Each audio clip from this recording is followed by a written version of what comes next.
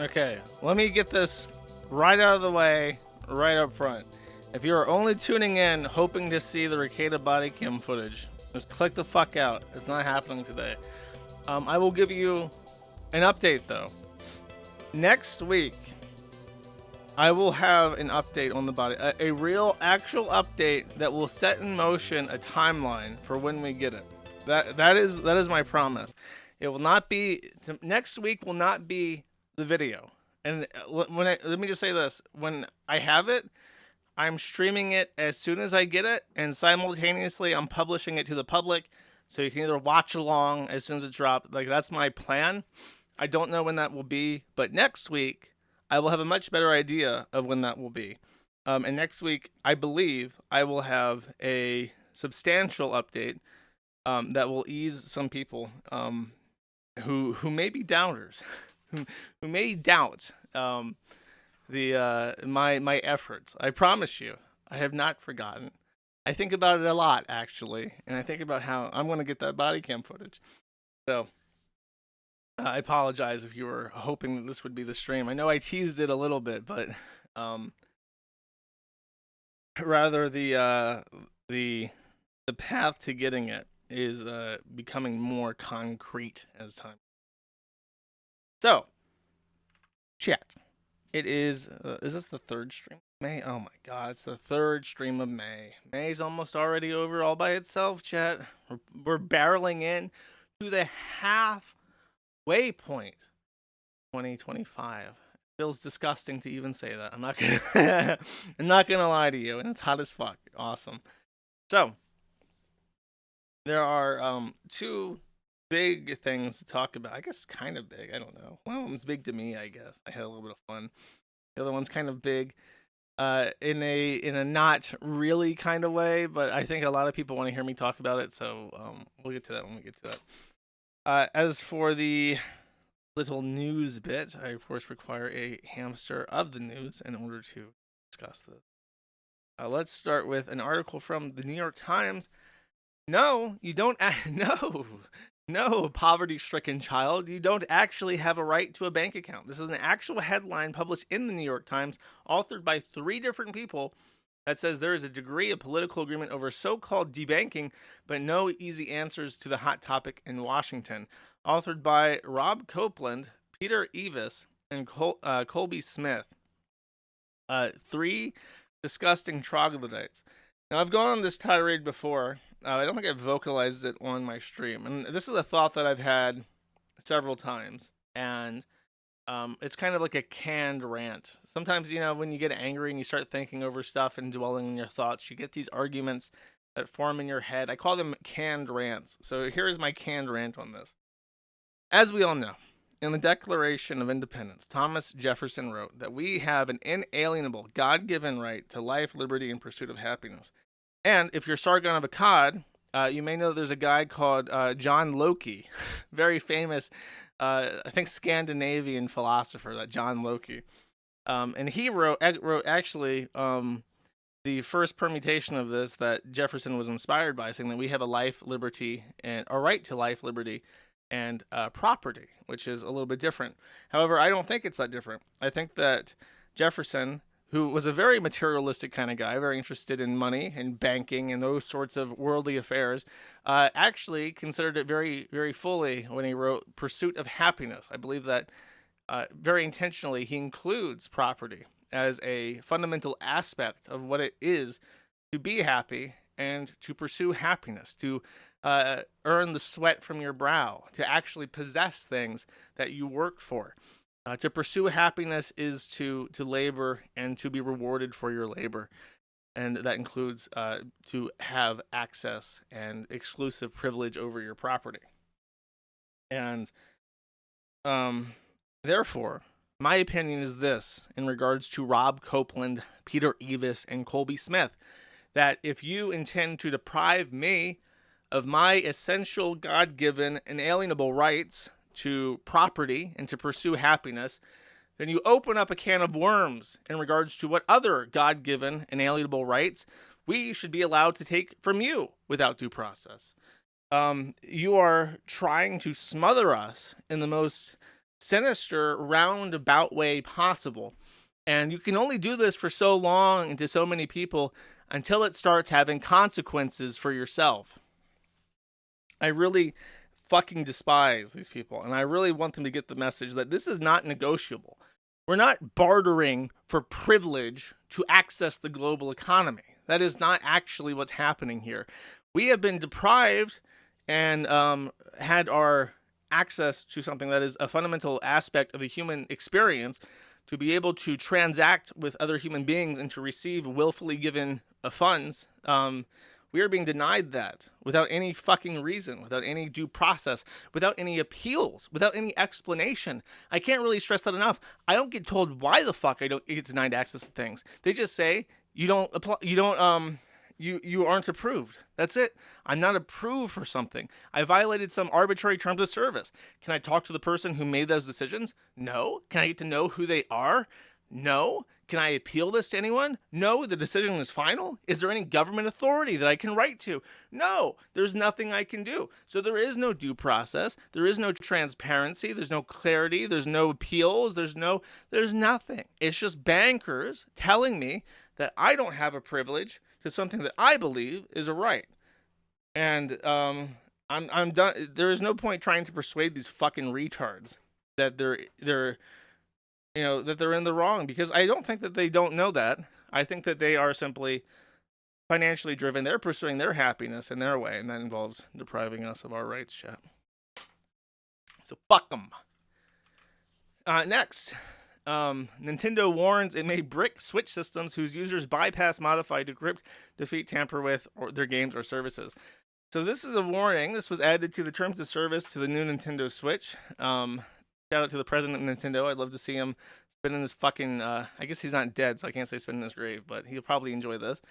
So what they're telling you is that if we determine that you're hacking or ricing your system in any way, we reserve the right to remotely scramble its fucking brains and render it inoperable. So what they're saying is, when you buy this Switch, if we determine you're cheating in Mario Kart, we reserve the right to disable the security and thermoregulation on your computer processor and melt your motherboard. That's literally what they're saying that they can do. Which goes into my prior rant about how big corporations seem to think that their profit motive is in and of itself a right to usurp the ownership and creativity and expression of everybody else in the entire fucking world. Oh, you merely rent this Nintendo Switch from us. You merely license these games. We can take them back from you at any time we want. And in fact, we want to do so as early as conveniently possible. So you have to buy the next fucking thing that doesn't work, that you don't actually have rights to. It is a moral obligation. You know what they can't do?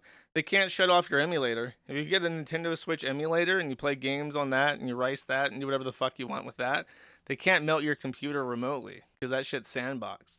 So I don't know. It seems like Nintendo's just giving you more and more reasons to pirate their fucking games, which would be terrible. Oh my gosh. I would never, ever, ever, ever condone piracy ever. But if you did, it would be completely righteous. You would be within your... It's like I would never tell somebody to go steal a loaf of bread, but if the man is starving and he stole a loaf of bread, can I really blame him, chat? Here we have the poor innocent Nintendo Switch gamers who merely want to play Mario Kart and Bing Bing Wahoo without having their computer hardware melt in their fucking hands and scar them horrifically as the plastic runs down their fingers. But because that is the situation that we find ourselves in, if the Nintendo gamer, the starving man, were to steal the loaf of bread, emulate the Nintendo games, I would obviously have no justification for condemning the man, as he is starving, chat. Further down, the brands being dickheads thing. This is funny to me just because it's a heel turn. There's one thing about this story that is actually really funny to me. So I think I talked about this last year even because it was such a gigantic piece of shit. But Jaguar attempted to rebrand itself and went with like the most disgusting paused piece of shit like advertisement the world has ever fucking seen.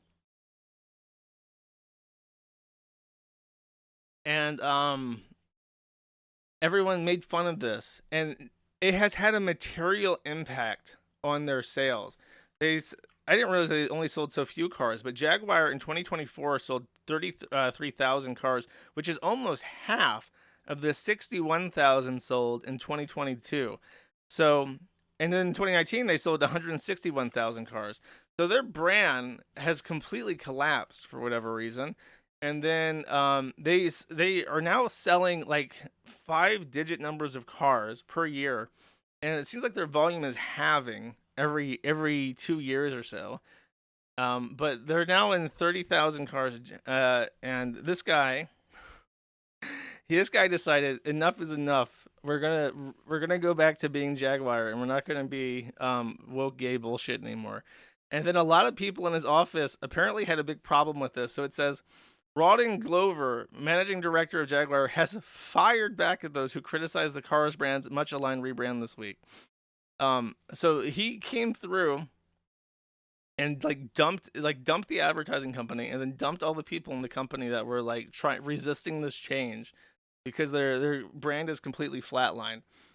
So I don't know. I guess the people who support woke bullshit will look at this and say, well, their sales were already on decline in 2019, and then they never recovered after COVID. But I guess that's why they went with the bold new advertising gimmick in 2022 or 2023, and then it just didn't work.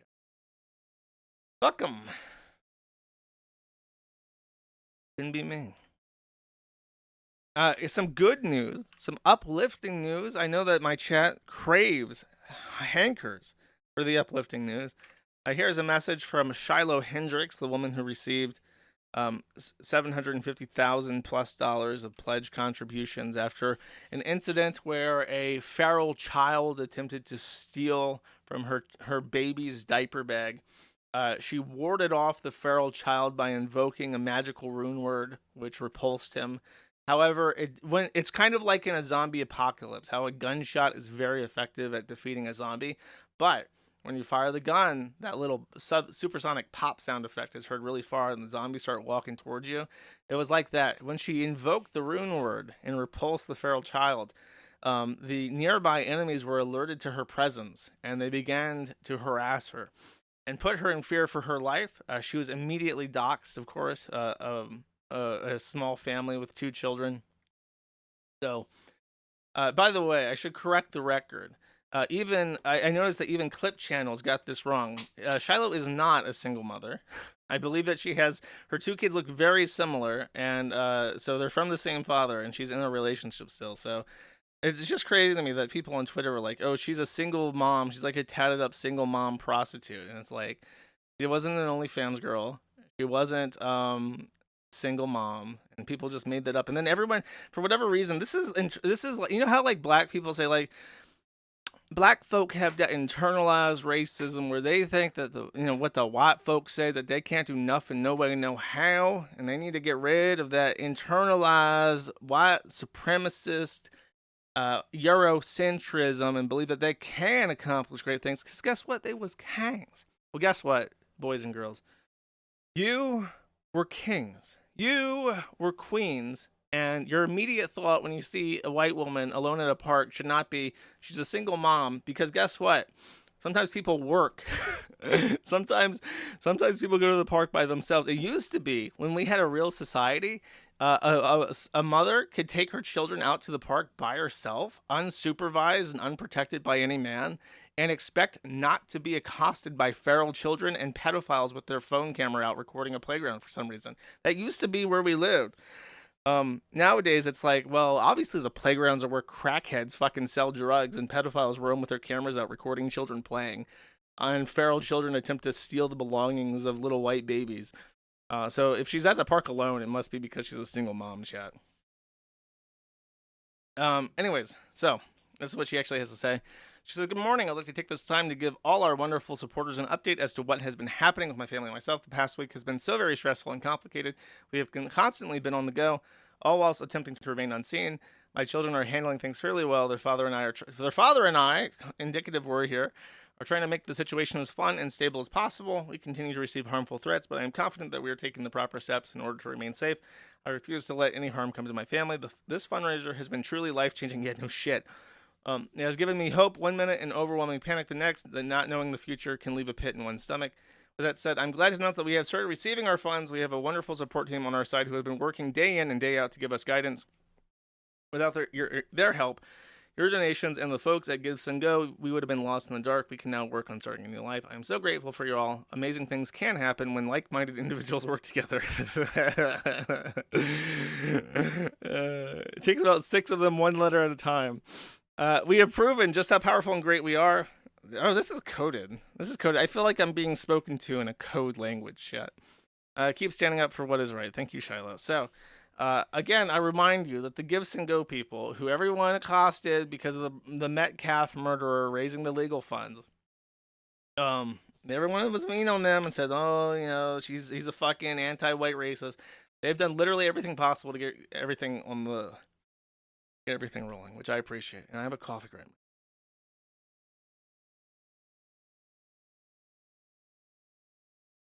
Okay. Next.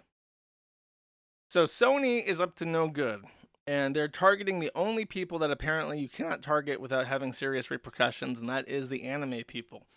Unworkable and deeply concerning. Sony Music among parties pushing to cut off internet for pirating customers. Supreme Court asked to intervene.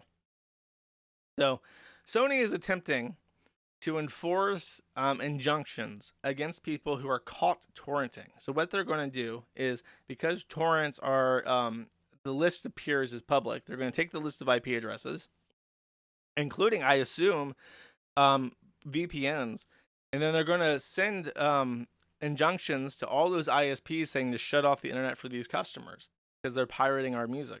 And it looks like the appellate court is attempting to grant that and say that that isn't a thing that they can do.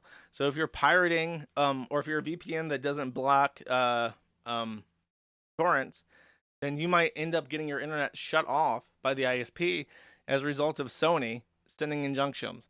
And because this was like a small case, they didn't even get this. By the way, should have been a thing that the EFF sent a amicus brief in for. They did not. They have no amicus briefs, or amicus briefs, I believe is how you say that, plural. So that's concerning. I think that this is the one even. It is. The 10th Circuit. So this was from the case with Russell Greer. The 10th Circuit case is cited by people trying to protect internet users from Sony's self-claimed ability to terminate your internet access. And this is the citation here. Oddly, even though we lost that, they do pick this apart to try and raise a pro-fair use case. The decision below cannot be squared with the 10th decision in Greer v. Moon. In Greer, a website operator refused to remove copyrighted content uploaded by a third party, which is a completely inaccurate depiction of what happened because the 10th Circuit is fucking retarded and didn't just got it completely wrong. It was a Google Drive link. In Greer, a website uploaded by third-party users, and addressing contributory infringement, the 10th Circuit, unlike the 5th Circuit, disavowed the theory that the operator could be liable for failing to take affirmative steps to terminate a known violation. We discern no error in the district's court explanation that contributory liability requires more than merely permitting the infringing material to remain on the website. A failure to take affirmative steps to prevent infringement, what that is. The 10th Circuit nevertheless found the potential liability only because the complaint alleged the operator went beyond mere passive conduct. The operator not only expressly refused to remove materials, but encouraged users to engage with further infringement. So even though the 10th Circuit got literally everything wrong in the specifics of the case, the way that they worded it is actually beneficial to the Sony case. So here I am, chat. Even in my defeats, I am still helping. I am still present. My presence is felt far and wide throughout the country. It is I, a bulwark against Sony, protecting the animes. They don't even know. They don't even appreciate how I and my shield, my Centurion shield wall, stands ready to protect them too, as incidentally. And yet they still hate me, chat. Fascinating.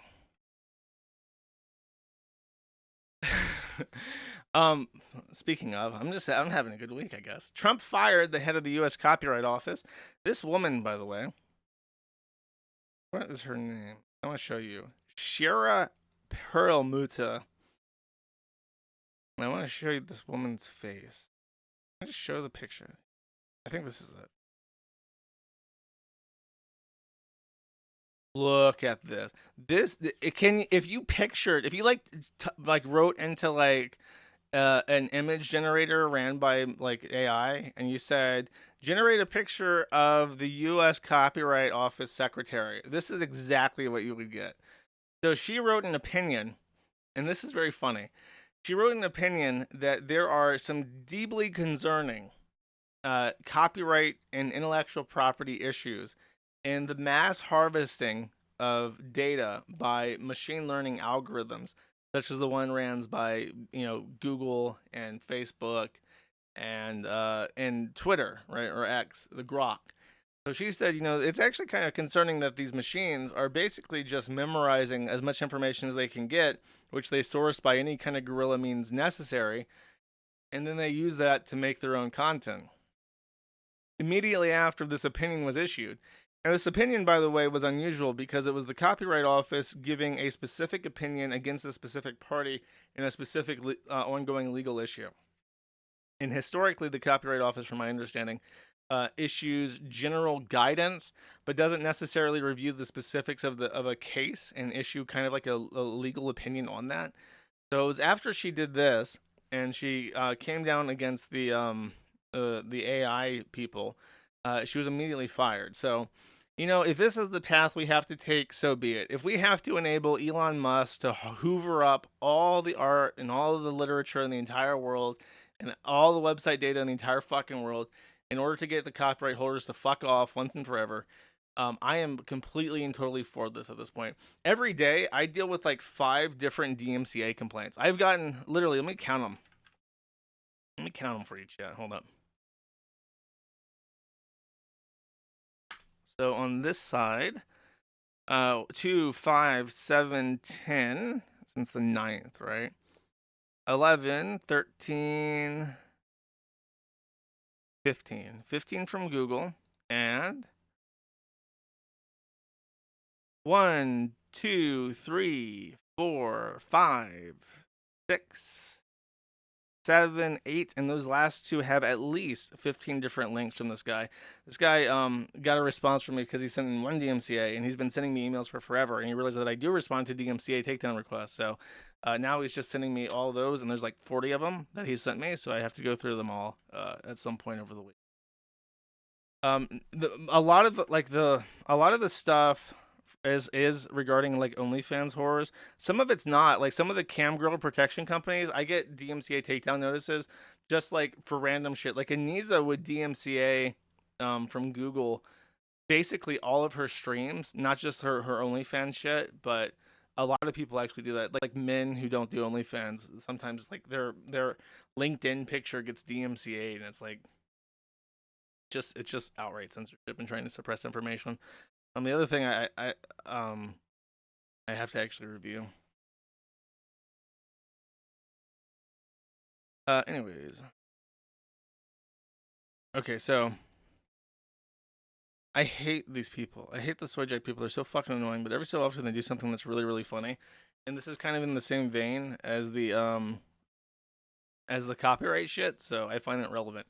So here's what they've done that I find too funny not to mention, is that a lot of like artists, especially Japanese artists, they'll be like, "Do not use my artwork in AI.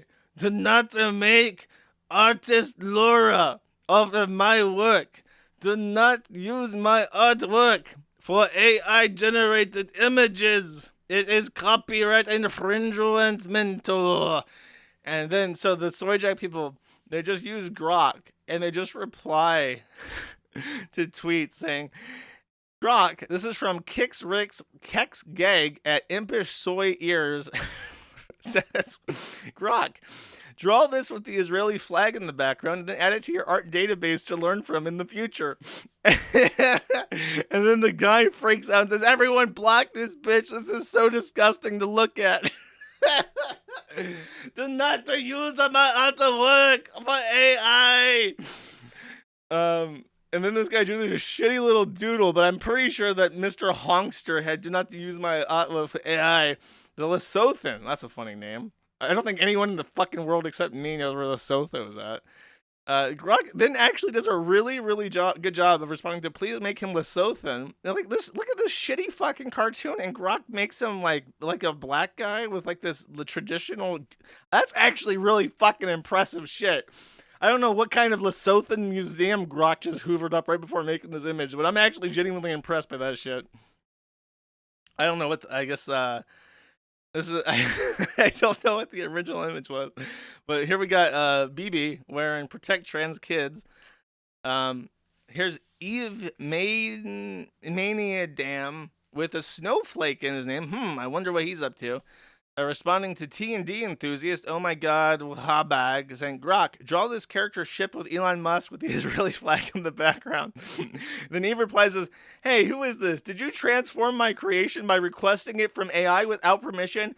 Oh, unfortunately, this is copyright infringement. Oh, I'm sorry, but I hope you delete the AI post. An account requested AI for my creation without my permission, so I posted a new post. I have proceeded to report and filed it, and I hope this situation will be resolved soon. Little Sothan again, back, my negus. Draws Super Mario frowning at this guy. Candle in the Void says, Grok, please make any petty, stupid insult to this guy, because I can't think of anything to say to justify myself. Oh god, this guy's making actual points. Quick, send the shitty JPEGs. Says, Grok, give me a synopsis of this angry reply. It is too wordy.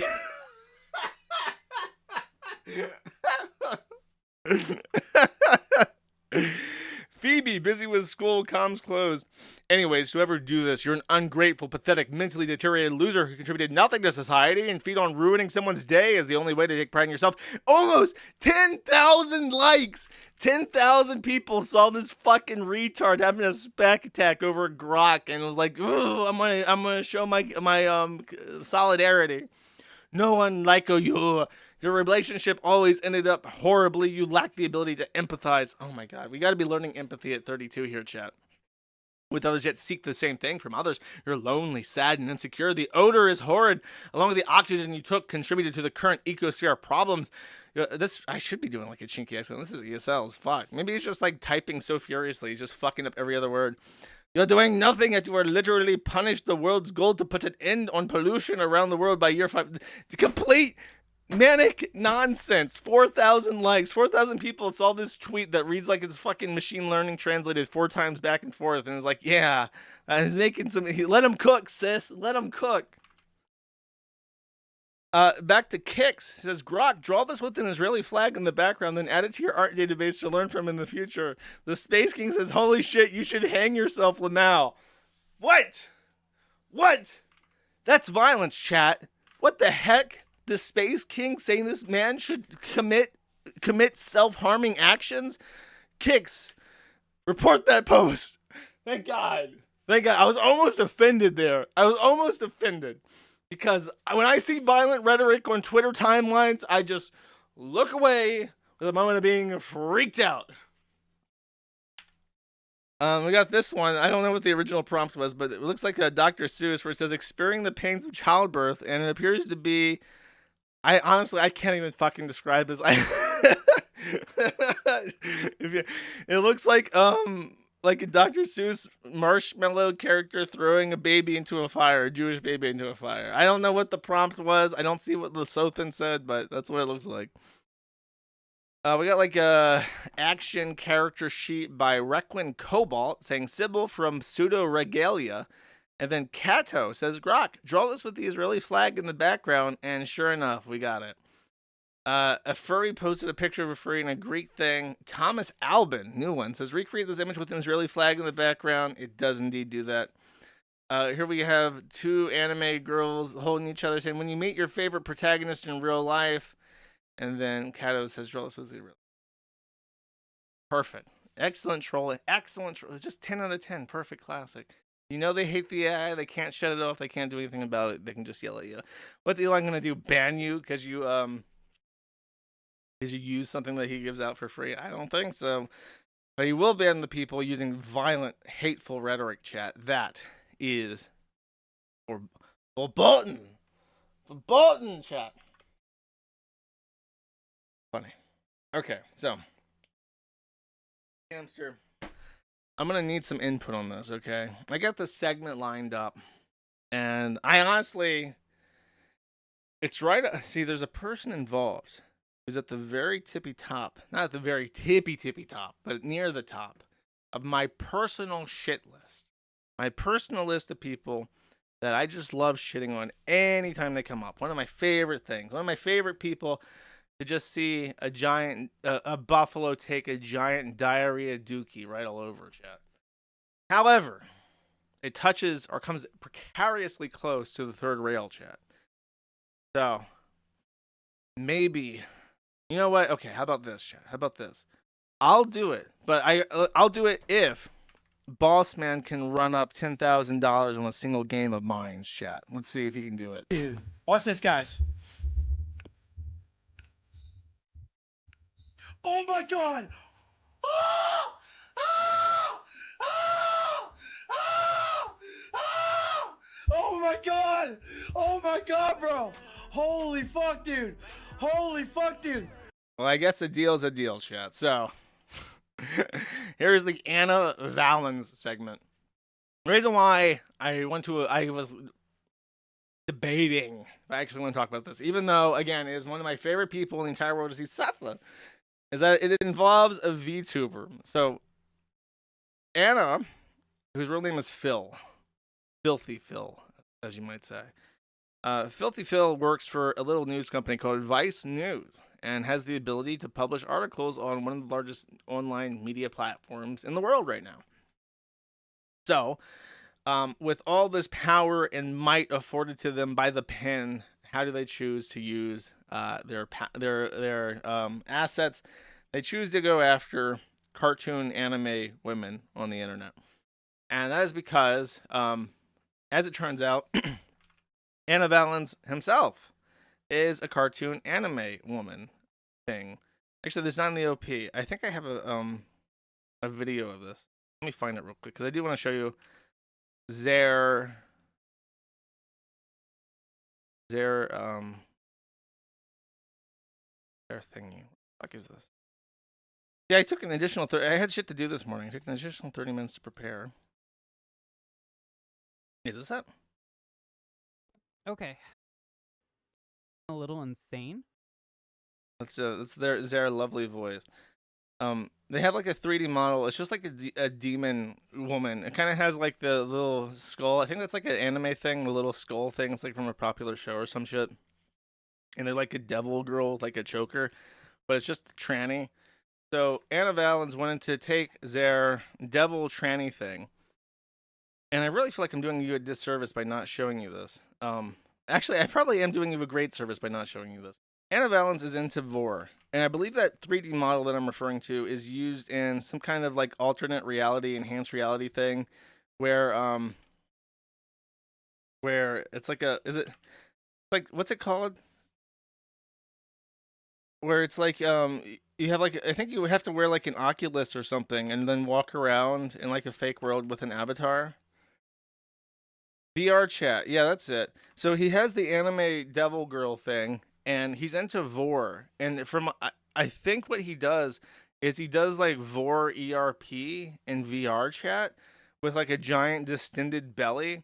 Vor is an extremely psychological fetish, and it comes from a place of sadism and self-loathing that's actually kind of hard to put into words. If you ever meet somebody who's really into vor, don't walk, run, chat. It is actually, when you get into the gray matter down there, chat, it is actually scary what's going on that causes somebody to be fascinated by digesting a person or being digested, chat. So that's what they're into, and because the VTuber industry is booming, the green line is going up. A company decided that they were going to make an erotic, what's it called? It's like the companies that like Phase Connect is like one of them. It's like an erotic Phase Connect. And they were going to get sexy streamers to do sexy anime girl stuff. An agency, that's right. So this agency called V Allure started up, and they started taking auditions. Now, I could torment you with Pantsu's audition or B Shoujo or whatever the fuck, But one of those people that submitted like a pantsuit audition tapes to Via Lure was none other than Ana Valens, who wanted to take his demon girl ERP vor roleplay to the next level and make presumably some boku yen off doing it. However, Ana Valens has a problem. I don't know if the company is itself Japanese, but as it turns out, there is one and only one industry that, even during the height of the cancel culture movement where trans people were ultra super protected on all platforms, there was precisely one industry that could openly and freely discriminate against trannies, even on Reddit. And that was the pornography industry. The pornography industry is, for whatever reason, completely immune to cancel culture. Things like race play involving like saying the N-word, things like slavery, like black women like being like forced to pick cotton, slavery, porn, like that's okay on Reddit. Like racial degrading stuff is okay on Reddit, and trans exclusionary shit was always okay on Reddit. So if the subreddit said no trannies, then that was the rule, and Reddit never banned you. But on the women, on the and the reason why I know this is because the female subreddits on Reddit were being like completely invaded by trannies, and if they tried to say like the double X chromosomes subreddit said, it's for people who have two X chromosomes. If you don't have that, get the fuck out. Got completely wiped out. The moderation team got wiped out and replaced with trannies by the Reddit administration. So the women Reddits subreddits could not say no trannies, but for some reason the porn Reddits could say no trannies, and that was their point. Where it's like, why is it these subreddits are allowed to have open like rape, like unconscious rape, like implied rape, like simulated rape, racial degradation, and tranny exclusionary women only porn spaces, but we can't have a women only not porn women discussion space? And Reddit said, go fuck yourself.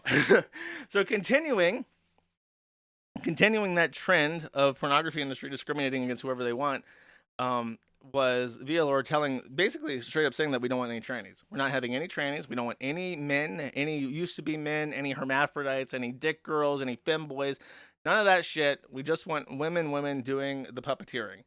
And Ana Valens was very displeased about this.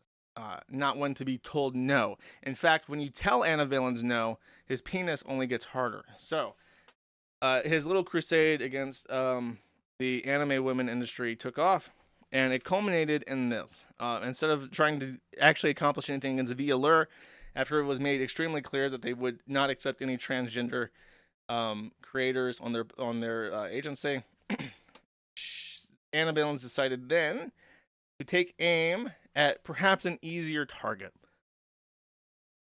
What could be an easier target than a Kiwi Farms adjacent independent streamer who streams to maybe 1,000 people? And so Ana Valens pinned this fucking masterpiece, which just comes out the gate with absolutely no ambiguity to what his intention is. Why is this gamer subs VTuber pushing the great replacement therapy? And then we have a little AI generated image. It says, meet Kersha Fashtal. One of her fans is a bona fide Nazi. Now, let's get this out of the way. This woman is not German. It's not. How do they pronounce it? It's like Kersha is how you say that name, but they say Keisha or something like that. That's wrong. Also, the name Fashtal doesn't make any fucking sense. I think they're trying to say like steeled. And this, I actually thought about this because I'm like, what the fuck is this name? There is a word. The word Stahl means steel in German, so you can say steeled, like how you would say in English in regards to like an iron constitution. But you would say verstellt, I'm pretty sure, something like that.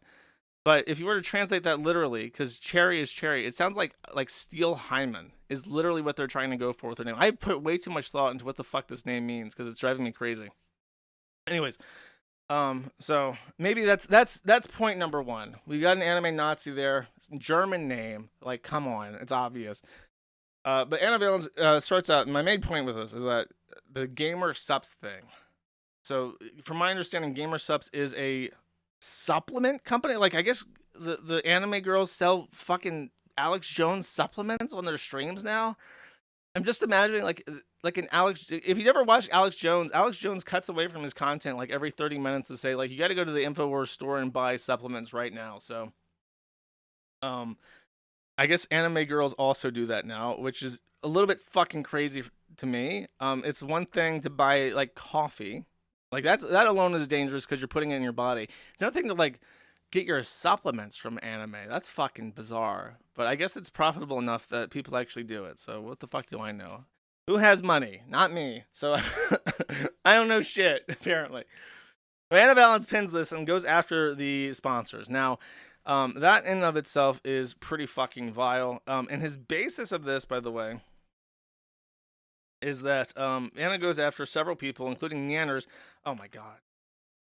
Oh, I have to cue this up. Sorry. I have to remind him. Today I will remind him. Today I will. So, yeah, I have another canned rant. When I talk about the anime, I have to self-flagellate after the fact, otherwise I look indecent. So they So the idea was, let's go after all of the people that were sponsored by this to try and get them to pressure the company GamerSupps to drop Kersha in particular. I guess just to gain some control over the situation, and I couldn't defeat the company, so let's do what all the trainees... It's just such an obvious fucking thing. Because from my understanding, Kersha is doxxed, and she's like a real woman. She's like, I think she's like in her 30s. She's like from Texas or some shit. So it's like verifiable real woman. And Ana Valens, when he loses power and control, just like every other fucking tranny, just like Liz Fong Jones, just like Keffels, just like them all, when they lose power and control, what do? They find the nearest woman and they take swings at them. It's like every fucking time. Keffels went after my mom. Liz Fong Jones went after the wives of 2 different data center operators that we were associated with. Ana Valens is going to go after Kersha because the random VTuber company that they had no affiliation with said, we're not going to have you on our platform. So they talk about the right-wing conspiracy theory of the Great Replacement, which is not a conspiracy theory, it's real. Kersha also said that trans rights are autogenophilic males with graphic murder fantasies, which is true. The GamerSupps people refused to drop her, and from my understanding, the only people that did drop Kersha was a video game that she had been promoting for free, which has just caused everyone to review bomb the game. So the actual, I mean, when a fucking supplement company is telling you to go fuck yourself, your ability to cancel people is just completely evaporated. In Binted, by the way, I was told that this is a V-tweeter, which is the lowest of the low. If you think that VTubers are blighting of themselves, you have the V-tweeter, which is like a person that just pretends to be a VTuber for the clout on Twitter and never actually streams. So In Binted is apparently one of these V-tweeters. Which is it's the lowest of the low. If you think of the VTubers at the very bottom, actually, if you pull up the rock sitting at the bottom of the barrel, there is in fact a little smaller rock, completely covered in slime and goo, called the V-tweeter, the lowest of the low. I guess I'm not going to see... You know what? I think my internet might have crashed. So I hope I have downloaded all the videos I need for this.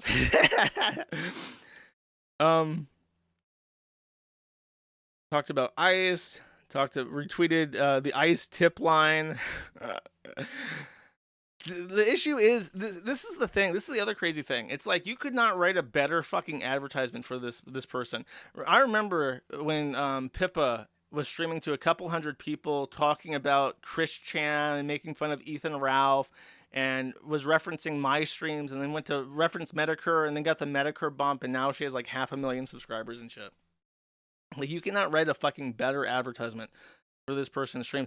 Like, for whatever reason, anime people are like extremely far right. For like, they're either trannies or they're like they're like gay or pedophiles. Sorry, you're gonna find one of the 3 categories. And extremely far right. So you're just like writing a fucking advertisement for this person that you hate. Look, here's the picture of the 2 VTubers next to a copy of Mein Kampf or whatever, written with like a beautiful hardcover edition of Mein Kampf and other Nazi literature from the 1930s with like these beautiful hardcovers. And it mentions, by the way, it's like from Antelope Hill Publishing. It's like Antelope Hill Publishing. Look, here are these exquisite hardcover copies of Nazi literature from the 1930s by Antelope Publishing. And here's the VTubers that are apparently associated with it. It's like, it just goes on and on.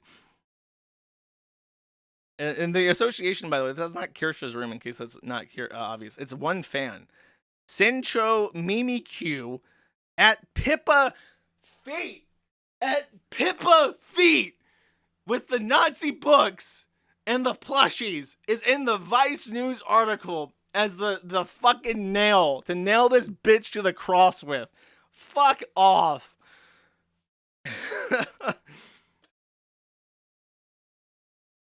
Unreal.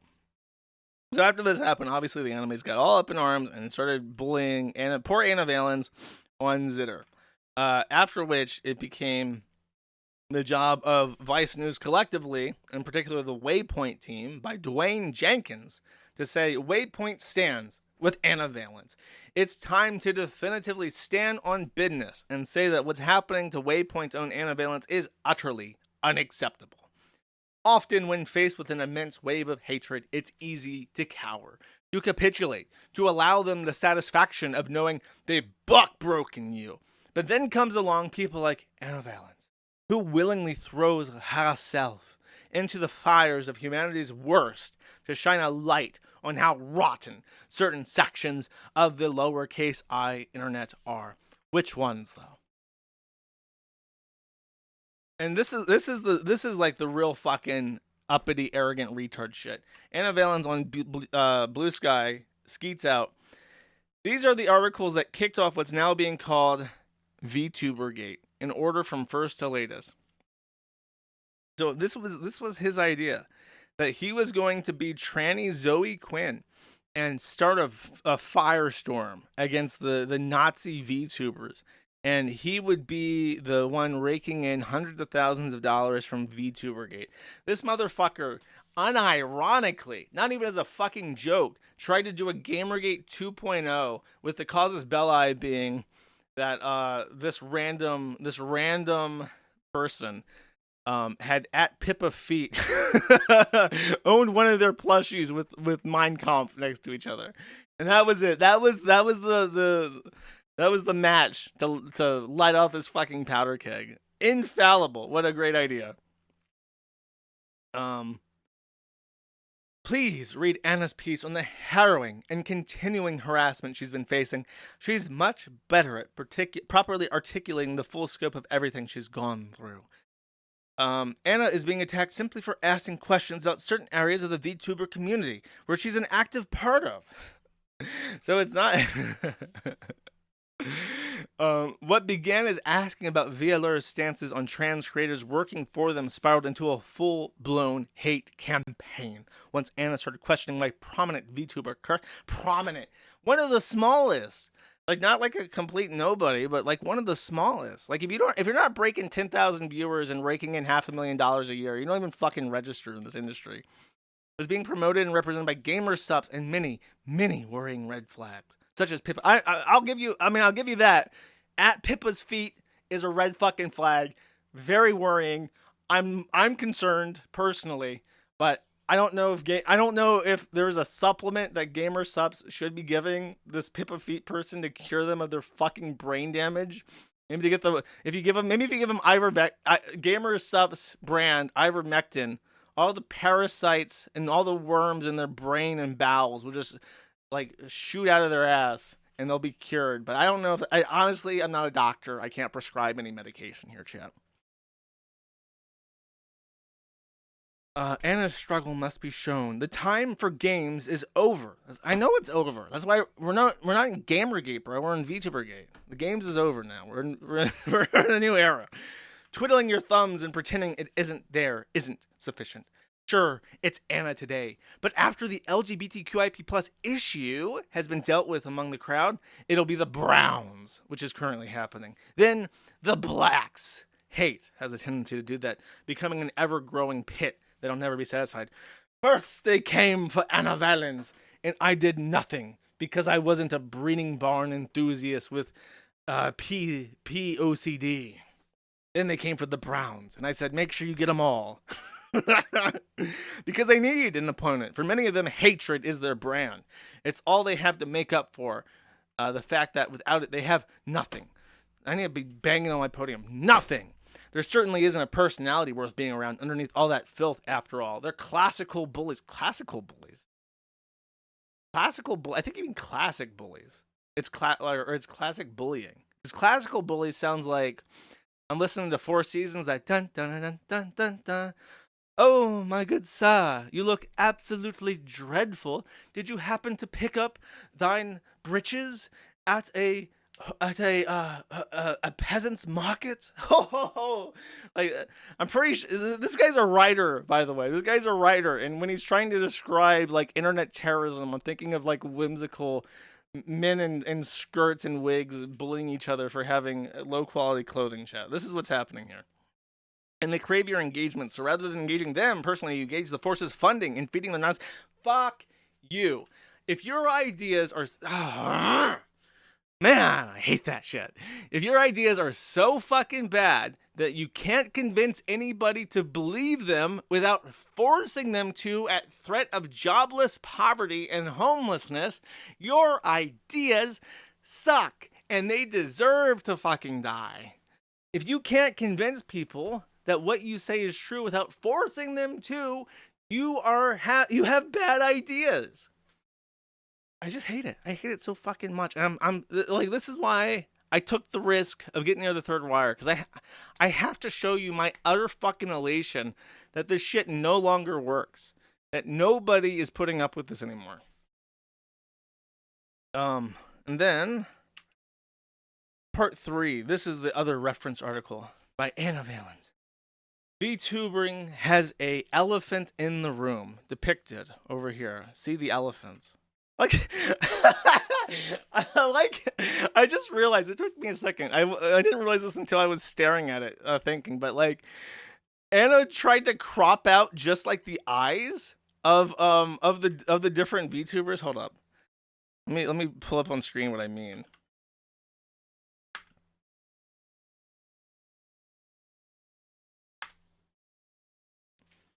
Here, this is what I'm referring to. Okay. He tried to do like an artistic thing to like show the imminent danger by putting like the eyes of the characters on the screen. I thought it was just like a montage, but he's trying to do a thing where it's like this. See if I can try and do an Andy Worski here and crop this live on air. I don't know how he does it. He does it like so smooth. And I have to like just manually type it. He's trying to do a thing like this, where it's like they just zoom up on the eye. Here we have the eyes of hate, chat. The eyes of hate. The elephant in the room. Pure, unadulterated hatred and bigotry. So let's read this one. VTubing has a problem with right-wing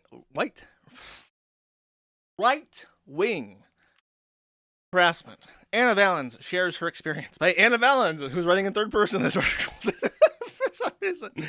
Update on May 9th. Since the publication of this article, harassment against me has been particularly egregious on Twitter. An anime-themed tea company told me to kill myself. Go commit seppuku. What Tranu, go away. What Tranu, 42%. A right-wing VTuber fan encouraged me to buy rope and hang myself. This one's not by Anime Feet. It's called ATWGDTH2 or 9-ball. If I had a freak like Ana Valens attacking me and slandering me, I would just remind him that this item right here is very cheap and in value for the wallet. And then the Dragon's Tea. Maybe you should listen to them for once. That's very funny. Others continued the lurid harassment discussed in the original article. One Twitter user misgendered me and concluded I am a degenerate with a humiliation fetish, which is true. Another used the memes that tell me you're a man. A third Also true. A third argued the trans community is a big problem in the room. Autogenophilia. Also true. A fourth suggested that I created the harassment against myself. 4 for 4, chat. If BossmanJack was playing mines, he'd be cashing out right about now. Rusty McShackleford, which is a familiar name. I think it's the name of the guy from King of the Hill. But I think this guy might be like a big follower. I don't know. It's just paragraph after paragraph of him humiliating himself, even explaining to normies in gratuitous detail what each slur means. This has to be a humiliation fetish thing. Ana Valens, you are a hysterical degenerate. I do not expect this harassment to end today on Twitter, whether it's right-wing VTuber fan using an AI image of Shiloh Hendrix to flip me off, or a harasser encouraging other users to bully fucking journalists.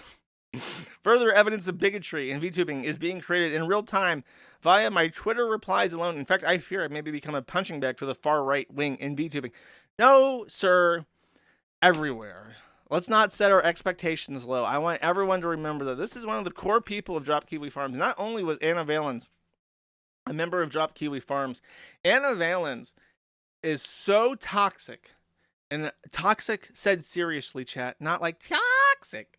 Ana Valens is so toxic, brand toxic, that if I remember correctly, Liz Fong Jones parted ways with Drop Kiwi Farms to create In Kiwi Farms, in large part, because Ana Valens and Keffels were friends, and Liz Fong Jones was like, this guy has videos out there of him talking about raping bitches and forcing them into breeding barns as like tranny sex slaves. This is the worst optics I've ever fucking seen, both for a movement and for trannies in general. And if you don't drop this fucking lunatic, I'm out. And Keffel was like,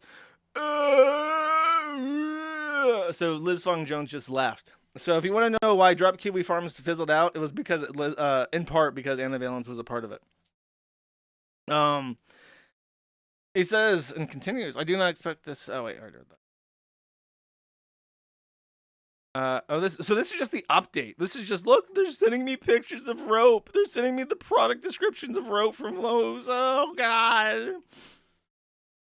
Earlier this week, independent VTuber Rin Penrose announced the end of their partnership. Okay, so this is part of what I mean. So the tranny went after all the other VTubers that were sponsored by Gamer Subs to try and create like enough of an impact where they would drop Kersha, which is like their actually target, which again, tranny shit 101, always going after random fucking people who didn't do anything to try and create enough pressure to cause problems for the actual person who's not really doing anything that's against the law or against any rules, but you just don't like them.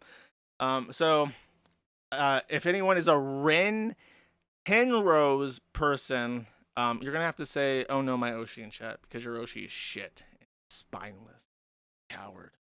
This craven. On top of being an anime group.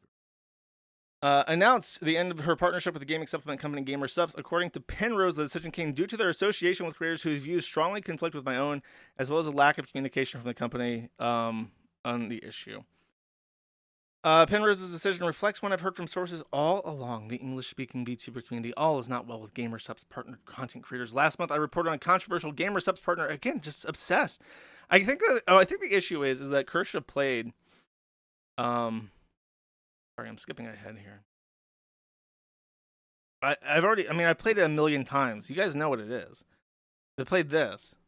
Let's skip to the good part. They're right in the middle of it. Just play. Fucking destroy it, murder it. It's done. Like, they have to cycle the girls out because that pussy is absolutely out of commission.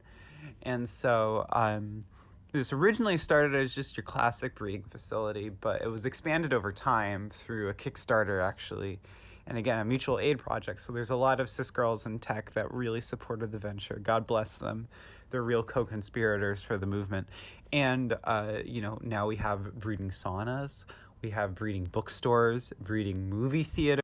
This is a 5-minute long Twitter space that Ana Valens did describing how he wants to forcibly impregnate cis women, which is why the TERFs hate him. I don't know this for sure, but if I had to guess after the VLR stuff, I think Kersha does like a news segment thing for their streams.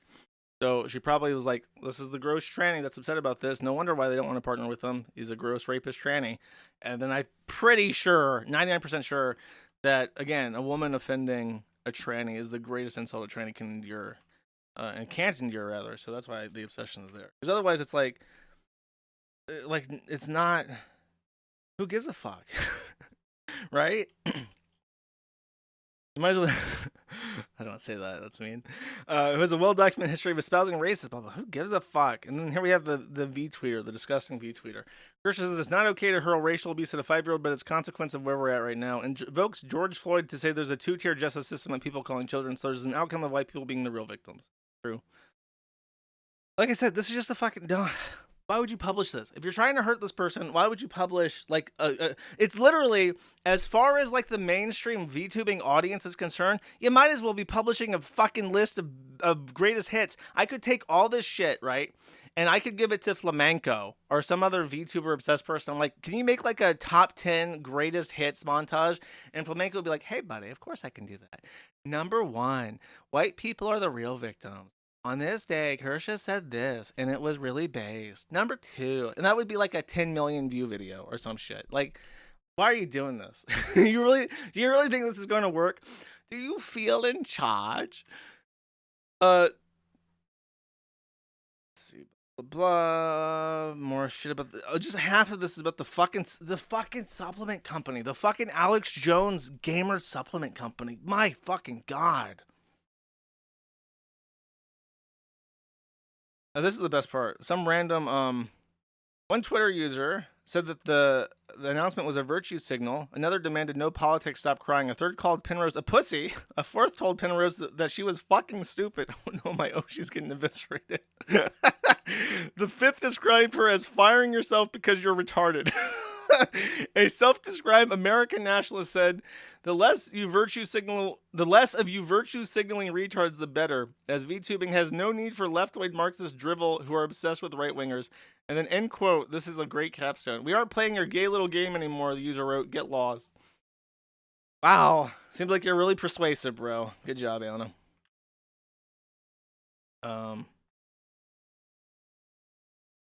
Yeah, apparently the CEO of Veeler doubled down, said we're not hiring any fucking trannies.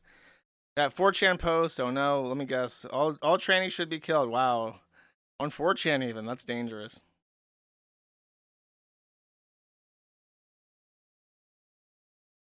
Interesting. In April 25, I wrote a piece for Vice exploring So immediately after getting rejected by Veeler, he then penned an article accusing them of discussing the LewDtubers agency's comfort with lolicon talent performing explicit ASMR. Veeler's self-imposed limitation on F for F content and the company's handling of trans talent. So after getting rejected, he immediately came out and pulled out the third rail and said that they are touching the third rail, which is fucking gross. And I'm going to use the third rail here in a second and chastise everybody involved. But what a fucking hypocrite to get rejected and then come out and be like, oh yeah, by the way, they're okay with lolicon. Like, you wanted to, if they would have hired you to do lolicon ASMR, you would have been jumping for fucking joy. But they reject you and then it's not okay. Fucking hypocrite. I hate fucking trains. So fucking oh my god. On the virtual asylum, bro. The virtual asylum is a Kiwi Farm splinter that has like 100 people on it. You're gonna advertise them in fucking Vice? Did you not learn from 8chan? Did you not learn from the Kiwi Farms how this works? How do they not learn? You're gonna publish a list of greatest hits for this VTuber and then say, oh yeah, by the way, here's her fucking fan club site. Go join it. If this article was funny to you, there you go. There's your new community to organize transphobic content together. Like, fucking unreal. No, it's not Onion Farms. It's the virtual asylum. After when the site went down and had hosting issues a couple of years ago because of Drop Kiwi Farms, the VTuber thread was super active, and they just made their own site because they couldn't post on the forum anymore.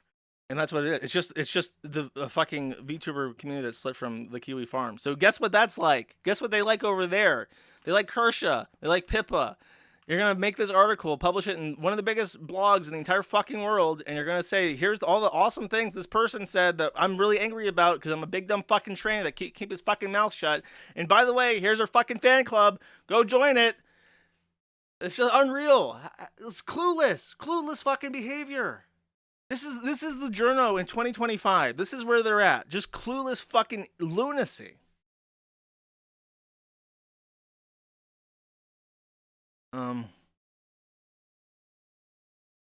misgendering me. Oh, oh my god, even screen caps from the fucking fan club.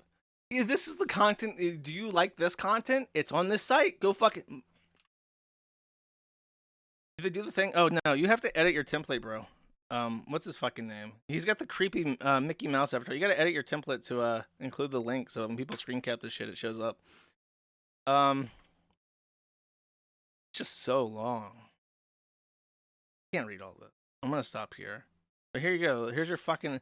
You can, literally, McDonald's would have to pay like $1 million to get an article like this, advertising their new chicken sandwich or whatever the fuck. You know what I mean? Get by advertising like this. And it's not like the Kiwi Farms where we came into like hosting issues. Nobody's gonna give a fuck after this. You're not gonna have any. It's over. The cancellation era is fucking over. There's no negative down. It's just positive coverage. It's just unreal. He's like reading 8chan. He's like purposefully announcing to the world that he's reading 8chan and directing people to go to 8chan to engage in this content. I just can't even fucking believe it. I can't, honestly. I skimmed through this. I had no idea how bad it was. So there's that. Then afterwards, by the way, you might notice all these articles are gone. All 3 of them got taken down, and I'll get into why in a second. Actually, I'll do it right now. So this is what happened. Kershaw sent out a cease and desist order, or as apparently it's referred to, a Google Docie. And they sent the Google Docie over. This is how it was literally printed and put into this manila envelope, and was sent to Vice Media's legal department as an actual cease and desist. And then apparently she even had a cosplayer hand deliver it. This is Vice Media's office, by the way. So apparently this is where this global empire has ran out of, this fucking shanty. That we can just send random cosplayers over to staple to the fucking door, like Martin Luther nailing to the 99 Theses to front door of a church. And it's just, and this worked. That's the embarrassing thing. This worked. Sending the fucking cosplayer out to tape this fucking nonsense onto the front door of their office in the middle of nowhere, this fucking shack. This honestly looks like Ethan Ralph lives there and is their registered agent for the accepting service. It worked. They deleted the articles. And then I was a little bit curious if Ana Valens had been fired. So far, no. They're still writing articles. However, I didn't notice a mix-up. If I go to the live page, the last article was "I Love Being in Among Us and Vampire Survivors" by Ana Valens 2 days ago. But before then, there was an article, "Friends, Freaks, and Fans Look Forward to Fuda Fridays featuring Fridays." And then there's a picture of, "Here's how trans women inspired Fudanari in Japan." So this article was also deleted. So somebody from Vice received from the 99 Theses from the anime girl, and then took down all the gay retard shit about VTubers, and also this Fuda Friday. I guess Fuda Friday was also in the chopping block once they saw the rest. Like, yeah, you gotta take down Fuda Friday. This is retarded.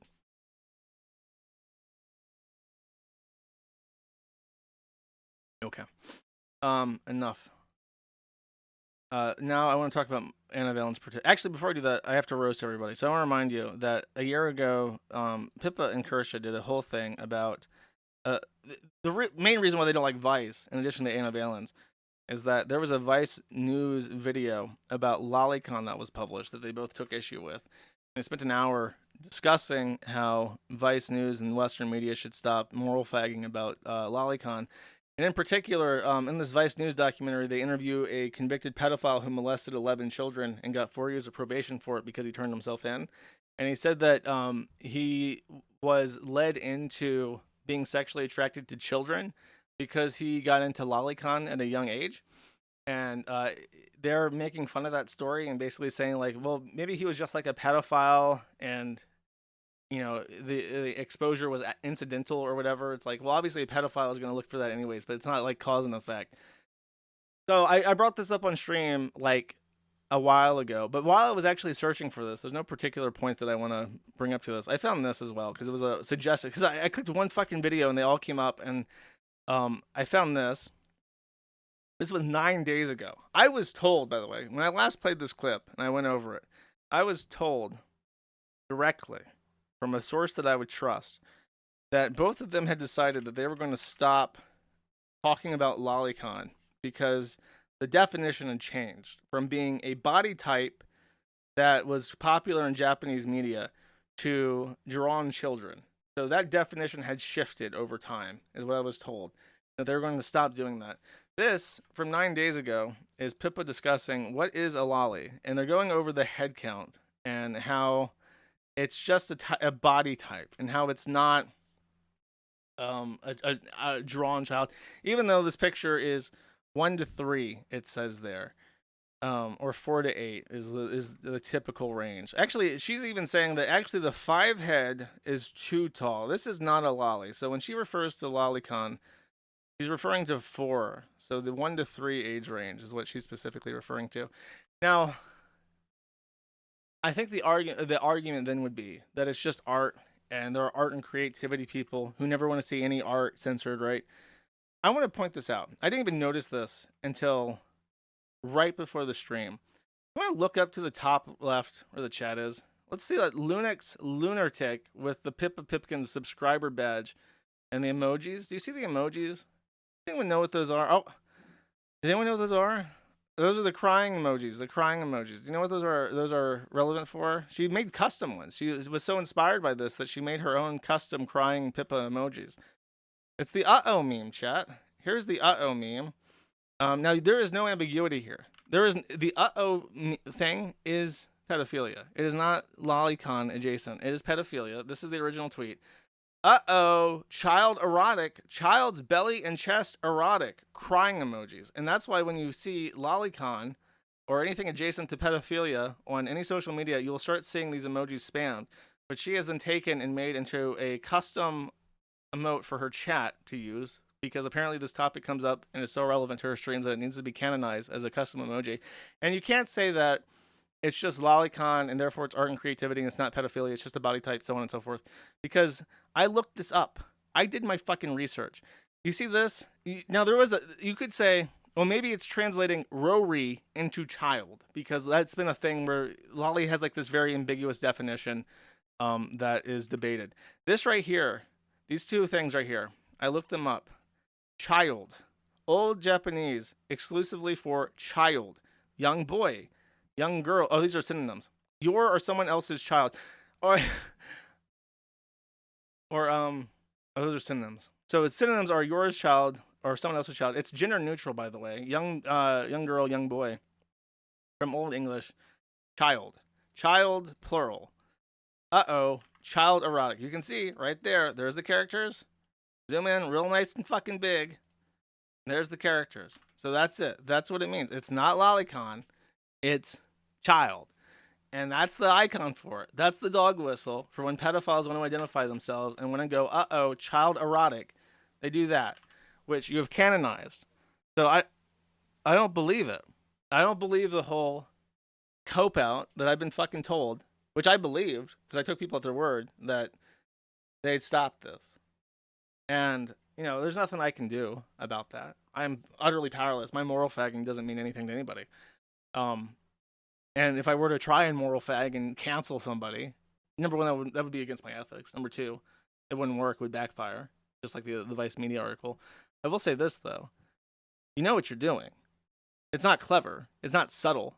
I can draw 2 and 2 together in 5 seconds. And you know what you're doing. And you know that it makes you money. And you know that you won't step out of line and say anything about this to the contrary, because that's your audience. And you're getting paid tens of thousands of dollars by pedophiles to make uh-oh cunny memes. And that's how you feed yourself. The food you put into your mouth was paid for by pedophiles, and you knowingly accept that money and you knowingly profit off of that, and that's your career for now. And nothing I can do about that. Speaking of nanners, everyone's counting on me to cheer them up and give them lots of energy.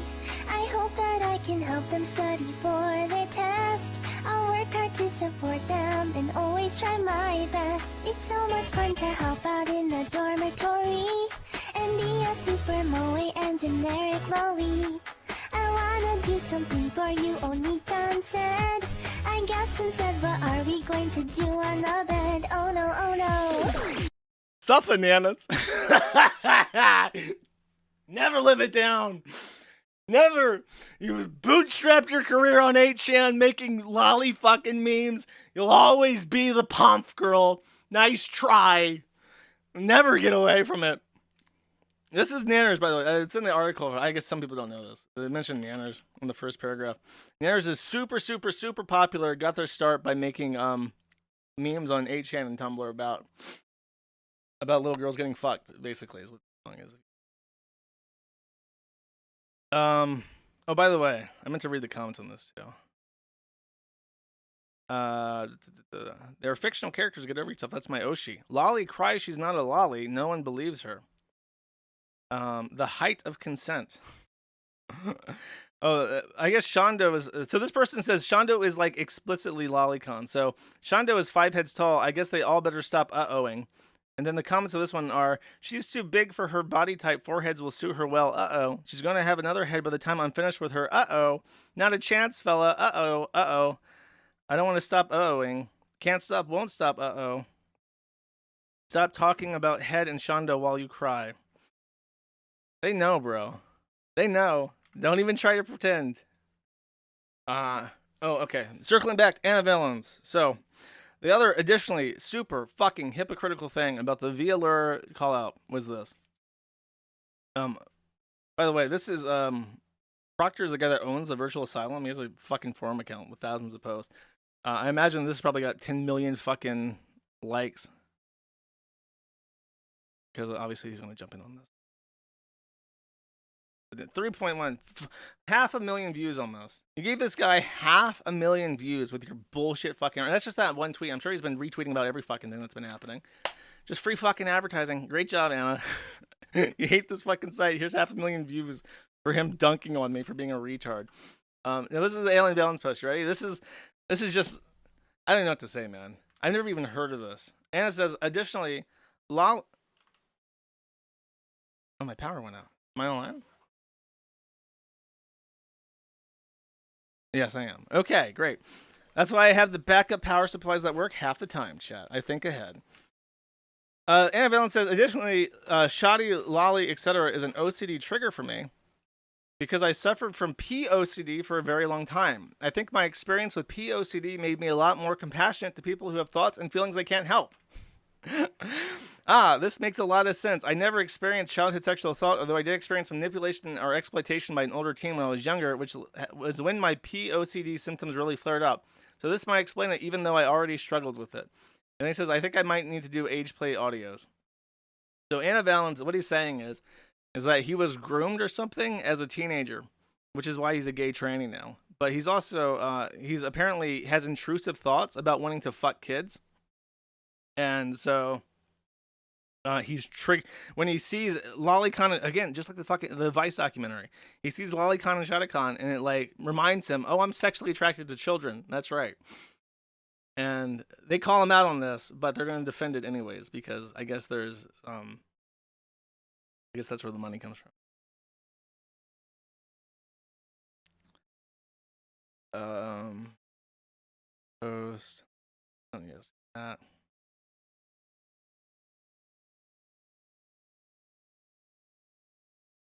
Lied about not applying. Okay, anymore. I'm done. Next, our good friend Keffels. Keffels posted this video the last time he streamed over a week ago. I think I'm gonna call it now. Come back to the stream when I have enough cables that I actually have a full setup. Glad everything's working now and I can start streaming again. I'll probably start streaming later in the days, because I think that makes more sense now that I'm back in North America. Oh, God.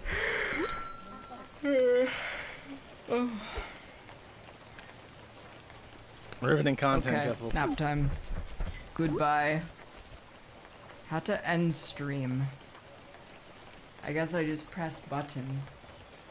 Goodbye. I'll probably be back tomorrow. My power went out again.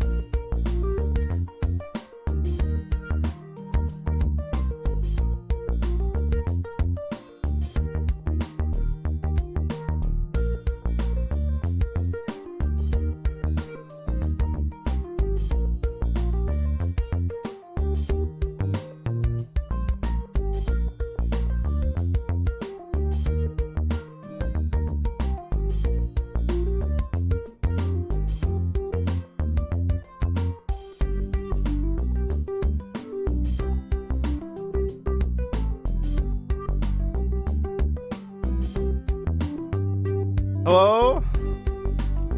Hello? Hello, chat. Hello, I'm back. So I've unplugged everything except my, I have two different power supply units. So I've got my Starlink and my router hooked up to one backup power supply. Actually, I got my Starlink on one power supply. I got my router on another power supply. And I actually have my computer and my monitor on another power supply. So I've unplugged everything else. I've unplugged anything else that could be drawing power. So I think that once it flickers, the actual computer should stay on, regardless of outages. It's tough.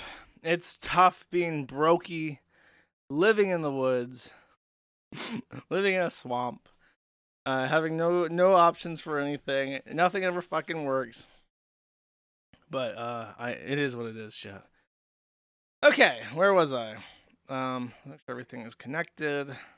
Connected. That's connected. That's connected. Okay, great. Awesome. And the super chats in. Oh, fuck yeah, bro. Awesome. Okay, so thought I had lost those. Okay. So I left off at Keffels. The only thing that happened with Keffels, he said he was going to stream. He did not. And then some guy that was Keffels' friend during Drop Kiwi Farms joined the forum to like dump conversation logs. So look at how fucking bad that picture is of Keffels. It's so bad. So they're talking, and he says, I have no intention of coming on your show because I don't plan on talking about what happened publicly. As I said, a man of character, I just want to let you know that consequences aren't just felt by other people. You have to live with what happened. I have no intention of talking to anybody about it. I thought better of you, and I hope things can, you can get things together. So I think the context of this is that this person was pro Keffels at the beginning of Drop Kiwi Farms, and then after the Go Kick Set and Go, or whatever the fuck, was an obvious fucking scam. That he tried to say like, hey, I look like a retard because I promoted you and I advertised people to give you money for the Kiwi Farms thing, and then he spent it all on drugs. Basically, this was the live Keffels reaction to that. He says, well, everything you said was a lie because you're getting input from bad sources. I'm sorry you've struggled. My conscience is clear, and if I win my legal cases, it's a win for everyone in London because it will force more police accountability. Oh, this guy's a communist, by the way. He was a part of the Communist Party of Canada, and that's how they were friends with each other. And then this guy says, blah, blah, blah. I'm not coming on the show. He says, I'm not interested in relitigating old fights we had. And then he posted more about how my power went out again, about how it's all bullshit. And then Catfield says, so true, bestie. Glad you are doing well and having hobbies. Do you like sausage rolls? They're so fucking good. How come they never became popular in Canada? The person is like, hey, you kind of fucked me over and made me look like a dipshit and humiliated the Canadian Communist Party, and you undermined all of our efforts, and, that's kind of shitty of you. And it's just like, how about a sausage roll then? Would you like a sausage roll? And it's just like, yeah. Yep, that's that Queen Falls that we've all come to know and love, chat. Excellent. Really just excellent. Oh, Keffels is even sending him pictures of the sausage rolls. Beautiful. Lovely.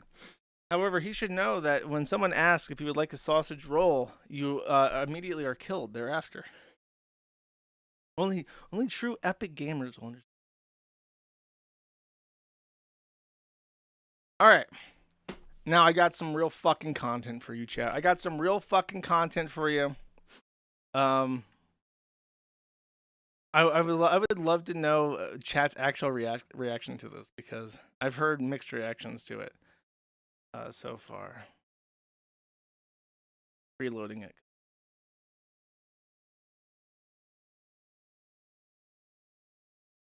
Chat, give me your live reaction to this. I want a live chat reaction to this video. Yo, that food coming ain't seasoned right. I might have to go back in that kitchen and bust a few chefs' heads together, you know what I'm saying? Knock a nigga out. Where's my shit spicy, nigga? Open your legs! Oh, hey, Alex, next time we get a fucking actor, can we not get one that has his fucking brain scrambled? Better have something better than hot dogs at the prom, otherwise there's gonna be a school shooting. Welcome back! All right, welcome back! Allow me to introduce you to a little top secret something here. I'm tired of being treated like a slave! What? No, hell no! So I don't give a fuck what you do, but you gotta pay me! Oh, really? So you're down in your truck. You gonna be around? Yeah, I mean, I have to take a break in between. Spotlight all the time for me! My whole life I've been getting ass raped by this, and I've gotten nothing. Daddy number 1, please describe your pussy eating technique. So just start out slow and then go deeper. Tell you what a good little girl you were. Kind of has like the consistency of like yogurt. Yo.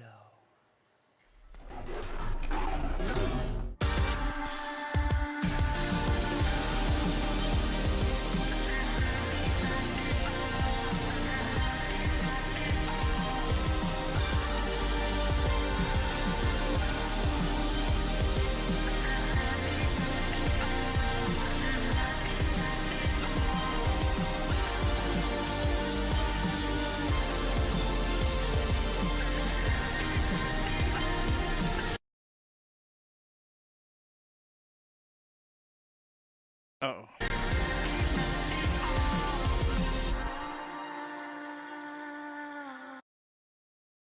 You might be saved by my power outages, chat. Wait, hold up. We're almost done. There's like 20 seconds more of it. Surely we can watch the last 20 fucking seconds of this fucking video.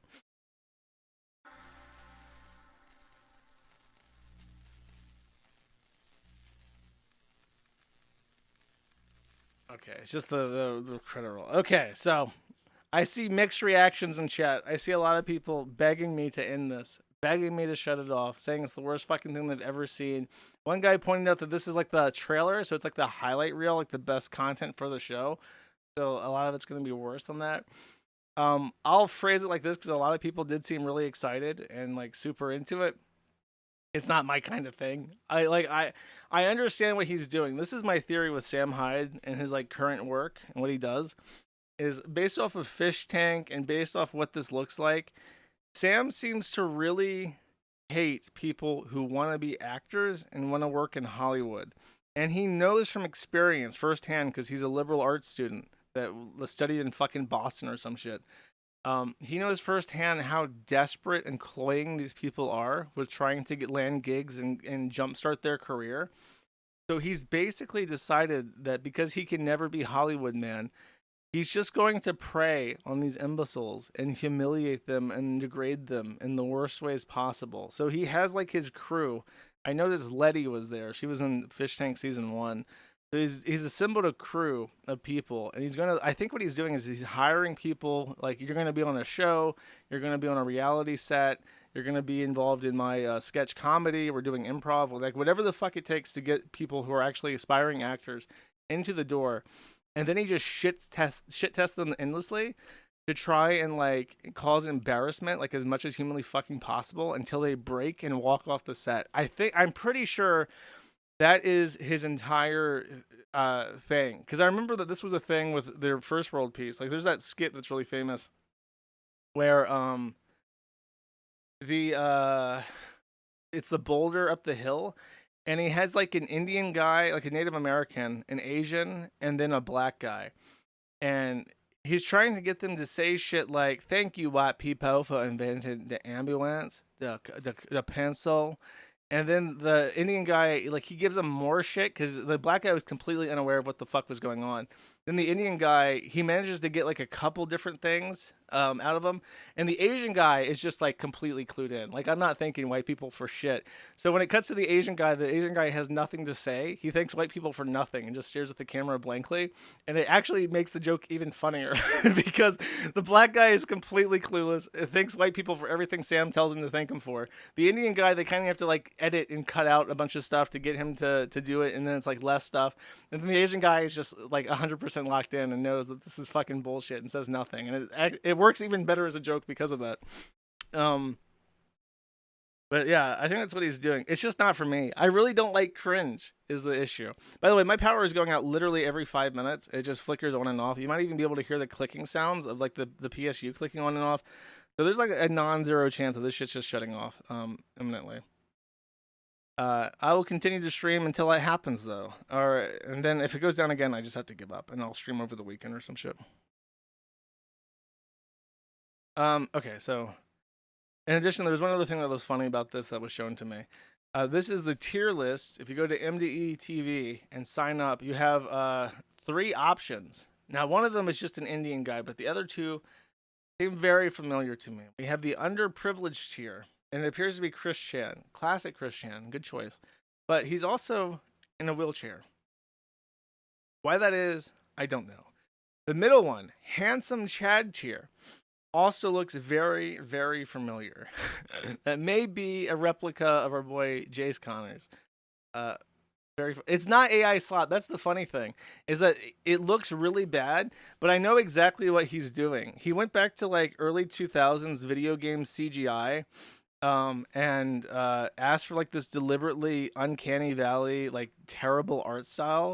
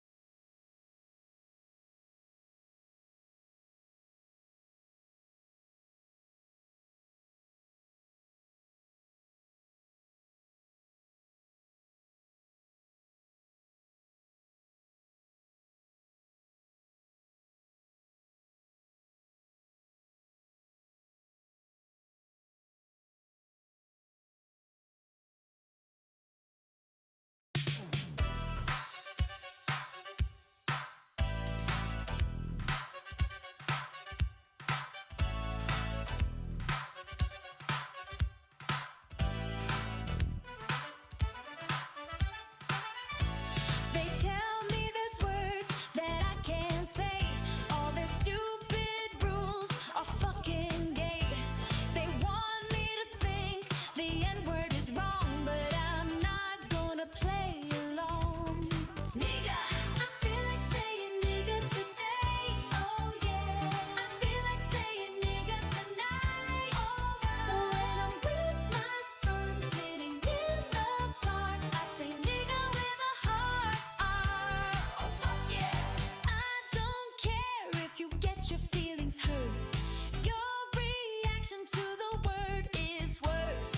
I'm just trying to watch my son play tag. Now please step away from my bag, nigga. I feel like saying nigga today. Oh yeah. I feel like saying nigga tonight. Alright. But when I'm with my son sitting in the park, I say nigga with a heart.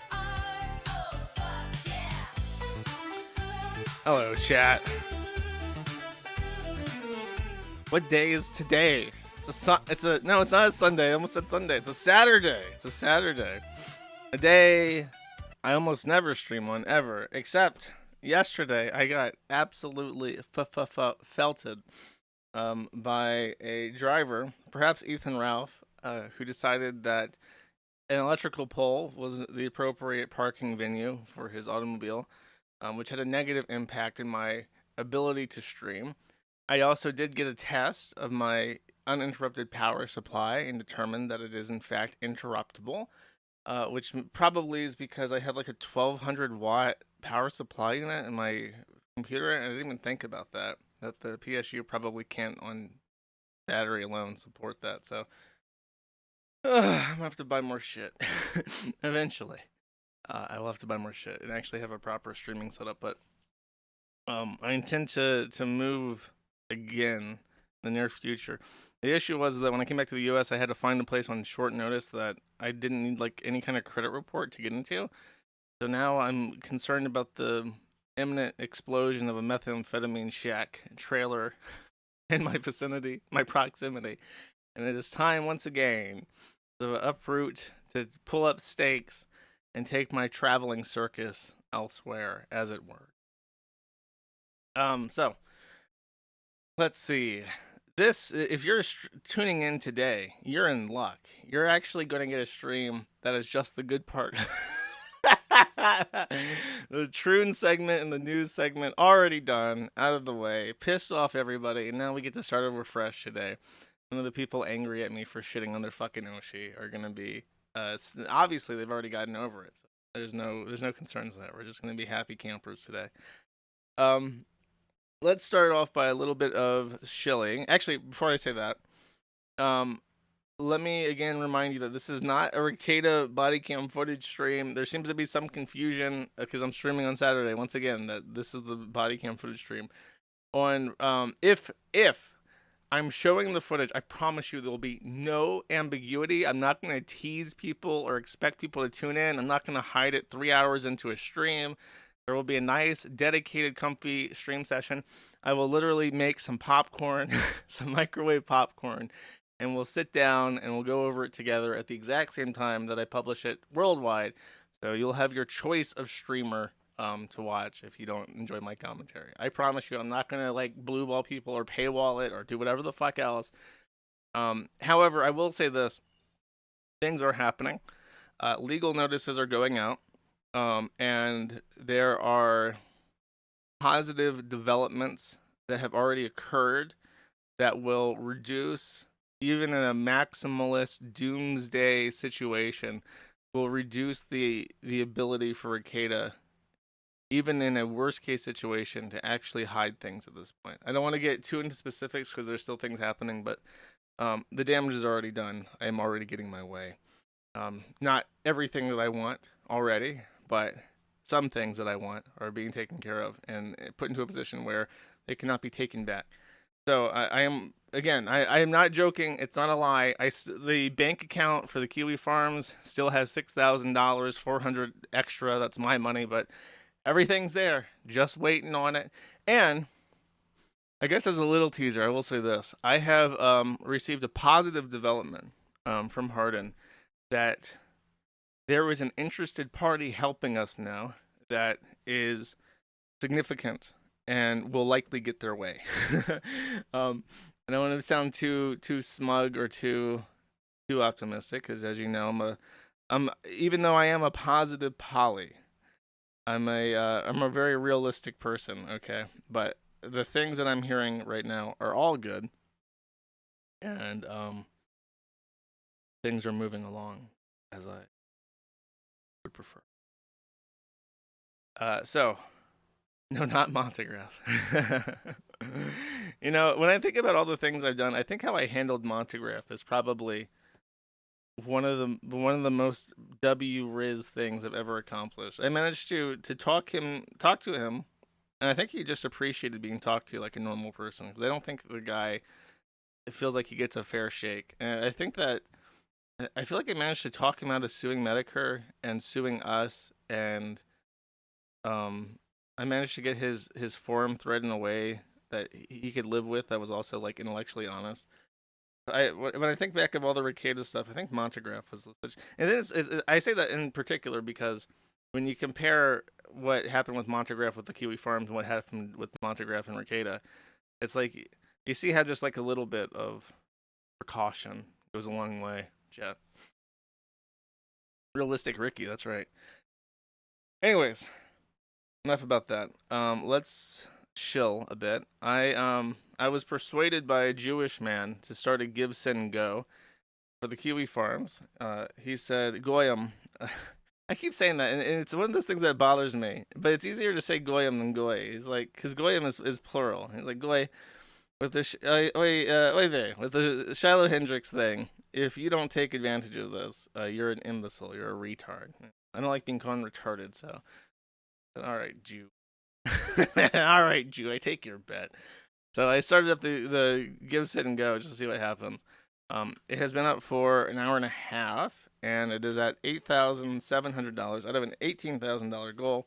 You can find it at GiveSendGo/Kiwi-Farms. Very easy to remember. It's also on the front page of the site. So I'm eager to see if that works out. I'm actually not optimistic about this. I think they're just going to cancel it and refund everybody, but we'll see. The goal is a modest $18,000 because it is 1 year of expenses for the forum, roughly approximated. And if it goes over that, I will put that money towards some server upgrades. If not, the server upgrades will wait until after we get the check deposit thing working, which I had hoped would be done by now. But the bank that I was hoping to work with, that the mail guy already had experience working with, literally does not even return my calls. I called up the senior manager for business banking. I was like, hey, I want to open an account. I need an RDC machine. We're going to do a check deposit thing. I'm expecting about 600 checks per month. Literally didn't get a reply. Contact somebody else, left them an email. No reply. So it's like, okay. At any given point in time, I have like 3 concurrent underwriting applications for payment processors, and they all basically deny all the time. However, I have gotten like super gung-ho Pro 1A, Pro 2A people on board who are like, they say they're wholly dedicated. They have like 18 different underwriting banks that they will resubmit my application to over and over again until we find one that works. And some of them have RDC machines. So it's a long, grueling, tortuous, uncertain, opaque, miserable experience that I am just constantly fucking embedded in. And every day I wake up and I have a new email asking me, can we get a new bank verification letter? Oh, this bank verification letter, for whatever reason, their underwriting says looks forged, as if I'm going to forge my fucking bank details. Yeah, please send money to this other bank account that's not fucking mine. I had to contact the bank and say, hey, can you send them a bank verification letter? And they said, hey, can we have any do you have any pictures of the merchandise? So I send them 4 different pictures of the t-shirt merchandise in boxes with labels to men at the internet, to where they're going, where I have contracts, showing a business relationship to that warehouse. And then they say, do you have any physical pictures of the merchandise in your possession? So I take a picture. I not only have let me pick this up real quick.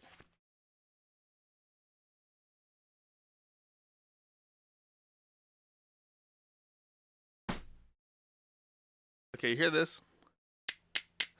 Those are dies. Let me show you actually what these are. So I sent a picture of this with my fucking driver's license.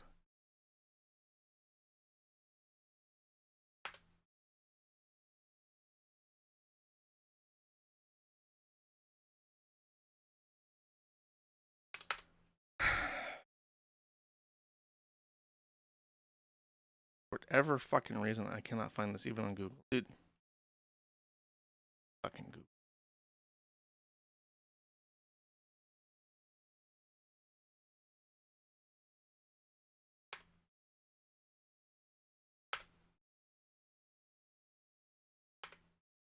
There we go. Okay. These. I have these in my possession now.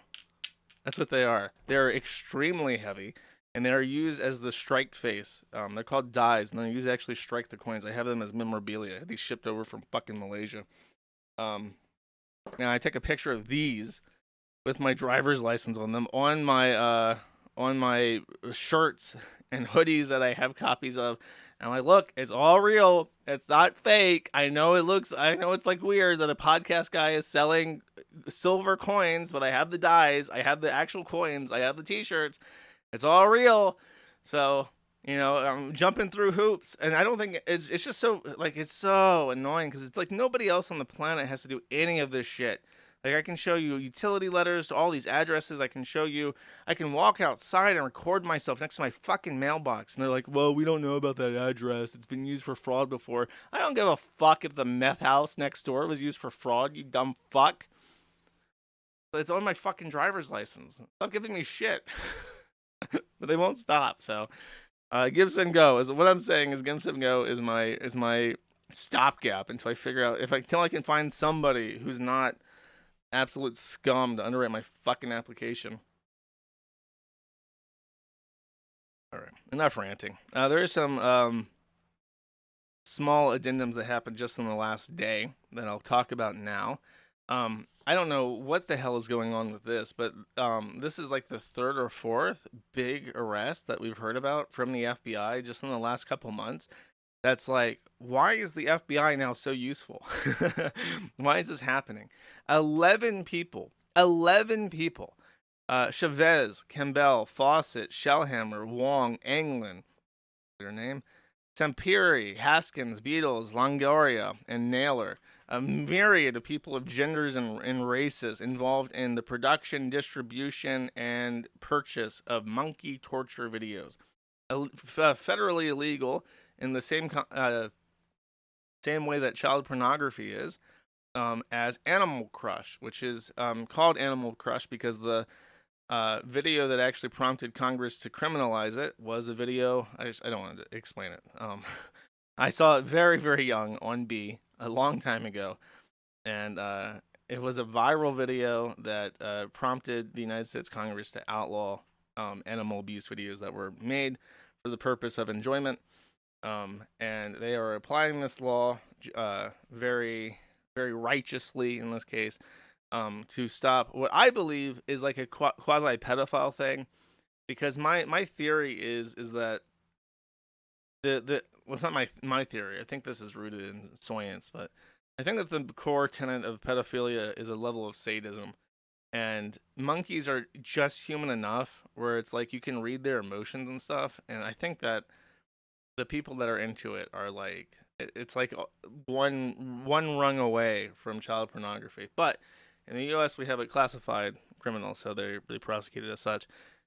Well, obviously I'm quite happy to hear about this. The monkey thread on the Kiwi Farms is one of the nicest things that we actually have going for us. You know, it's crazy that these people are involved in what they do is they pay people in Indonesia to take these tiny little monkeys that are like the size of a small shitty dog and just do the most horrific things to them. And it's like, this bitch looks normal. What the fuck is she doing? Why is she involved in animal torture rackets? Like, what the fuck? But anyways, it prompted me to generate this image. This nice image, perhaps the nicest thing I'll ever make representing an Indian person ever. Here we have Kash Patel holding a baby monkey, smugly chuckling to himself as 11 animal abusers are sent into a dark abyss for many years. Yeah, very nice. Good job, government. You did something yet again. We're quite proud of you, the American people. I voted for this, etc. Did I vote? I didn't vote. If I did vote, I would have voted for this, is what I'm trying to say. Next, Carl Jobst. Not to be confused with Carl Jobst.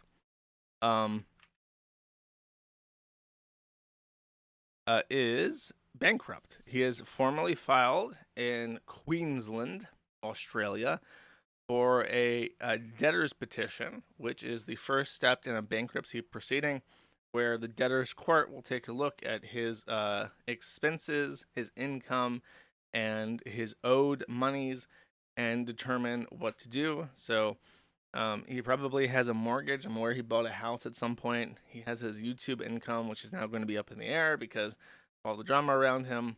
And then he has a significant, I think $750,000 or so owed to Billy Mitchell at the absolute minimum. I think that the issue for him, though, is that you can't. This is true in the United States, but I don't know if it's true in Australia. I imagine it's true in Australia as well for various reasons. But I think that you cannot discharge legal debt, court-mandated expenses. Because I know that when Alex Jones was sued for $11 trillion for saying that Sandy Hook was a hoax, that he was told he could not discharge his debt. But I think it depends on case by case, and if it's a business debt or not. So we'll see. We'll see what happens. I don't know.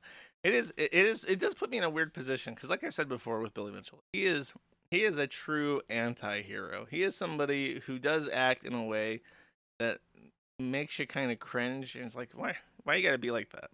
But at the same time, I think the way that Carl lied about him was so egregious that you can't feel bad for him. I realize it's not like a novel opinion, but you really just can't go around accusing people of murder. Maybe I'm sympathetic to him because I have been routinely accused of murdering random people I don't even fucking know about until after either they're dead or they fake their death, or you know what I mean. It's just like that shit does have consequences for people when you just lie like that and it's believed. So I haven't had his hot sauce yet. The mail guy has it. The mail guy has like an odd assortment of shit. I think he has like various coins. I think he has Sven Staffel's new comic book. He has a bottle of hot sauce. He has like a box of like junk that he's been collecting for me for months. And I need either go take a trip up to see the headquarters of the Kiwi Farms, or I need to have him mail it to me at some point because I imagine it's becoming quite cumbersome. Anyway, that's Carl Jobs. He's not having a good time. This is Blue Fulf. Blue Fulf is one of the most disgusting people on the forum. His drama is that he is a big pop-ufer who has quite a large following, and he's into shit. As I think even there is a video of him in this thread taking a giant shit on a paper plate. I want to say, I think I'm thinking of the right person, and I want to say he eats it. I don't want to say that. I'm like 40% certain that he has eaten shit at some point, but I am 90% certain that this is the guy who shit onto a paper plate, and posted that video to the internet. Is my mic quiet? Here.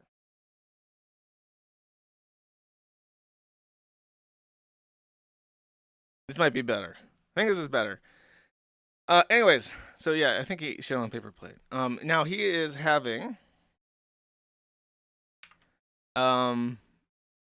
he's involved, I believe, in an incident. There was a fur convention.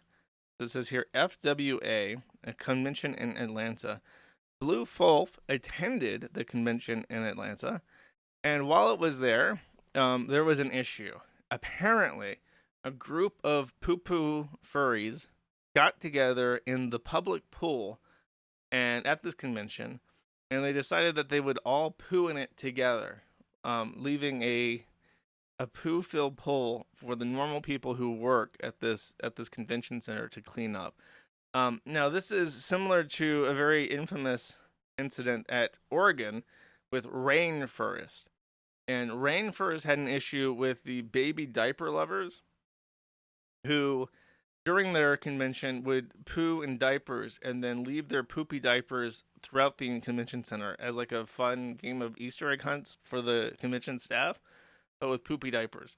And it was such a disaster that the convention center manager in Oregon told all the other convention center owners in the area, like all throughout Oregon and Washington, that furries are disgusting monsters. And as a result, I don't think any furry conventions can happen in the Pacific Northwest now because they're effectively blacklisted by convention owners because they shit in diapers and dump them all throughout the convention center. Now, this is similar. This is in the same kind of vein where they're shitting throughout the convention center, and they believe it is Blue Fulf because he is a poo-poo pee-pee person, and he is at the convention.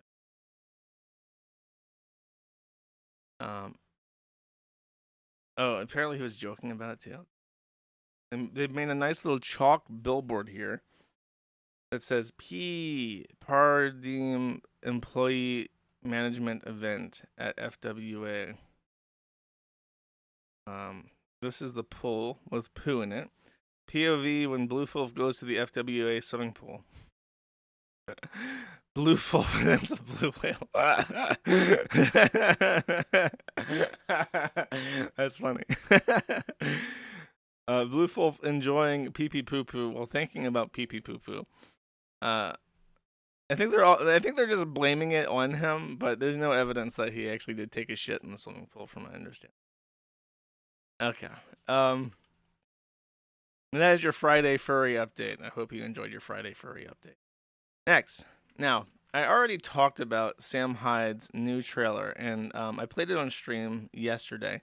And the reactions, let's just say that they were mixed, chat. However, nobody had a worse reaction to this trailer than this tranny called June. Let's take a listen for just a minute. It's time to take care of Sam Hyde. It's time, chat. Now, you would think that maybe the Marky posting or Channing Krager's like 10 years of stalking Sam Hyde, that might have brought down Sam Hyde. Maybe when he was canceled by the Adult Swim executives for allegedly putting swastikas throughout world peace and making horrific anti. There is no news hamster. There's no news. What are you talking about? We don't need a news hamster. It's the weekend. He doesn't work weekends, idiots. Anyways, you think any of those people would have brought down Sam Hyde? No, it's going to be June, who looks like this and sounds like this. It's also time to take care of the gripers, the like cringe little Nazis that have the like Pepe profile pictures, the little frog, the green frog. Pretty cringe, really weird. They talk in baby speak sometimes. Just weirdos, straight up weirdos. We have to end them. And we have to end the Nazi resurgence just generally. I think we need to end them all. It's time to end this. If you're a normal human being, you've probably noticed an upswing in open Nazism online, pretty much everywhere. It seemed to correlate pretty heavily for when Elon Musk bought Twitter. It started there, but it really started like a new age of the internet where it seems like pretty much every website is a safe haven for Nazis now, especially Twitter, of course. Like that's ground zero of this like current era where every Nazi just feels like they can be very open about their Nazism. Wow, what a shocker. When people are given the ability to speak freely, they'll say things that are offensive to you. It's almost like that this has been crushed and all dissent banned on all major platforms for the last 15 fucking years. And now it's just gone. You know, it's this sort of weird thing where it's like, I think trannies, because they're like terminally online, retarded, autistic internet people, they just kind of think that if they don't see it, then it doesn't exist. And that people don't hate them and hold resentment if they're not able to tell them on Twitter that they're scum and they just are despised. You know what I mean? And it's like, no, all you're doing is like you're forcing these people to congregate in weird side channels and in person, which is far more dangerous than having people on Facebook like a comment. You know what I mean? Well, this is an old video, by the way. It's just, I thought it was funny. I thought it was funny how like this effeminate man with a bull ring sitting in front of his snowball mic is like, it's time to end Sam Hyde. Okay, buddy. Okay, but it's time to end the Nazi. I'm sure next year, all the Nazis will be ended, bro.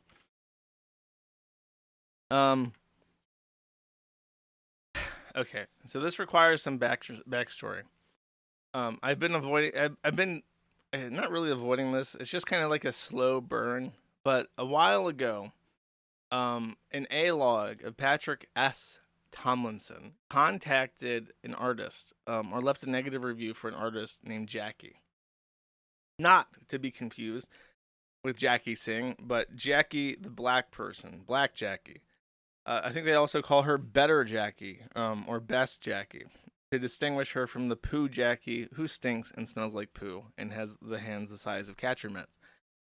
Jackie did not appreciate this negative review and looked up the Patrick S. Tomlinson, author of this review, and determined that this person was a white man, a straight white man, who also wrote science fiction. And getting a negative review from a white author was offensive to her because she is a black queen and white men have no reason to speak to her whatsoever unless to give her money or reparations. So, after seeing this negative review, she took to her B Sky account to skeet out to the world about how she was being harassed by this disgusting white Nazi pig who thinks that he's a better author than her, despite the fact that she is melanated and thus superior to him in every way. Patrick then immediately started to grovel to her, saying that it was a troll who left her a negative comment, not him. And that he also info dumped her the entire 10-year history of the cyber stalking neo-Nazi hate mob that has organized around him to terrorize his family into the grave. Jackie, of course, hears this story and thinks, what a load of bullshit. This fucking idiot thinks that he has like an entire secret society after him. That's obvious fucking bullshit. So she says, you, Patrick S. Tomlinson Charles, is a BULLSHIT. No words. ARTIST. And then she asks him, was that spell? Bullshit artist. I say again, bullshit artist. And Patrick desperately tried to scramble and apologize to her and make sure she knew. No, it's true. It's all true. I am being cyberstalked by neo-Nazis that hate me. However, once this interaction made its way to the past, they began to inflame tensions by making fun of her, of course, in a pro-Patrick way, which already overloaded by all this information, Jackie was unable to process why Patrick S. Tomlinson Child was profusely apologizing for his review that he says he did not write. And also, she was getting all these supportive comments for Patrick, saying that she was a monkey that had no business writing anything at all. Now, obviously, she took the Occam's razor approach to this and said that Patrick was simply afraid of her and afraid of getting canceled, but was a genuine racist supported by thousands of neo-Nazi racists who were pouring into her comments and leaving her negative book reviews. So, she has taken up a personal crusade backed by thousands of people on the B-Sky against this horrific racist known as Patrick S. Tomlinson. And here she says here, in fear for her life, if I am raped and unalived, honey, it's 2025. We don't have to say unalived anymore. It was Patrick S. Tomlinson or one of his ball washers. Please save this thread. So this is her last fanatical, desperate cry as the waves and tides of racism from the Patrick S. Tomlinson sphere crash upon her, putting her in fear for her life, not from the stalker children, but from Patrick himself. She says, if I was killed, it was Patrick. Which obviously is not necessarily the look that Patrick is going for. And as a result of this, he has been blocked on Twitter 900 plus times. It's almost up to 1,000 now. Blocklists in Blue Sky are public because they are federated, like kind of federated. So he's been blocked by Tinkerbell the Rescue Cat, a strong black woman, Mathia Moore, Cameron Monroe, Missy, Sally, K for Equality, Rich F stands with Judge Hannah Dugan. Awesome name. Hippie Kiss. So these people not big fans of Patrick. Now he's not taking this sitting down. He is still desperately trying to control the narrative, this time by childing all of his stalkers. In the time since the last tally here, May 16th to May 1st, he has said, enjoy prison. How many times? Like 94 times? 192 times in the last 16 days, the first of 16 days of the month. Read a couple here, remind people what this sounds like. Again, he's posted messages like this 192 times just the first half of this month. No, stalker, there wasn't. There were shots fired in the Zyder building. Your big threats against Riverside and Miller Park remain on the books. However, enjoy prison. That is one of your many delusions again, stalker. This is why your life is already over. Enjoy prison. I don't have any racism to protest, stalker. You do. Enjoy prison. My name isn't Rick, stalker. That is why your life is already over. Enjoy prison. So, he's trying to rein things in. You don't have a daughter, stalker. Enjoy prison. I'm trying to think of the context in which that sentence would make sense. It's maybe like a prosecuting attorney. This guy's like kidnapped the little girl, and he's like, "No, really, you have to understand, she's my daughter." And he's like, "No, you have no daughter, stalker. Enjoy prison." That would be the only context in which that would make sense. Any other context except that one is inappropriate. Let's see. Only 68 childings? I think he cooled off on the childing because people kept making fun of him. Enjoy prison, he's sticking his guns to you, though. Okay. There isn't a debate, child. You are just factually wrong. Google the Southern Strategy, child. Google the USS Liberty, child. That's correct, child. We didn't care where the traitors came from when they tried to steal our democracy. They were all given due process. You're just really fucking stupid and should never speak again about anything. Delete your account, child. From the IRS, child. The IRS agents who were fired specifically works for tax delinquent multimillionaires and billionaires, child. You know, the people who bought Trump. I like this one for its simplicity. Wrong yet again, child. Only 60.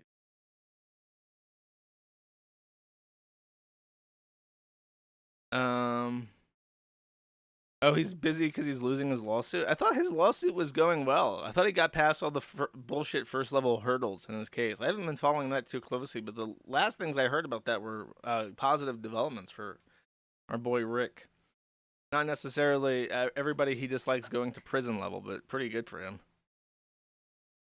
I think there's another thing. There is. Oh, this. Oh my God. How could I forget about this? Get this. Patrick S. Tomlinson said something nice about the Kiwi farms. You ready?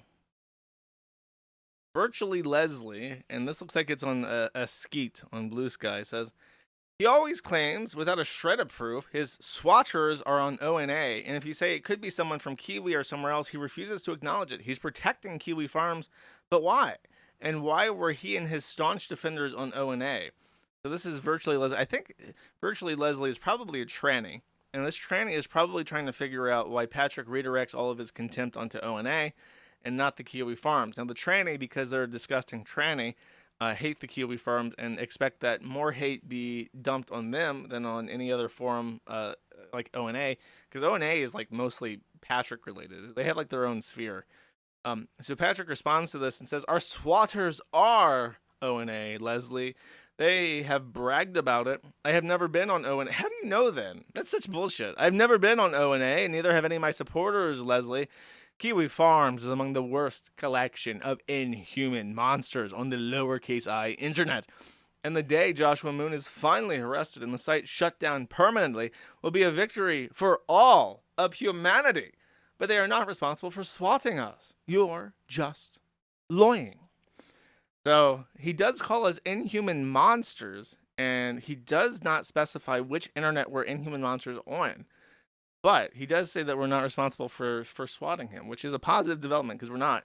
So I mean, I don't know. Every time I say something about how ONA is so fucking flippant with how they like ONA gets away with shit because they just focus on Patrick. If they had a bigger sphere, they would eat a lot more shit. But because they're so hyper focused on Patrick, they can get away with a lot more garbage than the forum does. But I don't know. I've seen some pretty fucking suspect posts on ONA. If I say that, I get yelled at. Cool. I hope Pat is doing well. Yeah, I don't believe for a second he hasn't gone on the forum. Like, how would you know about the post? He says I've never been on ONA, but they have bragged about it on ONA. Like, are you peering through like a fucking scrying glass to see these posts? What are you doing? To somehow access this. Maybe he's never been physically. Maybe he's trying to say he doesn't have an account on that forum, but it's obviously a lie that he's been there. Next, I got Russell Greer updates, which of course I have to be very straight-laced about and only say what's happening. Russell says, I had the opportunity to take a road trip this week, business mostly. It's sad that people would rather be greedy and sit on limited land than play fairly and keep a rare market competitive and healthy. I also learned that no matter how kindly you speak to city councils, mayors, etc., they are afraid of change. Both things are going to change. If I had to guess, this is Winnemucca. I'm not sure, though. In fact, I seen Winnemucca back there on that street sign, so I'm going to say this is Winnemucca. This is a remote county in Nevada, which had a pussycat saloon, which was a brothel, And you can see here she is in all of her beauty, the Pussycat Saloon in beautiful Nevada.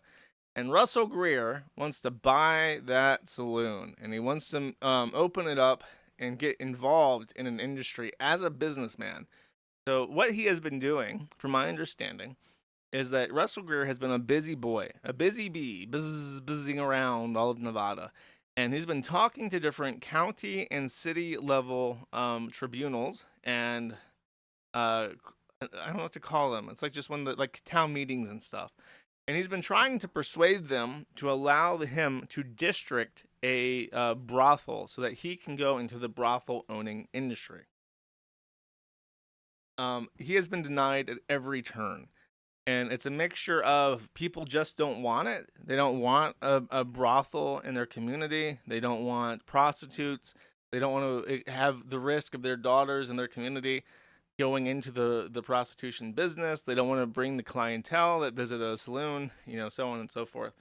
So he's been getting shot down everywhere he goes. But he's been leaving a pretty funny trail of meeting notes because under Nevada law, any kind of city council meeting must be recorded, and court and county level meetings as well. So there are transcriptions of all of his efforts to get into the brothel industry throughout Nevada that keep popping up on the Kiwi Farms because under the state law, they must be made and they must be made public. So he is very frustrated by this. He's very, very unhappy that all of this stuff is getting up on the internet and he's getting laughed at. And I should mention, no, let's save that. I'll read this. So this this was something that Hardin obtained through a public information request to, I believe, Winnemucca. It is Winnemucca. This is a PowerPoint presentation that he put together for his company ID LLC to propose an adult entertainment zone so that he can open his brothel in the city. So let's, I haven't read through this. This is actually a Hardin segment. He has specifically requested that I read this on stream. So I am going to read this on stream. Again, I'm just going to read it as a matter of public interest, as my audience is very anti-pornography, very anti-prostitution as a general rule of thumb. Perhaps they'd like to see some of the business pitches that are being made in the public sphere to try and persuade cities to open brothels so that they may, if they encounter these same arguments in their own lives, their own towns, their own counties, they will have the experience to know how to respond. So, new Winnemucca Adult Entertainment Zone proposal by ID LLC. Overview 1940 to 2019. Brothels operated in Winnemucca from the early 1940s to 2019 in the Bowd Street area, or Bald Street, probably is how they say that. Commonly referred to as the Line. Here we have an old picture of, I guess, the Pussycat Saloon. In the 2019 demolition, quite a fall from grace from the Pussycat Saloon over here. 2019 demolition. Actually, this says something else. In 2019, the new owners who own the Mustang Ranch in Story demolished the 4 houses and have sat on the land. They initially blamed COVID for sitting on the land, but the pandemic is long over and there's no excuse for sitting on the only land in a tourist hotspot like Winnemucca. Is Winnemucca a tourist hotspot? Has anyone ever heard the name Winnemucca before this stream? Has anyone been to Winnemucca? I have to know, because this is a very interesting point to make, that it's a tourist hotspot. No, it's not. That sounds very authoritative. That Bach, the man says that. No, it's a shit town. What now? Okay, seems like the people on the Pacific Coast who know about Nevada and Winnemucca say it's a shithole. So I'm gonna take their word for it. Potential licensing issues. Brothel will be closed by Story County. Also is popular that the Gilmans may also not be able to open brothel, as WC 512-010 says a person can't have a privileged business license if they previously had a privileged license revoked. Gilman's had their Wild Horse brothel license revoked. Is that the other one? The Mustang Ranch. So they have 2 different brothels still operating at least. Gilman had their Wild Horse brothel license revoked, making their Winnemucca land ownership problematic. So this was in 2011, but I mean, if they have the land, they don't operate a brothel in Winnemucca though. Lithium mines. 2,000 miners will be in Winnemucca from 2025 to 2027. They will need a form of entertainment. So his proposal is we can revitalize Winnemucca by inviting 2,000 horny lithium miners into the town to fuck your daughter. That's my proposal. That's what he says. Solution: zone a second property. Casinos, bars, and dispensaries aren't restricted to one area. Why should brothels be? Because nobody wants to be around them, bro. It's also true with the others, I guess. But I mean, they really strictly control the brothels. Yeah, you can live next to a dispensary. It just smells like weed. We love brothels. Who are we? IDLC passionately cares and advocates for brothels. We don't seek to use women. Rather, we seek to provide a safe and fun environment for consenting adults. Winnemucca is the perfect spot. But but what is the product of a brothel? How do you say that we don't use women? Just say that. Is it a gay brothel? Is it for butt fucking only? Proposed zone would be the furthest right hotel wing of the Scott Shady, and we would parcel off. So he just wants to take a random hotel and turn that into a brothel. That's his idea. Proposed zone benefits: building already built to accommodate a large number of women and clients, zoned away from Bald Street to not create traffic jam or rival conflicts. He thinks that his whorehouse is going to be so popular that there's going to be a line of 2,000 lithium miners like wrapped around the street. And then the pussycat or whatever the fuck on the other side of town is going to be like seething at him or some shit. A new zone will benefit Winnemucca. Oh my god. Winnemucca does not look any different from like Breezewood, Pennsylvania. Benefits: increase in tourism, prevents a monopoly. A monopoly of a business that's not even in fucking business. How do they have a monopoly? And by the way, state-sanctioned monopolies are a thing, and they are a common occurrence, and it's very common with alcohol, especially. I think in Virginia, they don't even have private enterprise selling alcohol. I'm pretty sure that in Virginia, there is a literal state monopoly, and it's called like ABC or something. And it's the only way you can buy alcohol, like hard liquor in Virginia, is to go to ABC and buy it directly from the state-sponsored enterprise. And then that all goes to, all that profit's like tax income or some shit. Yeah, I think Virginia is like yeah, exactly. I think Virginia is like Canada.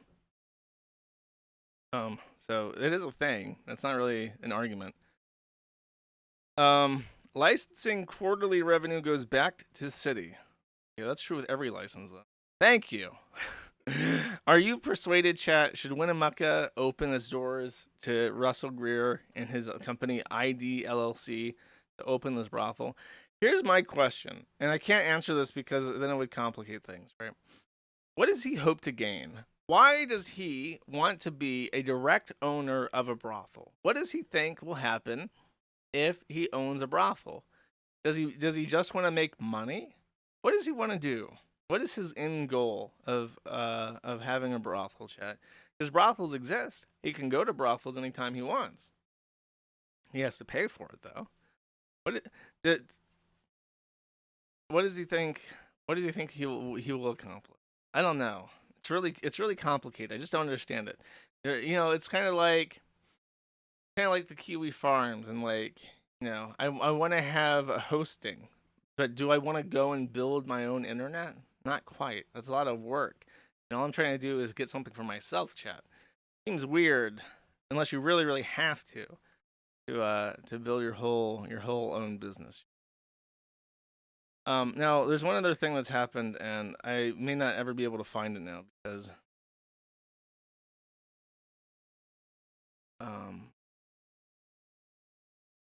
started to move so fucking fast. Actually, this was in the litigation.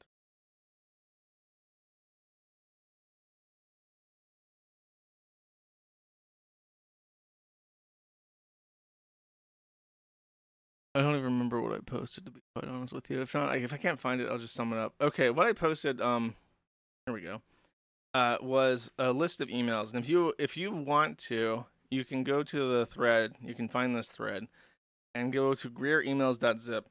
And these are actually his emails to Winnemucca, and him trying to schedule a conference. Is my understanding that the city of Winnemucca has a meeting every 2 weeks throughout the entire calendar year. Nevada's not really a place where seasons affect things too much. So throughout the entire year, every 2 weeks, they will convene a meeting where the townsmen and business adventurers are able to meet up and discuss the situation and proposed zoning and other such fun, exciting things, right? However, these emails, when Hardin requested emails from one county, Greer became very, very upset. And Greer started complaining, and he filed a motion. And the motion that he filed was extremely irate. It contained an enormous paragraph that was completely irrelevant to the actual motion itself, basically accusing Hardin of stalking him and suggesting that he was attempting to get a restraining order against him, with I guess the hope being that if he was restrained from contacting Greer, that he would be knocked off the case and I would have no representation. That seems to be his strategy. And this was provoked by Hardin doing a simple public records request to a different county, trying to figure out what's going on with the whole brothel scheme. And when Hardin submitted that request and then submitted a request to Winnemucca, we got interesting emails. Some of the emails of which being Russell Greer demanding that the city of Winnemucca do not comply with Hardin's FOIA request, or not FOIA, but public records request. He literally contacted them preemptively and said, if this guy contacts you, he is a stalker child, and you shall not give him any information related to me because I'm applying for a restraining order and he's a big bully. The woman from Winnemucca seems to be very, very familiar with Russell Greer.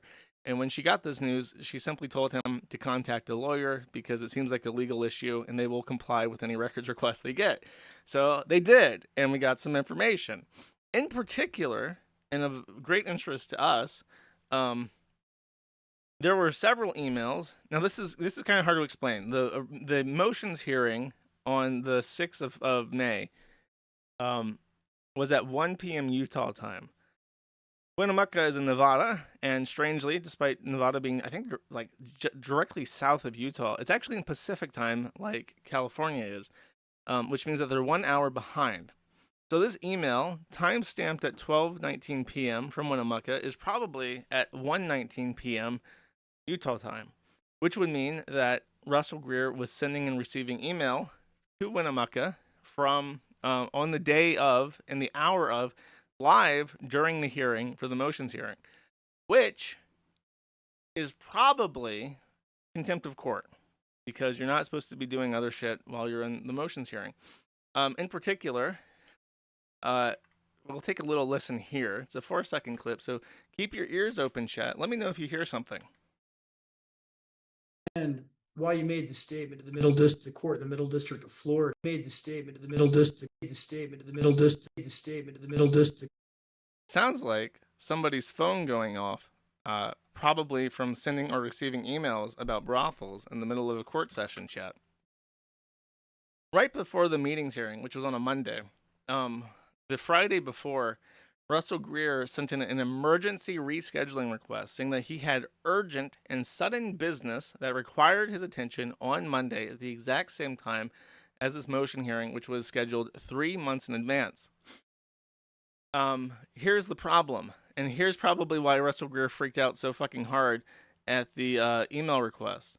The emails show that 2 months after the hearing was scheduled and 1 month before it happened, Russell Greer, with the choice of any other week to pick to have this meeting, specifically opted to meet with the city on the exact day of the hearing at the exact time of the hearing. He picked the date and time, and then the Friday before filed a motion saying that suddenly, a month later, he was no longer able to attend the motions hearing because he had urgent business to get to. And then during the hearing, he is conducting business on his phone, which sounds like he attempted to fabricate an emergency and then lied to try and push back something he really, really did not want to attend, of which would also probably be, in the eyes of some, considered, in my not professional opinion, as I'm not a lawyer, might also be contempt of court. So that's a really bad thing. And that would probably explain why he was so angry at these records, which just goes to show you that they're completely merited and not like a fishing expedition whatsoever. So who knows? Maybe there will be consequences for this. Maybe there won't be consequences. I don't get to decide anything. Just some fucking guy. Next. This guy called Innuendo Studios with 500,000 subscribers warns that he quit his job to be a YouTuber and it bankrupted him. He was in $100,000 of debt and he started up a GoFundMe asking for $80,000, which raised $155,000. Now, this bread tuber, who's a socialist, decided that he was going to live extravagantly at the expense of capitalist pigs and then asked for the capitalist pigs to bankroll him, which they happily did because it's communism, I guess. So after this happened, I would not even mention this because it wouldn't register on my radar at all, except that a dear friend of the show decided that he would use this opportunity to try and get a little bit of money for himself. Card posting. Someone who I still can't tell if he's a troll or not, who keeps getting requested as a super chat, watch this video thing. Famously, who made a video about how Sneed's Feed and Seed is a white supremacist dog whistle, decided that if this guy can make $150,000 from doing bread tubing, this guy, who's a real life activist, and that's his main point, he's a real life political he's an activist and organizer, community organizer. He deserves a little bit of that green cheddar cheese himself. And indeed, he decided that he would appeal to perhaps his biggest fans in the world. And here we go. Everywhere if you want. Oh, by the way, he also says that he lives in this shed. He says he lives in a 100 square foot shed because he's so broke. So if you're wondering what the fuck this room is, that is actually his bedroom, apparently. If you're one of the dozen or so guys who comes to every one of my videos to comment, Sneed, or you're running that Kiwi Farms thread about me where you can't decide if I'm cool or not, here's a job for you. I want this video on Joshua Moon's weekly show. Hop to it. And on GoFundMe, when you donate, you can leave a little comment on the page for everyone else to see. If you do decide to throw $1 my way, please leave a comment saying what your political label is, just in a word or two. I just want to see something. I just want to know who is helpful. Thanks, and stay safe out there. You know, I just realized something. I don't remember where I heard this, but I think when he's talking to, I don't know if that Sneed thing, I think it's like a white supremacist dog whistle. Hello there. There is a brief and once obscure, slightly vulgar background sight gag involving a sign on a farm supply store called Sneed's Feed and Seed.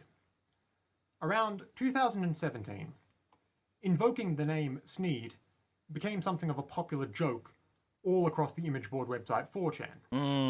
And this That's a Nazi spread site, chat. as the meme took to other sites like Reddit, Twitter, and Facebook. It was just a bit of reference humour to this middling 1999 episode of The Simpsons that hinges on potential readers recognizing it as such and understanding the reference. You know, I hold up.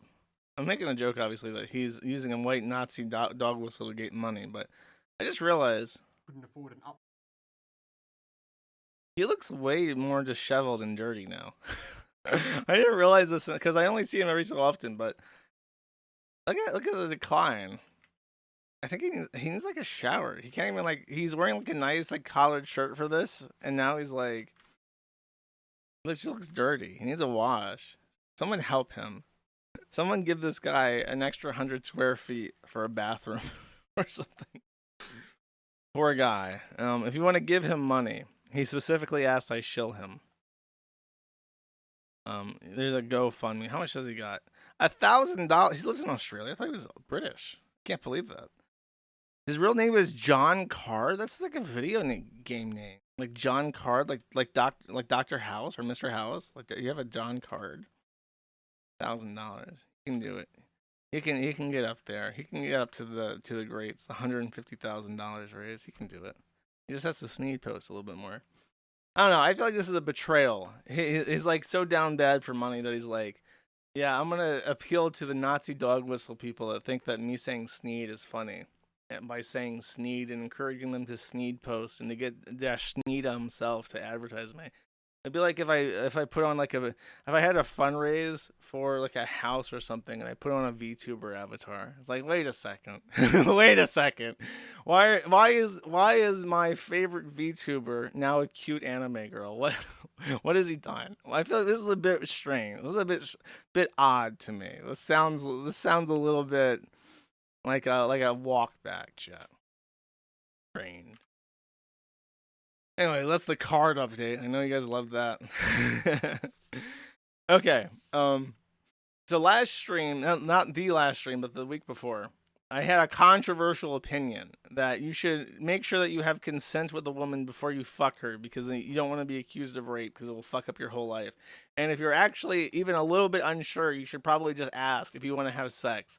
Apparently, this was a great betrayal to all men everywhere because bitches be crazy and shit, and you should never ask for consent. You should just walk up to hot bitches and fuck them. There's so many.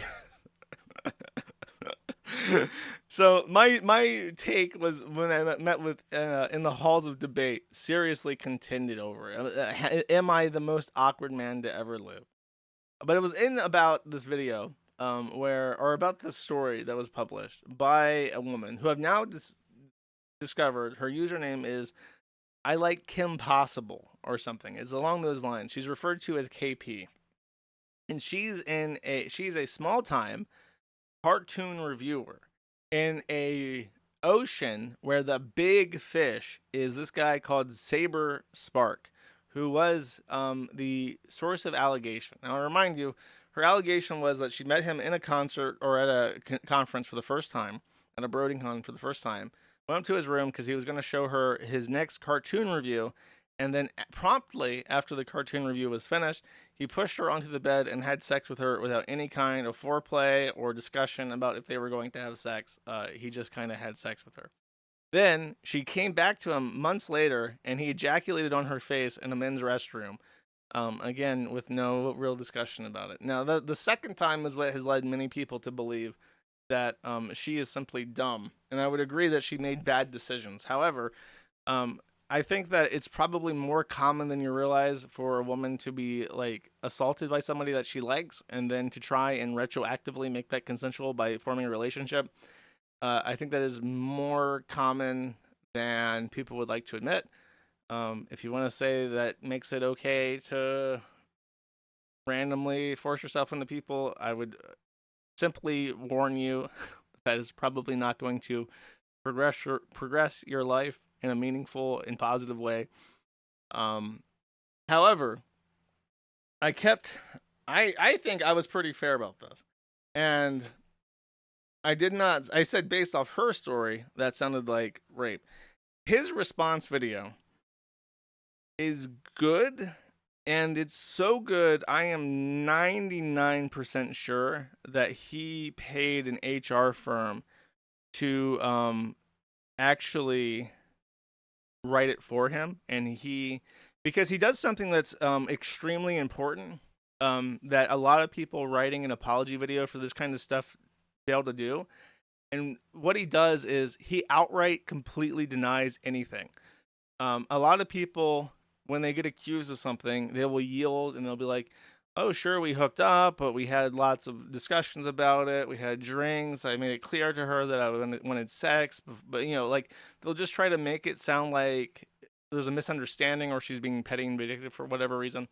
In this, he does the much smarter thing where he just says she's absolutely full of shit, and he denies it completely.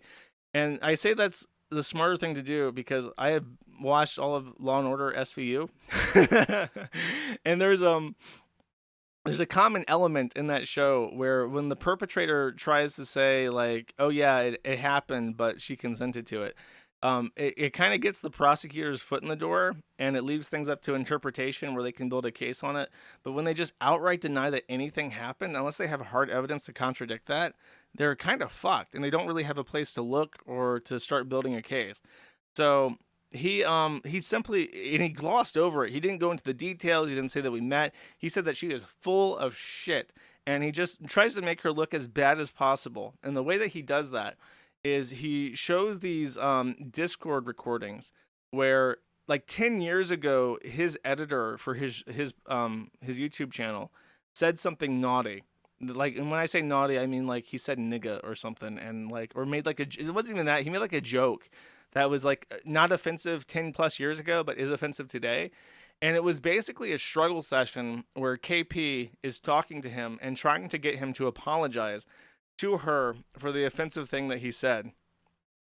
And it's like a total dress down humiliation ritual where she's like, yeah, say it, articulate it. And it's like, well, I don't know if I have anything to respond to that. I just think that, it's just like really like snotty. It's like, ew.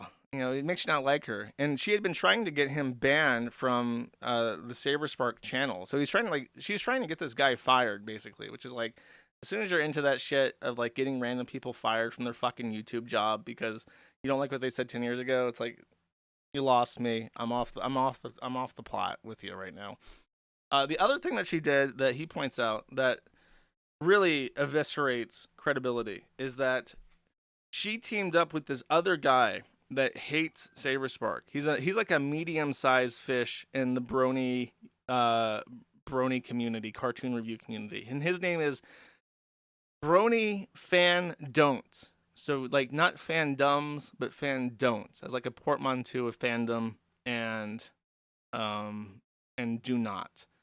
And I think he's supposed to be like critical of the brony community or something. But this guy, Brony Fan Don'ts, despises Saberspark and has been trying to get him canceled for a long time. So when KP brings out the rape story, he's like, yay, you got raped. So he teases this shit. He makes an hour-plus long expose video about Saberspark, and they start hyping it up like it's a movie premiere or something, and they literally premiere it with a live chat, and they're like, we're going to have a Discord watch-along. And it's like, this woman is advertising, we're going to be premiering, and like the allegation is like buried 45 minutes into this expose anyways. So it's like they hype this shit up as this big community event where the feature is rape allegations. And it's just kind of fucking disgusting. And it makes her look like a vindictive hoe and not like a victim. And that's how he kind of wraps this up. And is like, look, I didn't do anything. She has no evidence I did anything. She just hates me. She hates my editor. She teamed up with this guy. They did this big event. And she's evil. And it's one of the best response videos I've ever fucking seen, because it makes her look bad, and it gives them nothing to work with. He denies it outright. What are you going to do about it? It's her word versus his, and she looks bad. You know what I mean? So he fucking nailed it. I don't know what happened. I can kind of believe the story, but at the same time, if you're going to accuse somebody of rape, you kind of want to treat it as a somber thing and not like a party. So sucks to be her, I guess. Now, I say it's one of the best responses in and of itself, and that's true. I say this is one of the best responses to an allegation like this I've ever fucking seen. However, it was not just effective, it was super effective. And when you think about how these things pan out, you might think that winning in this situation is you save your career. You get your fans back on board with you, and you're like, yeah, I have confidence that this guy didn't do the thing that he's accused of. Like, that's actually just an A+ rating. That's just A+. You might think, well, what more could you ever possibly want from this situation than just to save your own ass, right? Make someone look incredible, make yourself look credible, make yourself look nice, and that people should support you again. Getting a true S-tier ranking for your response video is to actually drive the accusing party to suicide. And that's exactly what happened. Brony Fan Don'ts' response to everyone turning on him as a result of Saberspark's response video was to climb onto a bridge and to live stream himself threatening to commit suicide. Here we have him showing the water of the bridge underneath of him, and the stadium adjacent to him from the edge of the bridge. And in case you think I'm full of shit, here we have him live streaming from the bridge.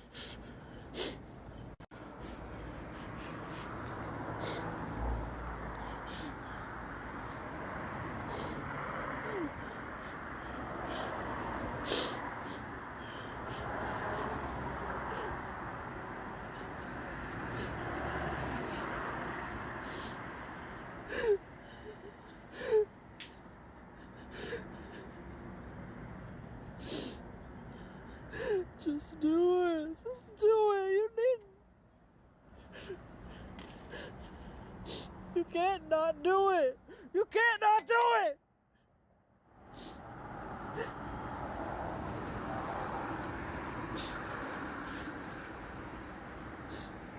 God fucking damn it!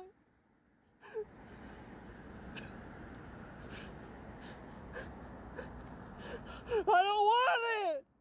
I don't want it! I don't want to not do it!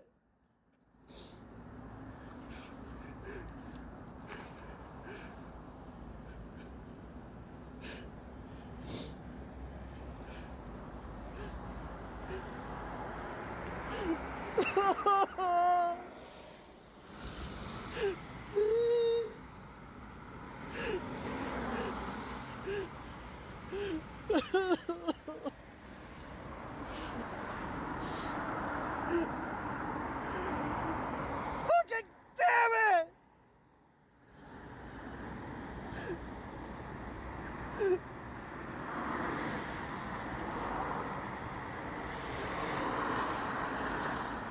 No, I haven't watched all the way through this. It's 7 minutes long. He sits down. That's the opposite of jumping. Sitting down is literally the opposite. I think the police get here at some point. Let's see.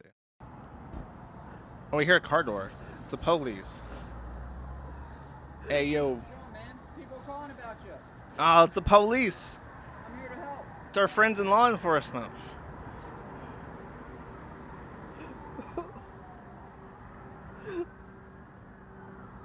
What's your first name?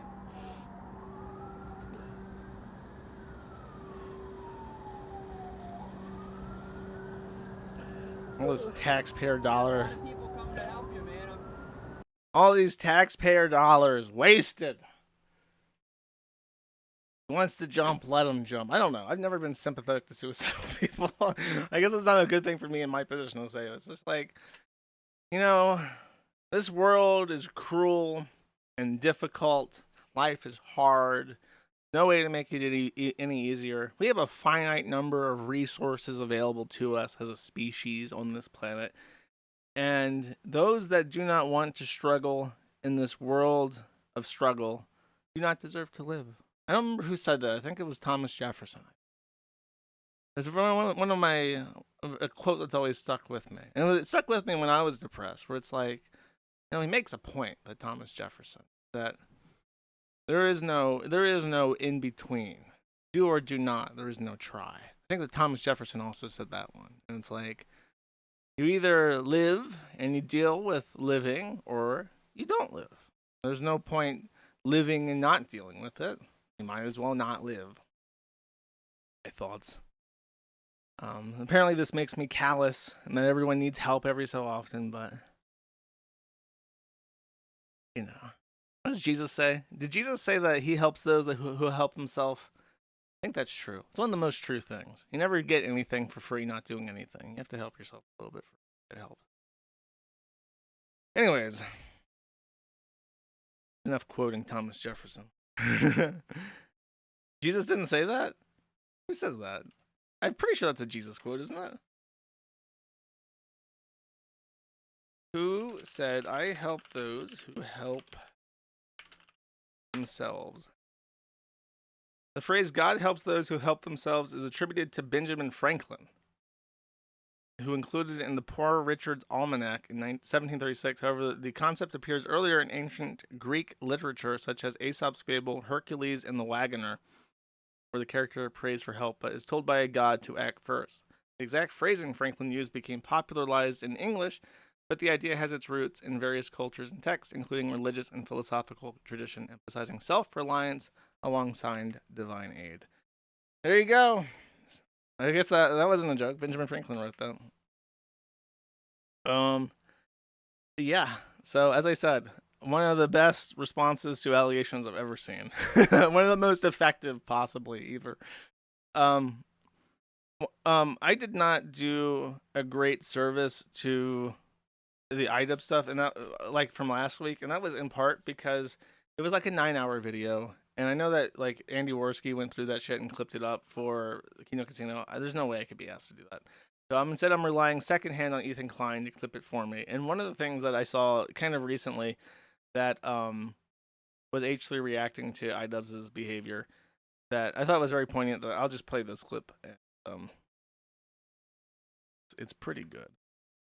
Warning: Ethan Klein jump scare. Here he is delivering his villainous speech at the end, right at the end of his stream, trying to do a cautionary tale to set me straight or something. I don't know, but I think it might hit a little close to home for somebody else, and I'll let you decide who that might be. They don't have the same fucking stubborn nature that I do. They don't have the same interests as I do. They inevitably become their own worst enemies. They inevitably cook themselves. You might think you're riding high on the slop for a little bit. You might think you're getting showered with praise. An army of anonymous Redditors telling you you're brilliant. But at the end of the night, when you go home and you sit down and you look yourself in the mirror, you're not going to recognize who you've become. That's it. It's turning into a lolcow of a different variety. That's what I think. That's so mean. Was it? No. I mean, I think it's, well, I mean, I guess the truth. Accurate. I think the I truth genuinely feel bad for Ian. He brought his ass out here as like the most smallest footnote of the night, puts his ass in the cuck chair, and then humiliates him beyond recognition. This is no longer a dream. This is a nightmare. You can say that again. You know who's in the corner back here? We're off camera. Anissa. Because she's the real cuck, and she's watching her husband get fucked by Hassan. It's nice to see Ethan being spicy again. I know he like tamed down a lot, but now I feel like he doesn't give a shit anymore. He has to like care about certain things, but after like all the Turk roaches came after him and they're like, fuck you, Jew. He's like, well, fuck you back, motherfucker, you cuckold. It's nice, chat. Everyone's embracing the 2025 vril. There's another thing. Oh, iDubbbz and Anisa basically said they regret nothing. Anisa said that she's very proud of the content cop, and iDubbbz says that it was worth doing. So I don't know what the fuck's wrong with them. I guess they're just retarded, and they intend to be retarded in the future, moving forward, forever and ever. Amen. So that's the little iDubbbz update. I know he's everybody's favorite punching bag at the moment. I figured I would join festivity there. Cool. All right. Next. Oh boy. Might be a long stream, even though it's cut in half already. Speaking of our boy H3, I mentioned that Denims was trying to crowdfund litigation against H3. I can't remember exactly what he says. That she was supporting terrorism, I think, is what he said, that she thought was defamation. So she raised $46,000 on GoFundMe to sue H3 for defamation. There's a problem with that. Getting to a trial jury in a normal state is $70,000 minimum. Getting to a jury trial is $70,000 minimum. Getting to a jury trial in California, where H3 is at, costs 3 times that. The average going rate for an attorney in California is 3 times the national average. And attorneys are extremely difficult, evil people, especially in California. So you're talking about she doesn't even meet the bare minimum to sue in Arkansas, and she's trying to sue somebody in California. I'm not sure how expensive they are in Texas. However, I'm pretty sure that she's like in Austin, Texas, and that's not going to be cheap either. I would be surprised if Texas, in Austin especially, was not at least 2 times the national average for going to a trial. So what she did, she says, 1 week, 1,700 donations, and $46,000 later, I'm refunding the GoFundMe. If when I go forward as a plaintiff, I will be self-funded. Thank you, everyone, for proving Ethan wrong. His behavior is unacceptable, and people do care. Proceeding with the defamation suit against Ethan is a monumental undertaking. A suit with Kavanaugh started 4 years ago and is still ongoing. I do not want to fundraise to start a fight I can't finish, and I feel like I've let those down who have donated. With that in mind, if this journey I wish to undertake, I'll be doing it with my own funds. I'll be keeping all of you posted with what happens next while the statute of limitations runs for the next year. I'll be elaborating on stream Friday. So what happened, I believe, is that she talked to an attorney. An attorney told her my rate is $500 an hour. It's going to cost 150 hours on average to get to jury trial, with discovery and everything, and it's going to be really expensive, and you're going to suffer, and you probably are going to lose. And if you lose a defamation lawsuit in California or Texas, both states have very rigorously, strongly tested and applied anti-SLAPP laws. So you're not only going to owe the thousands of dollars for that, you're also going to owe the tens of thousands of dollars directly to Ethan Klein when you fail to meet that bar. So then she heard that news and said, oh, fuck, and refunded the money. Because actually, she originally edited the GoFundMe to say that she's going to keep the money if she doesn't sue him. And then everyone called her out for being a lying whore. And then she was like, okay, I guess I'll refund you then. So she saw the money in her hands. That's really a philosophical question. I think I said the exact same thing last week. But is it better to have $46,000 in loss than to never have had $46,000 at all? And if you ask somebody else, I think he'll tell you that it was better to never have that money.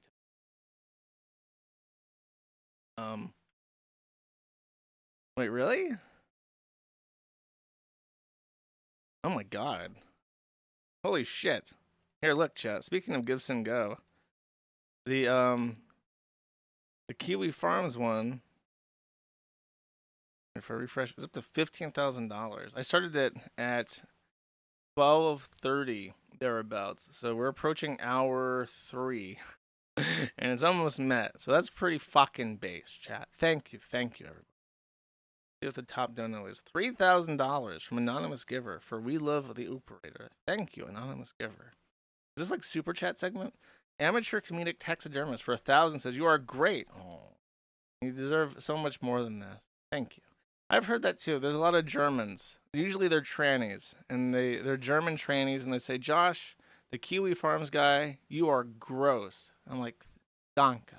The anonymous giver for 1,000 also says, my horse race winnings will cover it. Base Gamba Sesh enjoyer, sharing with the house, tipping his tipping his dealer, of course. Goku's strongest soldier for 500 says, nice of you to set something up like this. I have wondered how I could support you. Great chance to help with this campaign. Gonna have to figure out a budget for monthly donos. Even if I can't, I'll try to drop single donos. Remember, it's always morally correct to hate trannies. Base. I agree. As I mentioned, I'm still working on the RDC thing. This isn't really a super chat segment. I'm just going to try to read off at least the really, really big ones. Anonymous giver for $500 says, you are mentally ill, stalker. You are going to prison, stalker. You've been instructed many countless times to cease and desist from fundraising for your illegal hate group swatting site.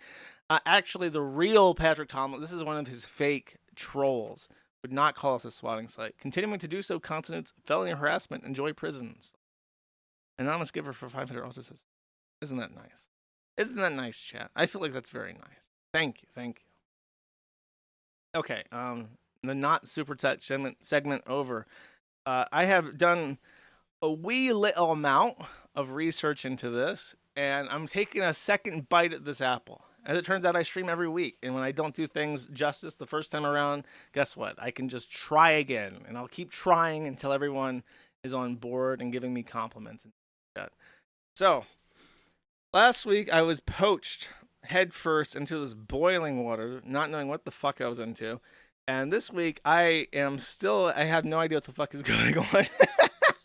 And I have a vaguest understanding of things. But in the time since, for whatever reason, the SoyJack people have decided to take an immense interest in Synthetic Man, also called Synthetic Chud Man, who does something called the Chudcast, I think. And now that I'm a little bit more informed, here is what I understand. He is an anti-woke media commentator who does video game and also movie reviews, but definitely video games. And he has acquired an audience which is now turning on him, and that is the foundation of his drama, because his audience is very chudly. And he's kind of like a I guess close to Tim. This is hard to say, but kind of like a Tim Pool libertarian, where he's like, I appeal to the right because of my takes, but at the same time, I'm like very laissez-faire minded type. So I have a couple clips to kind of lay the groundwork on him, and then I'll talk about what I think happened to kickstart the drama. Okay. And Riju's a Gerudo, and if you've seen any of their Rule 34, you know they're usually sporting a little something extra. Come. That's why I'm that's why I'm going doing your pussy tonight, Link. Though obviously. So he's into Fuda. I think that's inarguable. I want to say it's not an allegation that he outright talks about being into Fuda. And there's another clip of him where he explains how the problem with anime is that anime, because it's a fantasy, can make anything look good, including girls with penises. So he says that girls with penises are very hot, but only in anime, where they're like properly women but with penises, and trannies in real life are disgusting to him. So he's kind of like that meme where it's like, I love Fuda, but I would never, ever, ever, ever fuck a tranny, I promise. And this, of course, has led to some contention amongst his fans, who, as someone running something called the Chudcast, you might expect them to be a little bit more conservative than that. Yeah, I have listened to some ASMR recently, I won't lie. Wrong. I had to read this one out, because this is literally like one of the most pseudo-intellectual comments I've ever read in my life. Like, this guy is 90 IQ tops. More likely, you know, probably 85.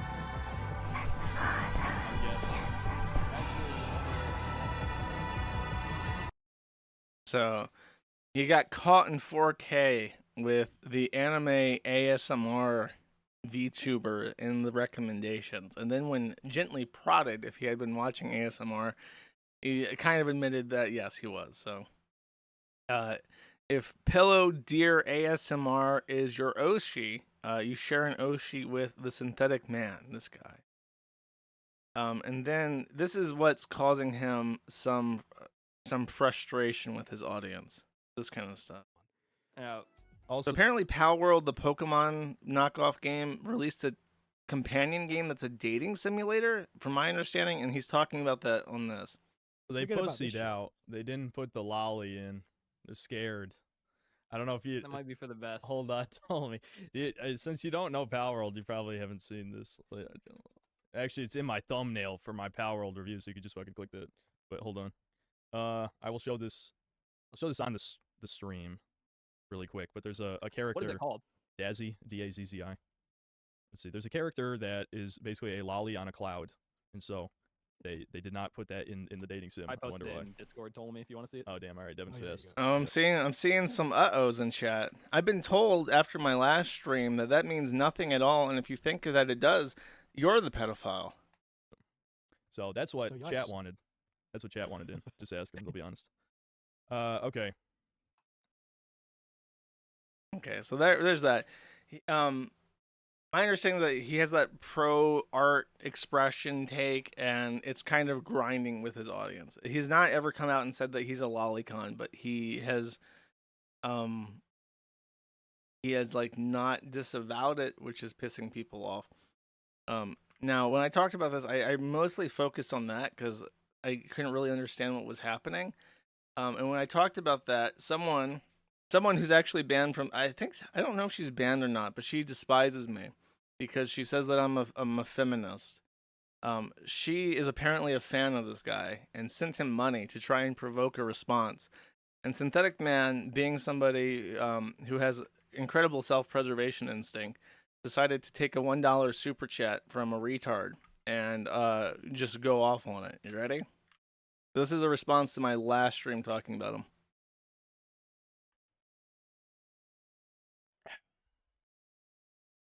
He's only seen your clips talking about lolly. He says you're using libertarian arguments. All right, maybe Noel does want to fuck little boys if all he's thinking about all the time is lolly. It's like, You hear that awkward laugh? That's the laugh of somebody who just realized that he cannot put that genie back in the bottle, and he is now on my fucking shit list forever. either he hates lolly because he wants to touch real kids, or he hates lolly because he wants to touch little boys instead. Like, legitimately, out of all the things that I've said over the years, My opinions on Lolly are the bottom of significance, not even fucking close to, like, if I had to rank all the most important opinions I've ever said over the course of my channel, my non-committal answer on LollyCon is like in the bottom, I don't know, 50, bottom 10, bottom 20. Like, this is retard shit. This is 100% retard shit.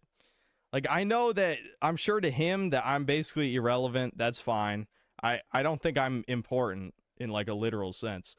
But that is stupid. That is goddamn stupid. I just gotta be honest.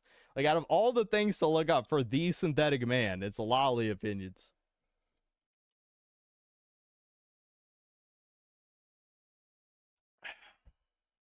Yeah, he's autistic 1000%. You get 1000%. My autism in this case, by the way. I'm not sure if he says anything else at the end, but my autism. Yeah, I'm sure he's mad that I don't ban 30% of my fans. Oh yeah, okay. You know, which is totally what a smart person would do. So here's the awesome thing. Pycios. The really awesome thing. As I pointed out, he seems to have a lot of people enjoying their OOs in the chat, right? And he's saying that it would be a terrible business decision for him to ban people who are just openly talking about child erotic in his chat as he discusses Lolicon. It would be a bad business decision. Obviously, taking the Medicare route where you never piss off your own audience. You never speak against your own audience because they're the ones who support you. You never break that golden rule. Never, ever go against your own audience, even if they're talking about, child belly erotic. Never do that, chat. So, after this, he apparently walked it back a little bit, and then no. Pycios, thanks $2. A real man apologizes when he's done wrong. I honestly don't think I was very in the wrong. What I was in the wrong for was grossly exaggerating. Like, I got way too angry, but I got angry because of the accumulation of all the bad shit that's been happening, you know?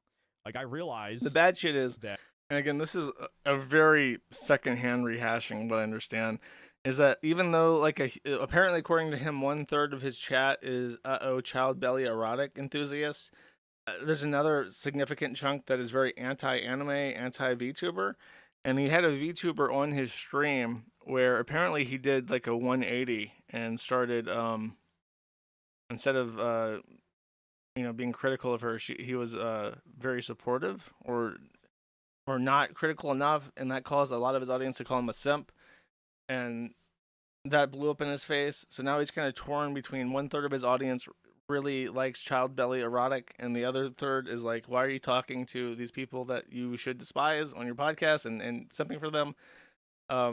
So he's kind of torn between that. And he's trying to figure out how to appease both sides. he wasn't that harsh on me compared to other figures. But then after, so he reads the $1 super chat from a retard and lights up, and then he actually listens to what I said, and I'm just kind of like, yeah, I'm just kind of paying attention to this because it's happening, and I'm trying to like form an understanding of what's going on, and that's kind of what I pray. And then he's like, oh fuck, he didn't actually call me a pedophile or anything.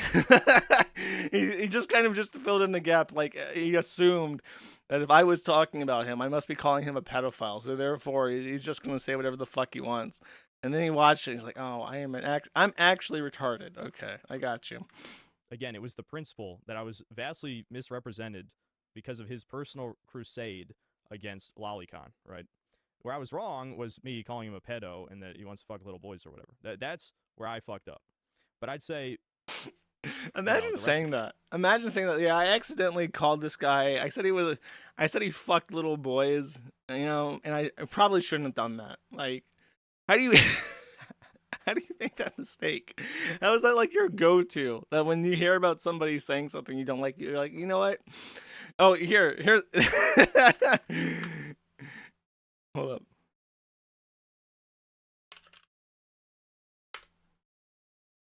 Oh man, I'm never gonna be able to find this, and any search query that I'm going to put into Google to try and find this clip is a disaster. It's like the that Rockstar game about interrogating people, where one of the options for like a mob boss is, "Do you like fucking little boys, Varez?" Like you should not be. That should not be your. Actually, I think what's even funnier about that is that that's the only way to actually proceed in that interrogation. Like that's the correct option to take. Yeah, L.A. Noir. There's a scene where you can accuse some mob boss of, "You like fucking little boys?" Like. This guy, he picked the wrong option. Basically, he tried to be going against me like I'm Valdez, and that's not what you're supposed to be doing. That was justified on my end. You know, I mean, if you literally, your podcast exists and your entire website exists to talk about drama on the internet, and I have the most active thread on Kiwi Farms. Couldn't You did take at the 5 time. minutes to just look up what the drama was about? I tried. I even now I still don't understand it. I read through the OP and everything. My understanding is that he's having like a fan revolt, in part because of the child belly people, and then also because of his appearance with a VTuber that he apparently had disavowed in the past, and it's causing like a conflict. And now he's like really resentful that his audience is not like keeping it on lock and supporting him like he would hope for. You know what I mean? Like, again, I overreacted. I shouldn't have said what I said. But do I need to explain like what the issue is? It's kind of fucking ridiculous, don't you think? Yeah. How about that? How about this? Instead of calling me a pedophile as your immediate reaction, why don't you explain what the fuck is happening in a language I can understand?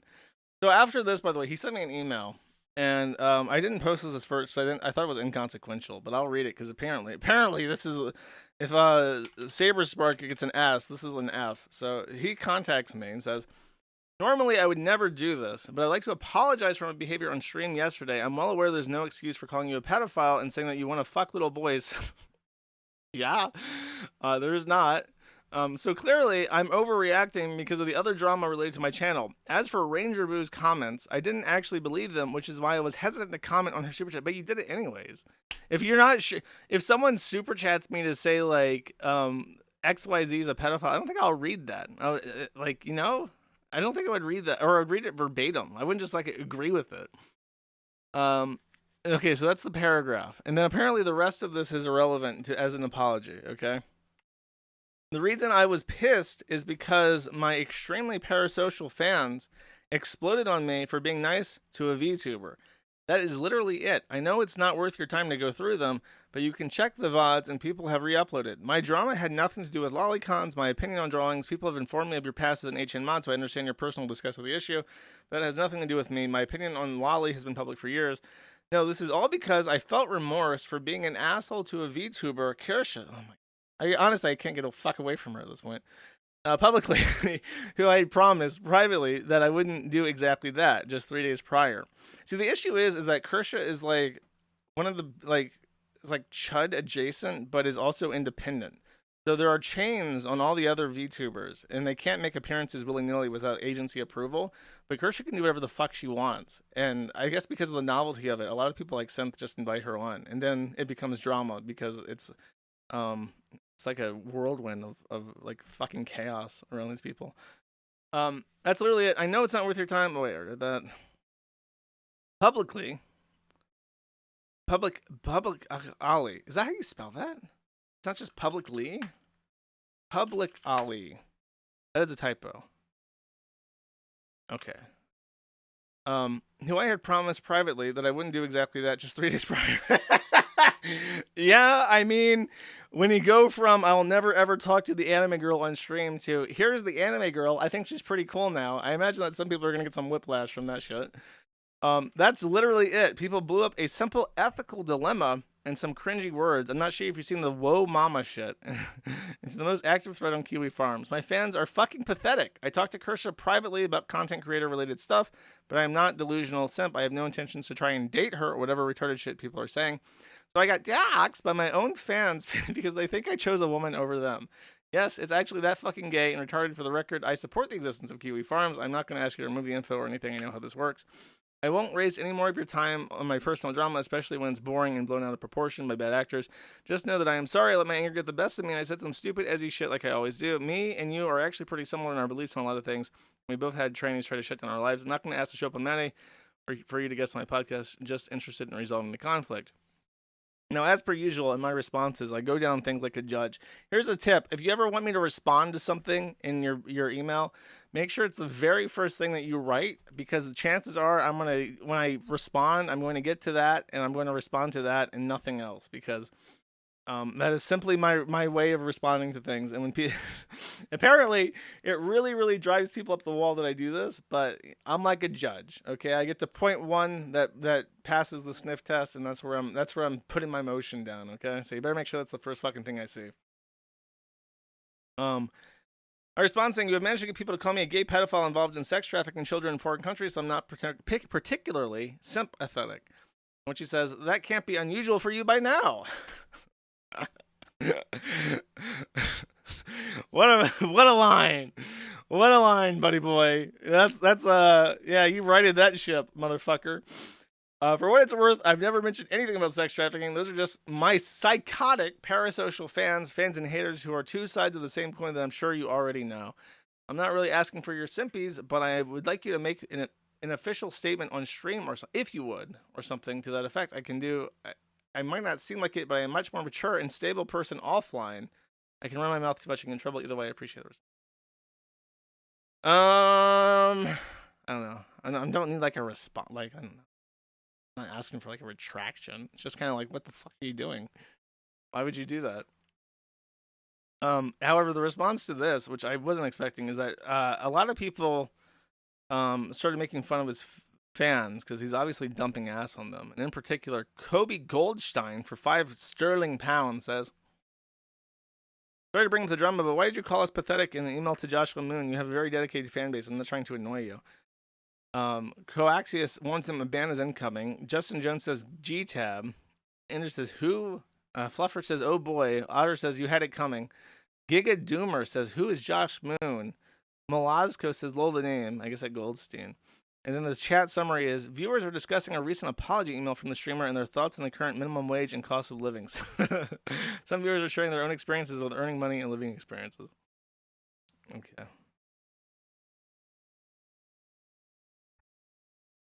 So he said he was sorry. Let's see what happens now.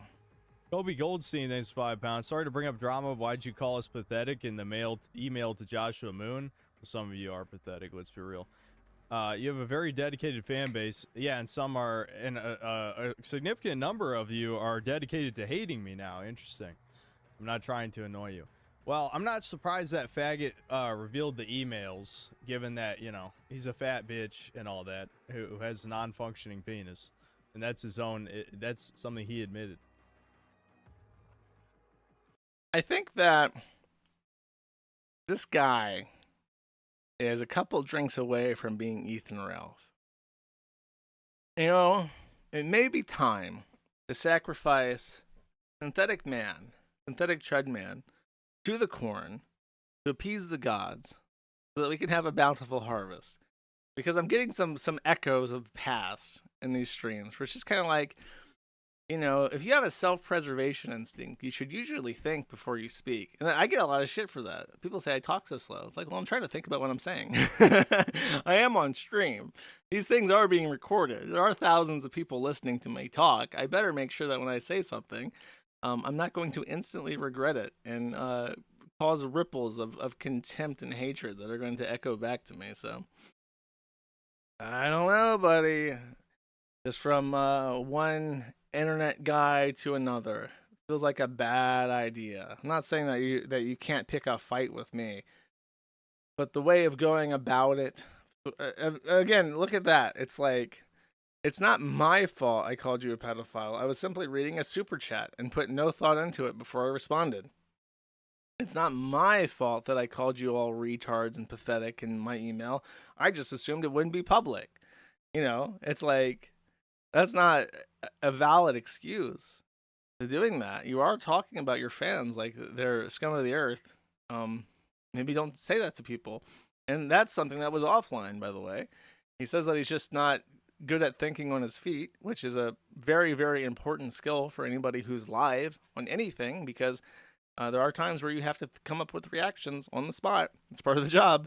So you better be good at that skill. But that was an email. he wrote that in an email. He had time to sit down and think about what he had to say and how to compose his thoughts, how to organize his thoughts so that they were the most impactful, the most meaningful, and the most persuasive, and best representing his perspective and his thoughts and feelings. And he chose, with all that benefit, to how, when, and why, and where to say things, to say very specifically that his fans are fucking retards. So I guess it's true. I guess that's what he actually thinks. Because what else would I believe? That he made a mistake then? When he wrote an email? He didn't have to write an email. He is a big hypocrite. I used to watch him. Interesting. He's a React streamer. He just has to go whoa. I think he just has to go uh-oh based off what I've seen in his chat. I think that's what they're really looking for. Anyways, so that's the synthetic man drama. I hope I have covered this a little bit more properly than last time, because I think many people were frustrated at my inability to articulate what the fuck is happening last time. But really, I mean, the most notable thing to me is just how big it is. Like, how many people are talking about this. And I guess it's just because there's another lesson from Internet Man, right? So not just podcast Internet Man, but forum Internet Man. The most vehement haters of any person on the forum, the people who actually genuinely fucking despise and most passionately discuss people on the Kiwi forums, are ex-fans. And I think about that even with the people I cover. Nick Ricada, Ethan Ralph, Jim Sterling even. I used to watch Jim Sterling. I remember playing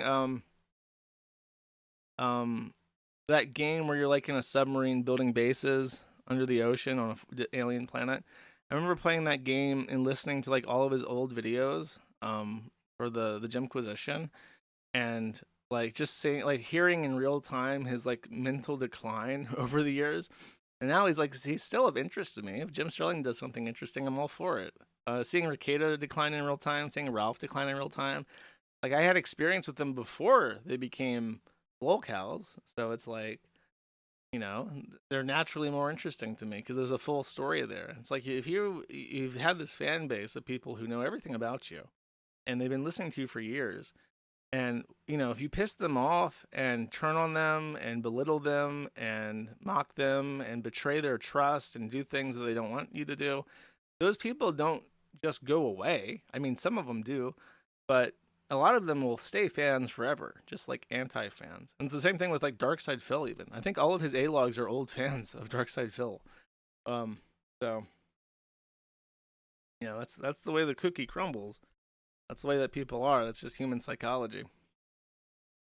Yeah, like iDubbbz, exactly. iDubbbz is another fantastic example of somebody who had a real fandom and is now a massive lolcow because he betrayed his entire fan base, disavowed all the content that they were fans of and that they enjoyed, and basically ridiculed them for ever liking it, even though, you know, he made it. So now he's got millions of people who consider him like a punching bag. That's a direct consequence of this. So that's it.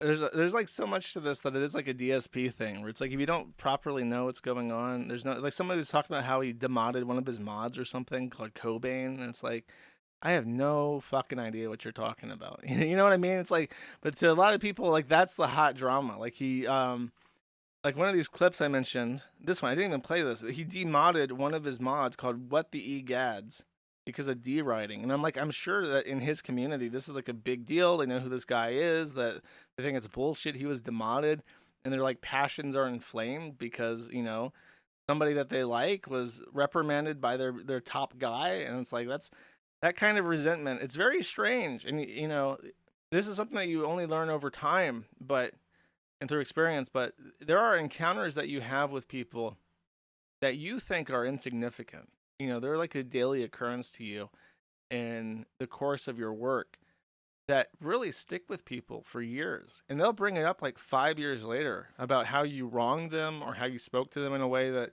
really pissed them off. And you completely forgot about that shit. You know, you forgot about it as soon as it happened even. And they hate you. They hate you because of that. And that's not like, oh, my fans are retarded. Like, that's just human nature. Like, when you're the big guy and you're the top dog, and you say something to somebody who has a lot of respect for you that's really, insensitive, it's human nature that is going to have a disproportionate impact on them than it does you. And if you do that enough to people, especially if they're not really expecting it, and it comes out of the blue and it feels like a betrayal, that resentment is very slow to dissipate. It's like drinking, it's like when I eat my tuna. I can only eat so much tuna, chat, because it has mercury. And sure, that mercury might go away after a while, but if you eat too much tuna, that mercury builds up and then you're a retard. It's the same thing with like people hating you. Like, you can piss people off every so often and it will go away over time. But if you piss too many people off too quickly, that mercury builds up in your spinal column or in your brain, and then you die. You become a retard. You gotta be careful eating tuna, is what I'm trying to say. Oh, yeah, EGAD. So, yeah, I'm going to demod you just because, well, I just, part of it is everyone wants you demodded. But the other part is that I just formally want to ask you not to make any more videos on me, for one. And for two, just stop deriding me. All right, that's it. It's those two things. That's all I'm going to say. I don't know how to say it any other way. Just don't do it. Yeah, it's true. The skipjack tuna, which is the shittiest. Albacore is so nice, but skipjack has the least mercury. And the reason for that is the way that predators eat smaller creatures, that mercury builds up. And skipjacks don't last as long. They don't live as long. So they have the least mercury. I have been eating skipjack as opposed to albacore, and only twice a week. And I don't feel like I have mercury building up in my brain. I'll let you guys know if I ever test positive for mercury poisoning or something. Fish is gross. Bro, white people are sea monkeys. We are people who evolved on the sea to eat the fish. And if you don't like fish, you are not a proper sea monkey. You're just a regular monkey, chat. Okay. That's that for that. That's that for that. That's a nice round expression, I feel. Okay. Next, speaking of Ricada, here is some drama with him. And this, it is evidence that he's been doing the Karen Reed trial. I know literally nothing about Karen Reed. However, Ricada has been streaming it to fewer and fewer people every stream. Apparently his commentary is very poor, not very insightful. He seems distracted. He brings up personal stories about all the drugs and hookers he's fucked or whatever. And people are just not having a good time. Like his actual fans aren't. And here is some evidence of him arguing on Twitter. I'm not going to bother reading it, but he's just talking about his drug use, how he takes Adderall for narcolepsy, so he can get away with showing positive on piss tests for amphetamines because he has a prescription for Adderall. That kind of shit. All while the trial is happening, so he's on his phone. He's not even paying attention. Doesn't give a shit. And he apparently had this conference. He showed up in something with Patrick Melton. And if you don't know, Patrick Melton is the pedophile who said something about fucking Aaron Imholt's kids. He said something about how Aaron Imholt's daughter is a cup holder because you can flip her upside down and put a cup in her vagina, and she's like 9 years old. He's just like one of the most grotesque, disgusting people ever, and the world would be better off with him dead, unironically, in the literal meaning of dead. So Ricada showed up to this fucking thing. And what did Ricada have to contribute to this conference in Las Vegas with a pedophile? Well, he brought over a red refrigerator, and this is the drink fridge. So this refrigerator, from my understanding, sat next to the bed where they had cuckold sex. And he literally, apparently, hauled this refrigerator from Minnesota to Vegas to show on stage as like a trophy of when he was having cuckold sex with drugs in his marital bed as an epic own. Also an epic own was sharing pictures of Aaron Imholt that they had acquired, showing text messages with April Anderson and from Aaron, and basically just being like a bitter ex over Aaron in person in a conference with a pedophile on stage. And it's just like, Is this a valuable expenditure of your time and energy? I guess so. I don't understand what's up with people like Dick and Nick who are like, yeah, I want to associate with Vito Gesualdi. I want to associate with Patrick Melton. These are my guys. Like, to what end? You have no shame. Just don't get it.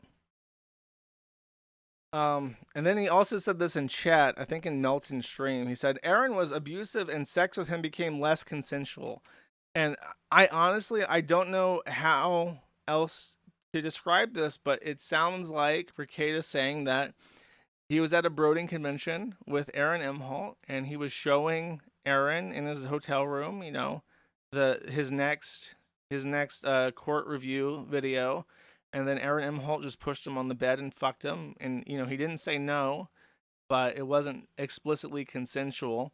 And then later he invited Aaron Imholt to his home, and Aaron took him aside in the bathroom and ejaculated on his face, and also that was not explicitly consensual. So it really does seem to be saying that Ricada was raped by Aaron Imholt, and that may be why he is literally butthurt and is trying to epically own him a year after everyone stopped giving a shit. So that is the situation on that, okay? That is all I have to say about Ricada. Okay. Actually, this requires a throwback, okay? This requires a throwback. So, I think this is on a clip channel somewhere. One second.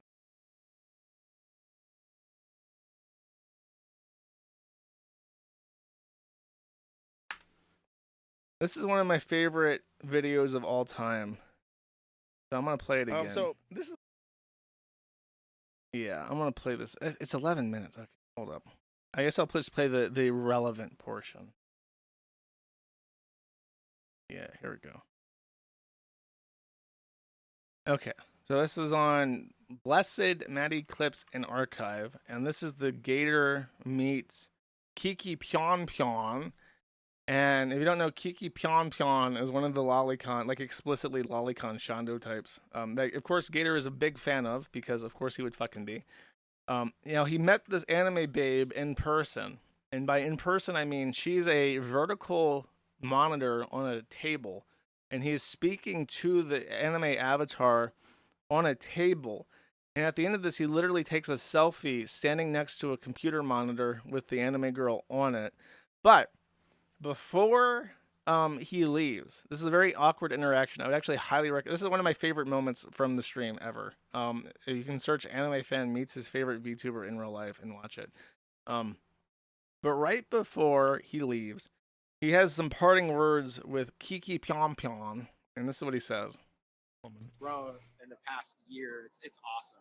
Thank you. Oh my gosh. I'm gonna cry. And if it wasn't for you, I wouldn't have met Hexa either. So yes, thank yes, you for introducing me to Hexa. Yes.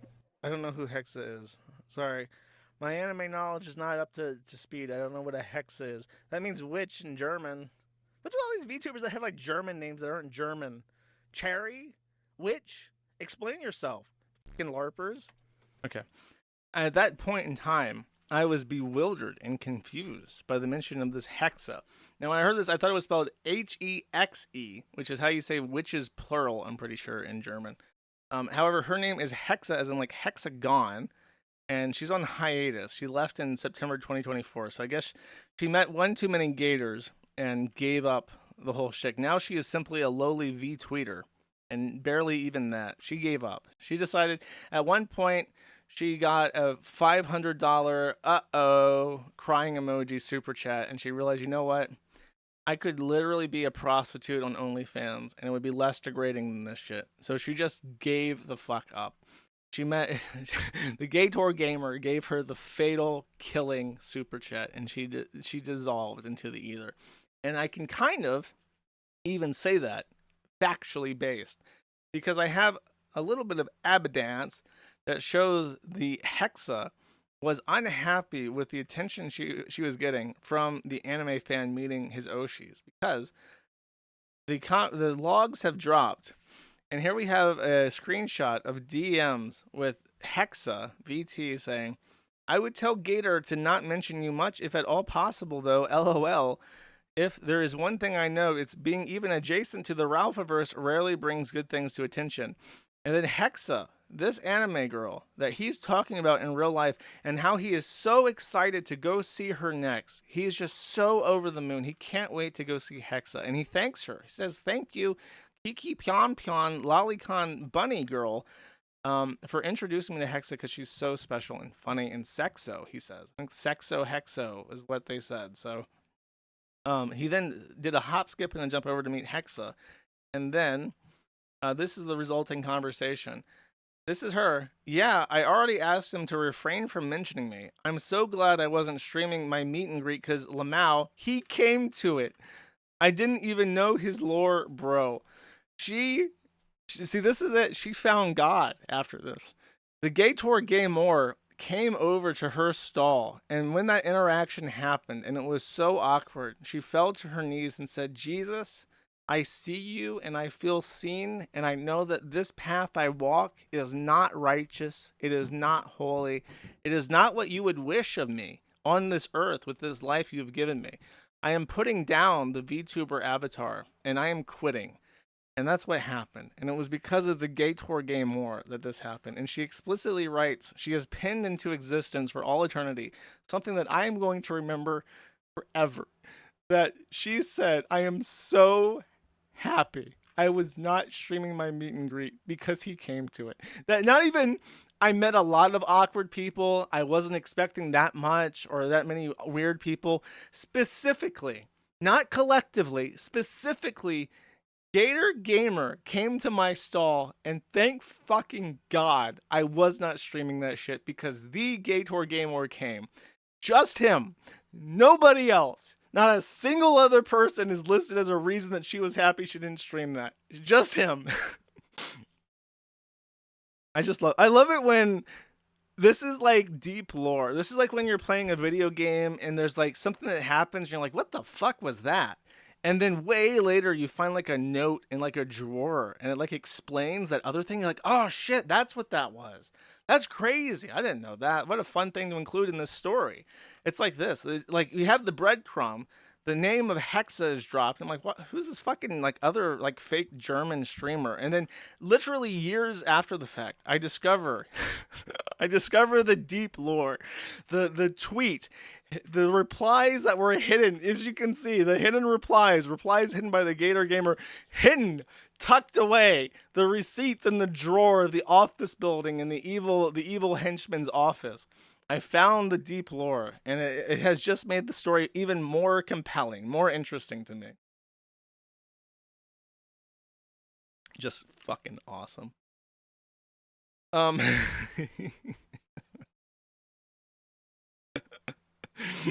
the way, Ralph got into an argument with Randbot, and it was like a 3v1. It was Randbot, Gator, and then like whatever people were calling into Randbot's show. And it was so funny because I just had that conversation. Oh my God. I haven't even talked about that. Was this the stream I was supposed to talk about that? Oh my God. Okay. Well, I have to put that in the back then. I was just maybe. Yeah, no, I'll get back to that. So here's what happened. Ralph's had quite a week. He is now mixing drinks in his mouth. He's just chugging Absolute. And I think he's even taking super chats where it's like if you give him $15, he'll pop a Xan on stream and down it with vodka. Like that's literally what he's fucking doing at this point. So his streams are improving in quality. It's safe to say they're definitely going up in quality, chat. Here's a little synopsis of one of his pill streams. He says, he started by chimping out links over a catfish super chat as is traditional. Moik's more thinly veiled threats to her based on what is an obvious third party has says. He insists she also DM'd him that she loved him but wasn't prepared to leak it. So if you haven't heard, some e-girl called Lynx was kind of involved with Ralph. He came on to her really hard. He wrote her literal poems, which I'll explain in a little bit, but he wrote her like poetry. And she made it clear, like, I am not sexually interested in you at all. I do not want a relationship with you at all. And then immediately the Ralph man says, fuck you, bitch. Fuck you, whore. Never trust no bitch. And just went really hard after her. And she's like on Twitter, you know, bathing in the attention. Like, yeah, look at this simp in my DMs. And he gets hurt feelings over that. was looping over a Trump clip and Kanye's demented song. Wigger wiggled so animatedly he karate chopped the USB cable out of his webcam. Keeps begging for Collins to hit the goal. Watch Jesse P.S.'s recital of Kanye's deadbeat anthem. Minimize yesterday's threat bonanza. Insists the threats were just proclamations that he would if he could get away with it. Was crying over Amanda and Rosie. Says he still loves May, despite everything. Crying over Mother's Day. He shed a tear over this charming AI art of him and Rosie where he is depicted as a morose, fat old man in the children's vest is clearly poking fun at him and the horse progenitor. Did they say My Little Pony? Little Pony.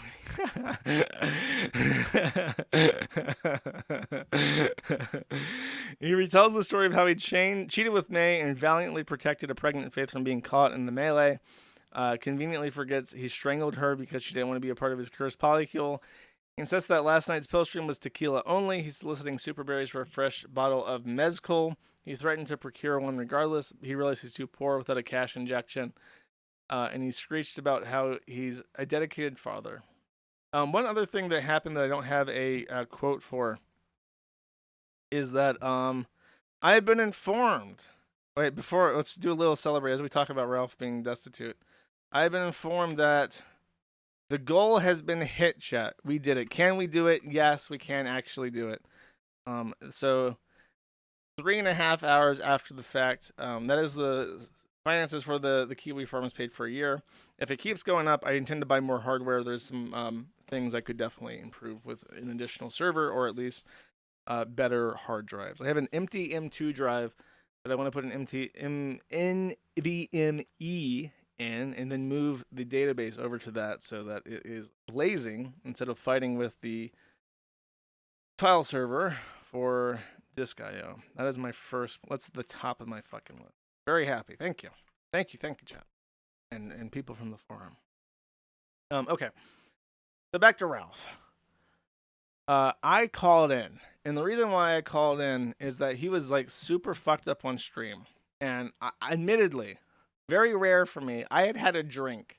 I don't know what possessed me. I think it was over a weekend or something. And I had a drink because I was like, fuck it. I haven't had a drink in a while. I can budget it into my calories. I'm going to have a drink. And of course, I'm not eating. So just like a little drink is like enough to like get like a buzz going. So I'm like, okay, I'm going to call into Ralph's show. And he was talking about, I still have the Old Bay vodka. I'm saving that for a special occasion. Okay. So he was talking shit. He was looping really hard. And then he was playing these like techno club soundtracks where it was like, just smack my horse up or something. It sounded like that. And he was like dancing to it. I'm like, okay, this seems like fun. He was like calling out for me into the ether. So I did call him. We had a nice little yelling at each other for 45 minutes. I posted the entire things on locals, manattheinternet.locals.com. It is, I think, public to view if you want to view it. If not, there's archives of it on YouTube. And there are some highlights of it. There's 3 things in particular I want to show. To give you an idea of how this went, when it first started, it was really like heated up. He wanted to just press me about like 8chan, and he was really, really interested in how when I was a teenager on Blockland, I said I wanted to kill my mom. He was like really incensed with that. He's like, what did she do to hurt you to make you want to kill her? And I'm like, I don't fucking know. It was 15 years ago. I don't give a shit. But he was really, really like hyped up on that. I'll remind you, this is also old news. And the Intel board on 8chan would refer to me. They for some reason they were like, they had like a love-hate with me, and they like to bully me, but like in a really like friendly way.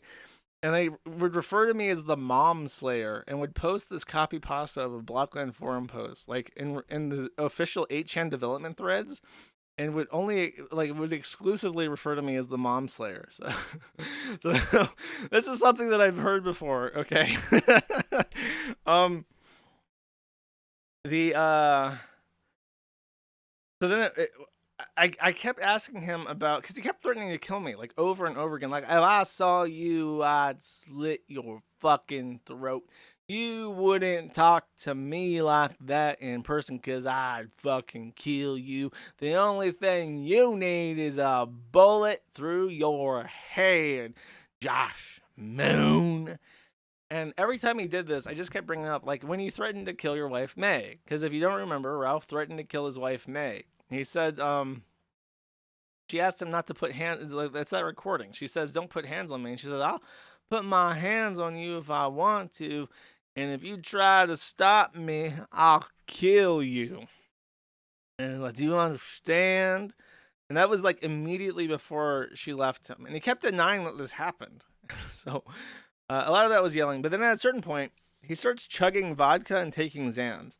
And for whatever reason, when he gets really fucked up and he's talking to me, he can't be angry at me. And he starts being really friendly and reminiscent on good times. One of the things that he does in particular is he tries to say, you know, the only reason why I even found out about the corn joke is that Gator told me. And he was trying to like shift the onus of all the hard times that followed after the corn joke as being Gator's fault. Gator planned this. Gator hates me, apparently. According to Ralph, Gator hates me more than anybody else. And so he was trying to sow the seeds of my destruction by whispering, like in Lord of the Rings. He's the little henchman behind the throne saying, "My lord, the corn joke is to be your demise unless you eliminate Joshua Moon." And that's what he tried to tell me. It's like it was all Gator. It was all Gator. I was just following orders. Which I believe, actually. Gator's a little of a two-faced, little cucaracha, a little kakalaka. And then so one of the things that he does, and he's done this multiple times now, either directly to me or just like on stream when he gets kind of like sentimental. A long time ago, when Donald Trump nominated Justice Kavanaugh to become a member of the Supreme Court, he had to go through a very rigorous hearing that lasted like 6+ hours. And the main point of contention with this hearing was that he was accused of, I believe, rape. And the woman that accused him of rape was this kind of awkward, I think like became a doctor, I want to say, eventually.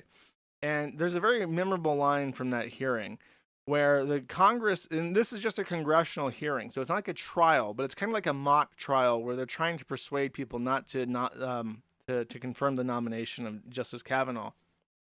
And they asked, "How did you know in that rape that it was Justice Kavanaugh?" And she said, "I recognize his voice." And they asked, "How did you recognize his voice?"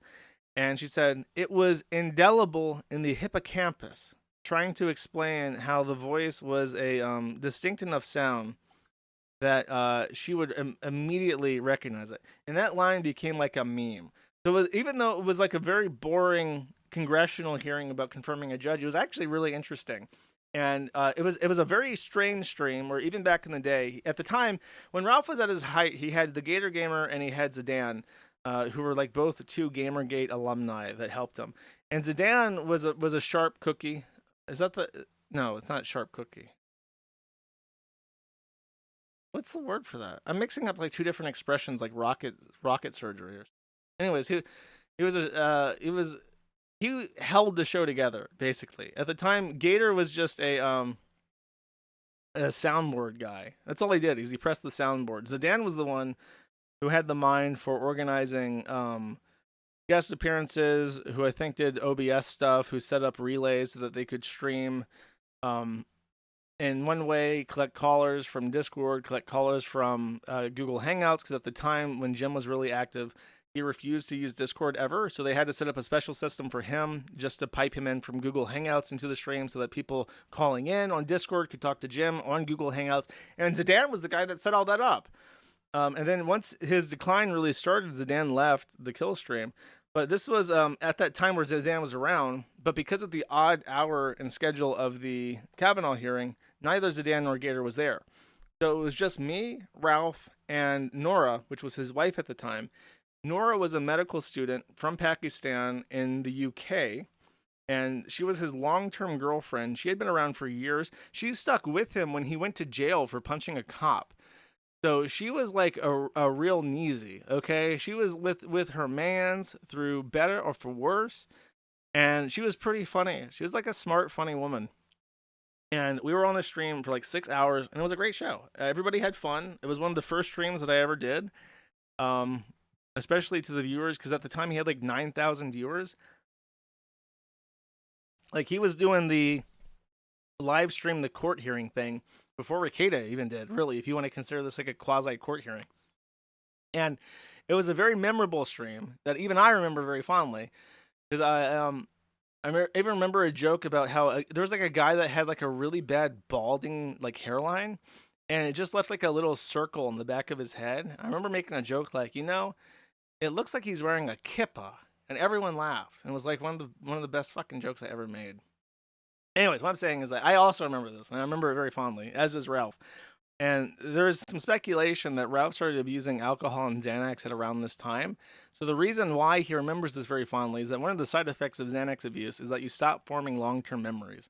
And that's why Ralph loops so much when he streams, because he's literally not forming memories as he goes. So he doesn't know what he's talked about in the last 30 minutes because he's not recording it at all in real time. So when he thinks about stuff, about when things were good, he has to go back to this point from before his Xanax abuse where his memories actually stick around, and that would be around the time where that stream happened. So that's why he remembers that. So I'm just going to play some clips from this, and then there's one thing in particular I have to find from the actual stream.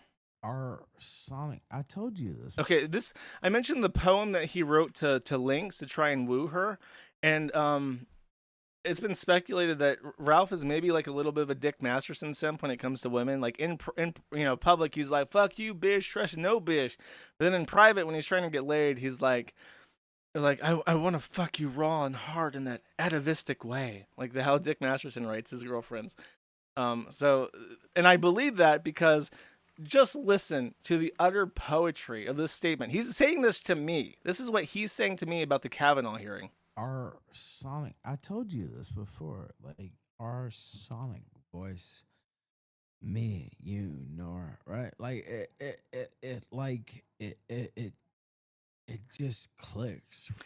I have never had anyone say anything to me as romantic as our sonnet voice, because it's such a beautiful expression. Our voices in unison have this melody to them that is so effective. And it's like nobody's ever said that to me before.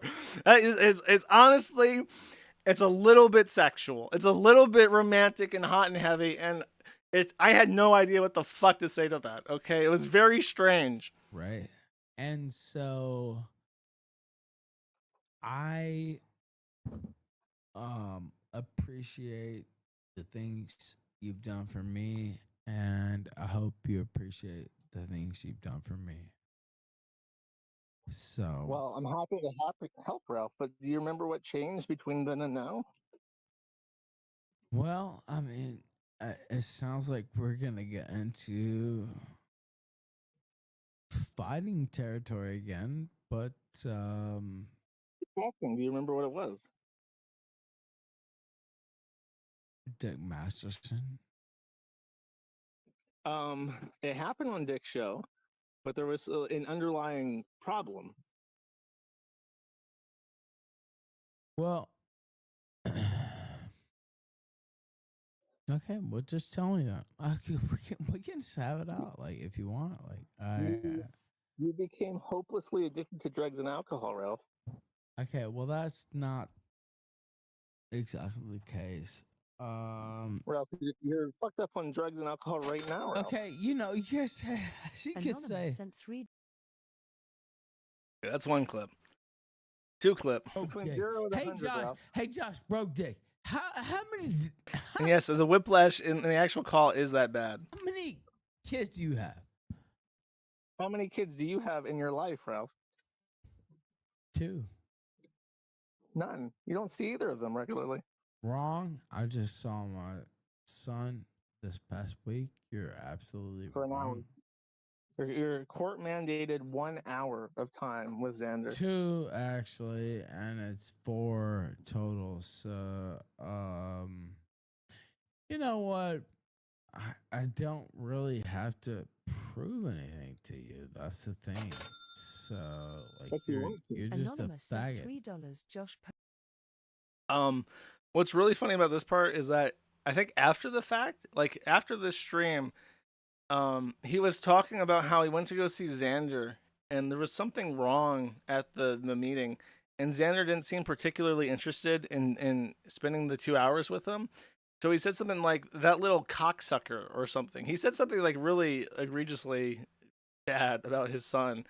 Because apparently their last meetup didn't go that well. He's like, I spent all that time and money trying to get with him, and then I see my son, that little cocksucker didn't want to do anything.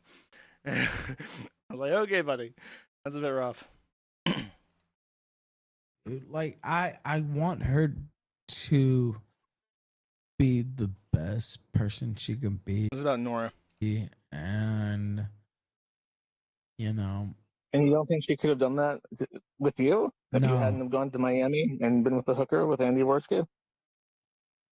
Well, the hooker with Warsi is like a misnomer, but like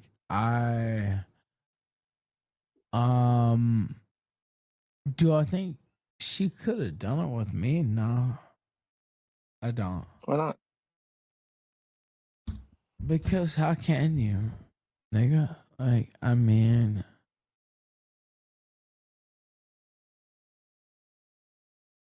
By the way, when that happened live, Andy Worski immediately reached out to me as it happened on Twitter DMs, and he desperately tried to clarify something that I didn't even think I said, but I guess it could be interpreted that way.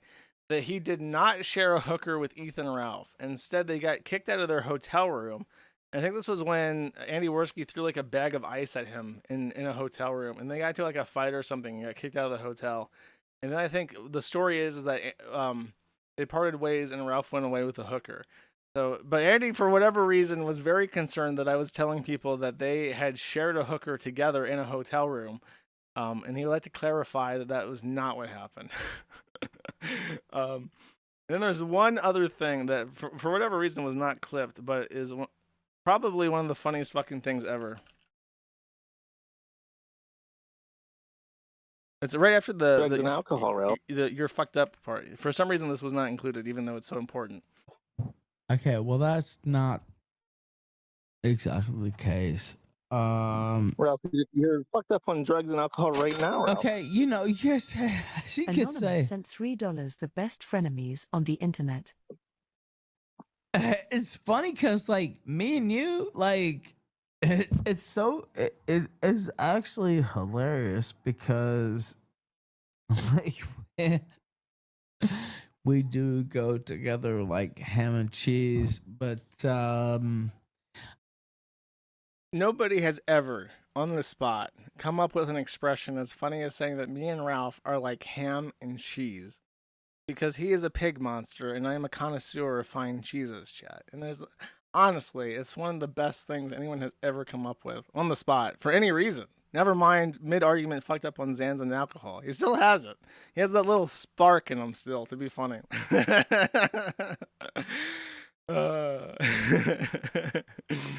I didn't even know ham and cheese was like a popular combination. That caught me off guard as well. Okay. And then to round this all out nicely, having a nice long stream, even though I'm just talking about content for once. I did get paid $18,000 today. Theoretically, it hasn't happened yet, but theoretically that's going to happen. So I might as well enjoy some fan favorites. Now, this is one of the most divisive ones. In particular, my attorney does not like this guy and has refused to represent him because he says that he would be a bad client and not worth his time. So, let's get into the BossmanJack chat. Bossman is back, and he's gamba sashing it up. He's been obviously fucked up on drugs for a while, and this week had all sorts of ups and downs. Let's watch some videos. I promise this is probably going to be about half an hour, and not much of this is going to be just gambling content. So. Bro! That was the biggest cuck of my life, dude. That's the biggest cuck I've ever seen in my life. Oh my fucking god, dude. That looks fucking huge. That looks fucking huge. I'm getting called again. Hold on, guys. Hello? Yeah. What? What? No way.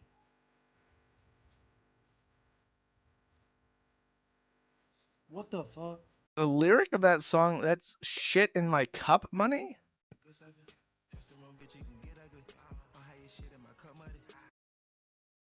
You shit in my cup money? Is this what black people do? They shit in cups? Is 2 girls, 1 cup a real thing with black culture? What the fuck? Oh my god. Oh my god. I gotta go. I'll be outside. I'll be out in a second. Okay. Damn, dude. So shit's going down with the wrong eye. Oh my god, this gets squirt. Oh my god, bro. Okay, so apparently he ordered drugs and it went to the wrong house. That's what he's freaking out about. I have some various clips here to enjoy. Let's go here. Checking out his new sponsor casino. This casino is clean, bro. It's nice. It's nice. That's a guy. That's a guy, bro. That's okay though. I'm just saying. Looks like we found out what happened to Liz Fong Jones. He's now dealing cards for Yeet.com. So this is the his new obsession. I think at Yeet it was this lamb. It's called like lamb chop or something. And the lamb has to like cross all these tiles without being zapped by an alien. And it makes absolutely no sense, but he was hooked to it. Yes. Yeah! No! Oh my god, I'm gonna fucking freak out, dude. Wait, oh that my... sound effect. Oh my god. No! No! That sound effect is the sound that the zombies make in the CS source. There's like one zombie that's like all skin, or like it has no skin, and it like jumps, and every time you jump, it goes. I don't know what the actual source of that sound effect is, but that's like burned into my brain. Yeah! No! Oh. You hear it? I don't know what that sound is called. It's like a Wilhelm scream or something. Oh my god, I'm gonna fucking freak out, dude. Oh my fucking god, bro. It failed on the last one. Oh my fucking god, bro. Bro, you think this site's rigged or what, guys? Holy fuck, dude. Bro, I had all my money back, dude. They fucking cucked me at the very last one, dude. The fast Are you fucking zombie. kidding me right Was that was Half-Life 2 the origin of the fast zombie? now, dude?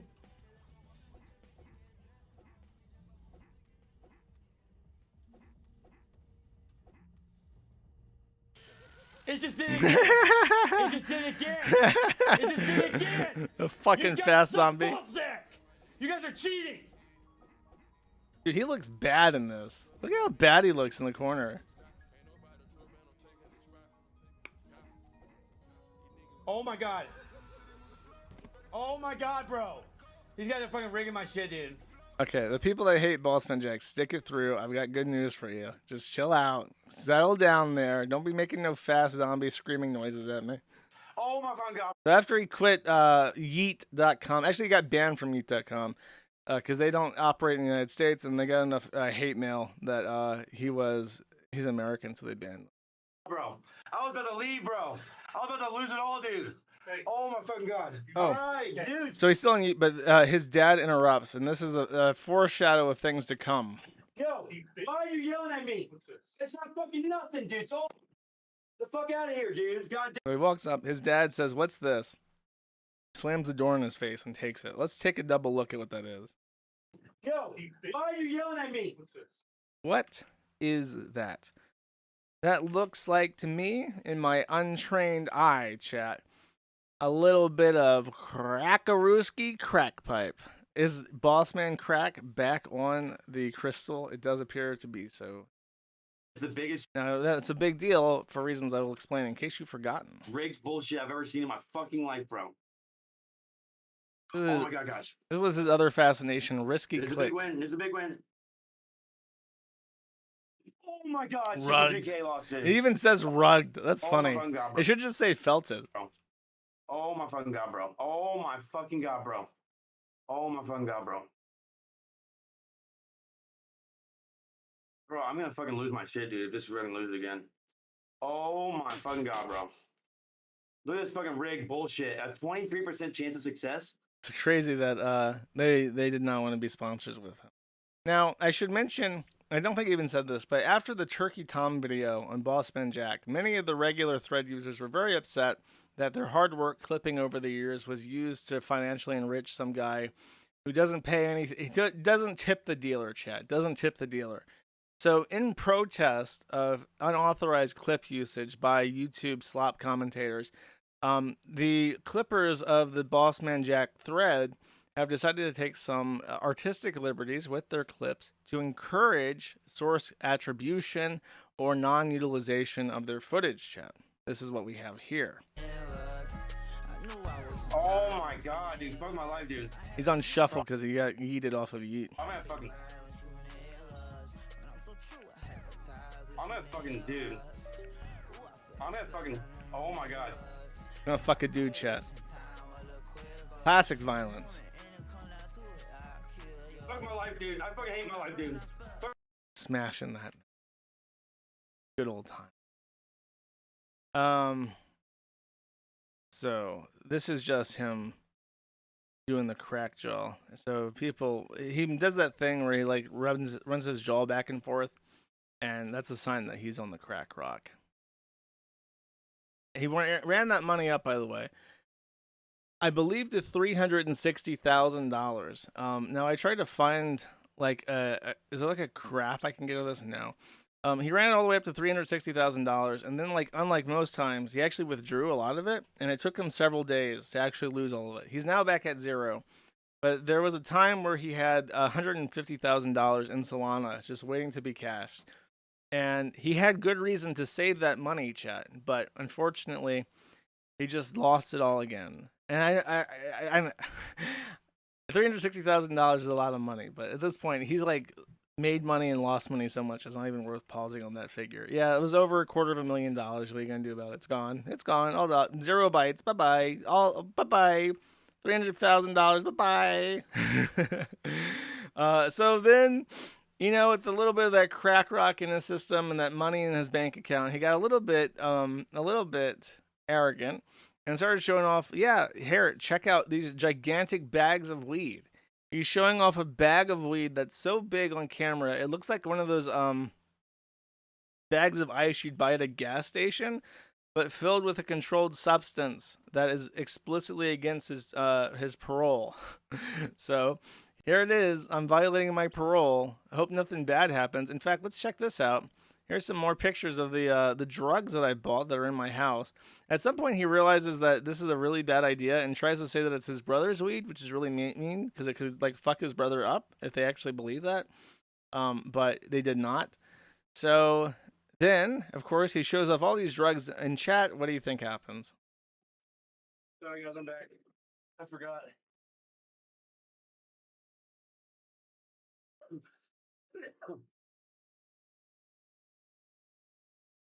Sits down, takes a little bit of a vape. Did I get in? Oh my god, took all my money. Holy fuck. Just chilling. No way, I'm Natty. Do I really have one? Do I really have one? No, dude. No, I don't. Oh my god, dude. Oh my god, dude. No, I don't. Oh my god. I gotta go, guys. So he says, Oh my god. do I really have one? What do you think that one could be? One in this instance is a warrant. Do I have a warrant? Do I really have a warrant? He does. The Louisa County, I don't know what J and DR means, but for Austin Curtis Peterson, violation of probation of misdemeanor offense. So the warrant is out. His time among us is limited. And this is like his third bond violation for the exact same shit. Goes straight back to drugs. He's been through rehab however many fucking times. And this time he completed it. And now he's back in public. And he's just immediately back on crack rock, showing off his bags of weed. And after talking to Hardin, if perhaps he would throw a dog a bone and represent BossmanJack, I asked him, are there any cheat codes you can put into the system to kind of get my boy out of trouble, off the hook? And he said, is this like his third or fourth like violation? And I said, yes. And this was Hardin's assumption, approximation of his situation and what's about to happen. See you later, buddy! Case closed, bitch! Case closed, bitch! The court has been dismissed! Fuck you, pussy! It is likely that BossmanJack is going to go back to jail, and there will be another 6 months to a year or even more, because he has a lot of time building up, and he keeps fucking up, and they keep giving him chances, and he keeps fucking them up. And at some point, it's like with Greer. Hardin says, you know, he gets a lot of leeway because he's Russell Greer, and the court is taking mercy on him. And he might mess up once.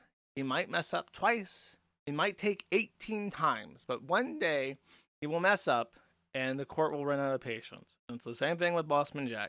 They might throw him a bone once. They might throw him a bone twice. They might even throw him a bone 3 times.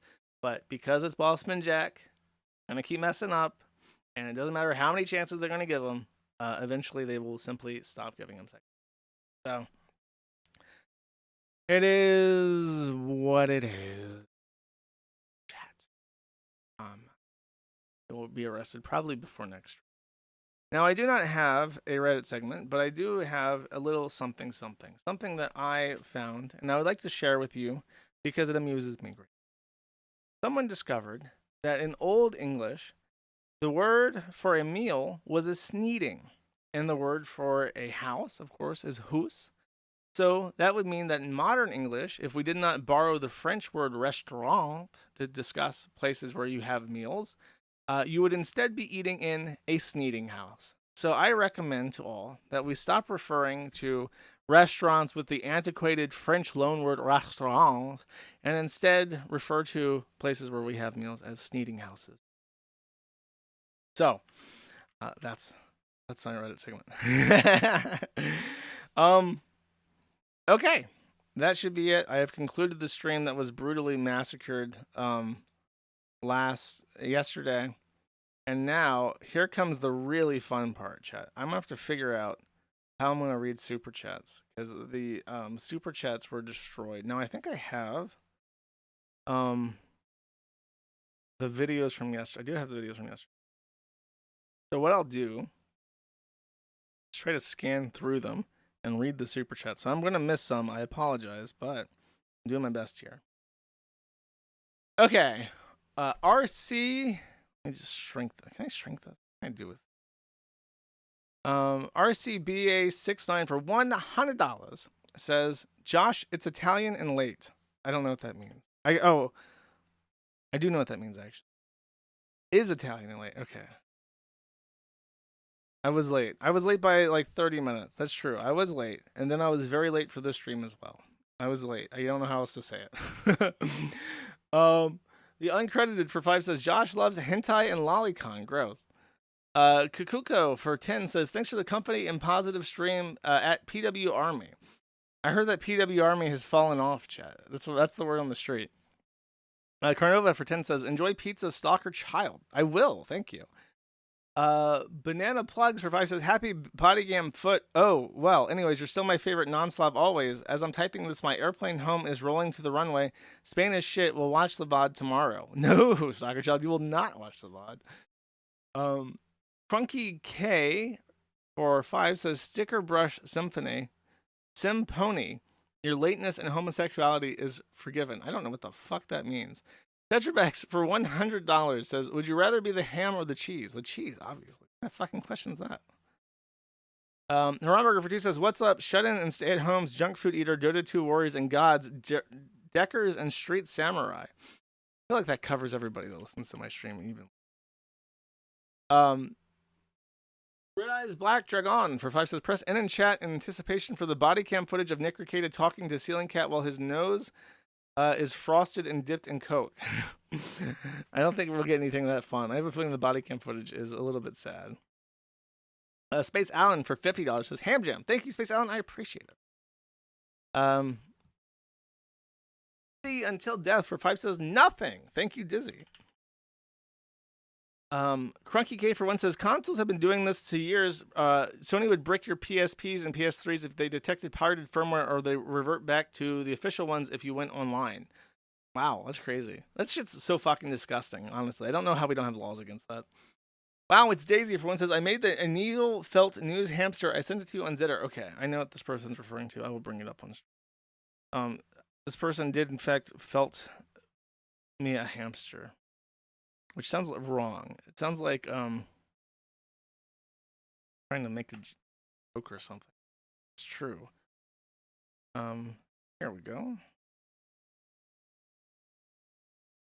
Bam. Isn't that nice? He even has one of the patches. That's a pretty good hamster, I'm not gonna lie. That's pretty fucking cute. Thank you. Put him in the background.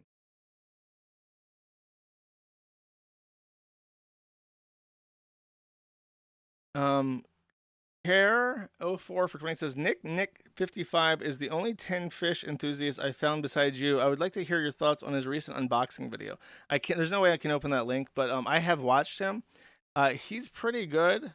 He has tempted me to try some more fish options, but honestly, I'm pretty satisfied just by having tins of tuna and smoked herring. You know, I've seen some of his videos, and it does make me want to try different stuff. I think the video that he put out recently that I don't want to see was like tinned in oil, like fish liver or something. I'm like, I'm not curious about what that's like. Murdoch Chan for one says, Bing Bing Wahoo, Joshua Moon 2025. Accurate. Sneed for 5 says, I never thought I'd live long enough to see the day where we'd have tranny cars. I don't know what that's referring to. Tranny cars. Oh, like transmissions? Transmissions have been in cars for forever, bro. JJ for 10 says, check out the restaurant rat by the Hill County Devil. Makes me think of BMJ and Rage Pig without fail. YouTube link for perceived convenience. And there is no convenience in watching a VOD to pull these off. Restaurant rat by the Hill County Devil. Okay. Restaurant rat Hill. I'll put on my list. Thank you. Ulysteen for 2 says, Sar, how did you use the Niger word? Niger, or Negus, is the emperor of Ethiopia. Unshat shit for 20 says, appreciate the streams, brother. Here is an OG YouTube classic. I cannot open it. I'm sorry. I disappoint all the video people once again, but thank you very much. Murdoch Chan for 1 says, Josh is the #1 friend of furries and weebs. We salute you, sir. I'm so happy to be making new friends, as always. Friendship, what's the word? Friendship is magic. That's what I learned from Saberspark today. Awaken 34 for 1 says, so my day is going well. I managed to give my laptop a curve and broke a hinge. And how about you, my friend? I'm doing very well. I'm sorry to hear that you smashed your laptop in a fit of rage. Docs Found for 5 says, AI is divine punishment. God's curse on Twitter artists for being really fucking annoying. Base and Nihong, sorry, I mispronounced that. For 6 says, do you like blue cheese? I fucking love blue cheese. I can eat blue cheese straight with my fingers. John Doe Darius for 5 says, great fucking stream. Thank you. I appreciate it. Logistical Nightmare for 10 says, Grok, draw the news hamster, but make him a bower. That's pretty funny. I don't know what you get from that. I can try. Let's see.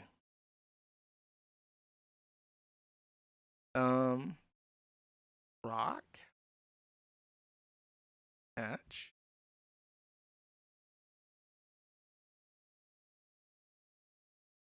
Click.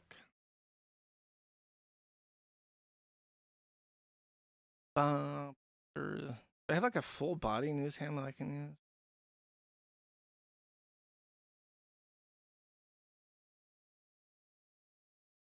I have like the regular one. Fuck is he? Like losing my mind. I cannot find a hamster. I don't know what I can complete this record. No, I can't find it. Where the fuck it's on my fucking screen, bro. Sorry, I have to abort. I have wasted too much time. I tried, bro. I tried to draw him as a bower. David S877 for 25 says, are you ever surprised with the support you get when you're actually able to collect money like merch and others? Yeah, a lot, because it feels like I'm all by myself a lot of the time. You know, I only have a couple mods. Things are always really difficult, and then once the avenue is open, it's like, holy shit, I can't even fucking believe it. Thank you. The Trans Rights for 1 says, last night I dreamed that you and me were hanging out and you needed to borrow my gun to harass a black woman because you left yours at home. You bummed me a cigarette as thanks. So there's that.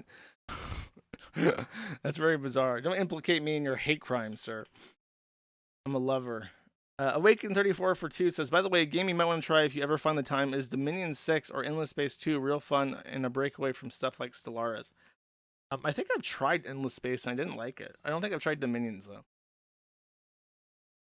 Collier Dante for 20 says, if you ever meet somebody really into vor, you need to leave immediately because you're on a woman's only submarine.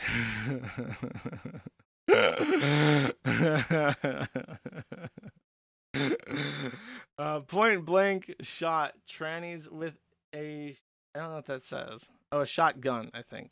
For one says, hello, Josh. I'm just here to say Proctor Zarkov is a faggot. I wonder if you agree. Have a nice day. I have very limited interaction with him, but I know that there's a little bit of friction with him on the asylum people. Sneeda Stanny for 5 says, Josh, I don't normally apologize. It's true, but I admit I am sorry I called you Janny Jersh. You should be called Generous Jersh like an eagle. Thank you. So nice to see people admit when they were wrong, Chad. Sika Low for 10 says, you're a true Ralph friend by trying to relieve Ralph of his misery by getting him to holler till he heads to a better place. How do you call in his show? Also, where do you see yourself in 5 years? In front of Congress. And I call him through Telegram, which is why it sounds like a phone call, because I was literally on my phone. Thank you. And honestly, I don't think there's any hope for Ralph. The fact that it's how the Xanax damages his brain and memory is what gives me very little optimism for him. David Lammy, for one, says, come to England. Absolutely not. Lucifero 210 for 10 says, it's happening, Josh. We're finally importing the Boer to combat Wakandification of the United States, unrelated. Yeah, I saw. I'm very happy to see that the Boers are coming in. They make me a little bit nervous because they are kind of crazy, but who knows? Thank you. Sneedo, for one, says, apparently the Pippa Feet person is a femboy, not surprised in the slightest. Yeah, me neither, bro. Sounds about fucking right. Mr. Manchester for 5 says, when I think of classical bullying, I think of things like giving someone noogies, shoving them in a locker, or giving someone a swirly, the kind of stuff you would instinctively do to Gator. Good point. That is a pretty classical. Spingle Cat, it's like what Hexa did to Gator by giving him a swirly. That was fucking bull. Spingle Cat for 2 says, Josh, answer the questions about Afrikaners. And then there's a link to the 4chan automotive board, which I do not want to open. Baldo Pagans for 5 says, suffer in game studios, suffer Vice, suffer Ana Valens based. Awaken 34 for 5 says, what's really funny about this whole careship fiasco is that more people are being exposed to the breeding pits trannies. Yeah, that's the best part. Ana Valens fucking sucks. I hope there comes a day where he's not able to pin shitty little hit pieces on whoever the fuck he wants. I forgot to look up if the Vice news article about the Kiwi Farms was written by Ana Valens. I'm not sure who wrote that. I should look that up right now, actually.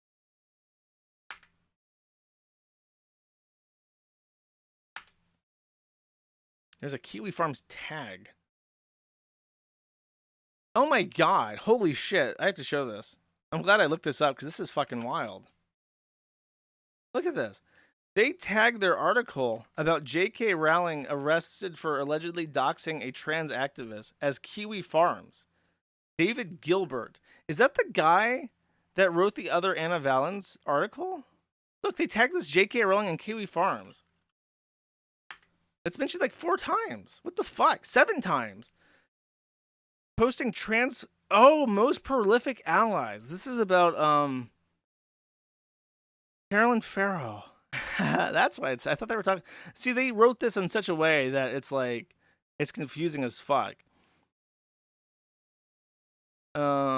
This is just fake news. David Gilbert has to be the one that wrote that article about how Vice News stands with. It has to be it. Vice News. Is it? I can't find the article on the top of my head. Who is the person that wrote the article supporting Ana Valens? I'm almost certain that it's David Gilbert because that name sounds super familiar. None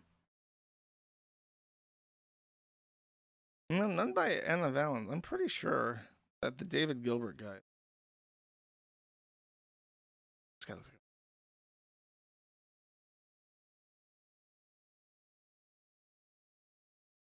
I don't know. They deleted the article and I don't have the archive off the top of my head.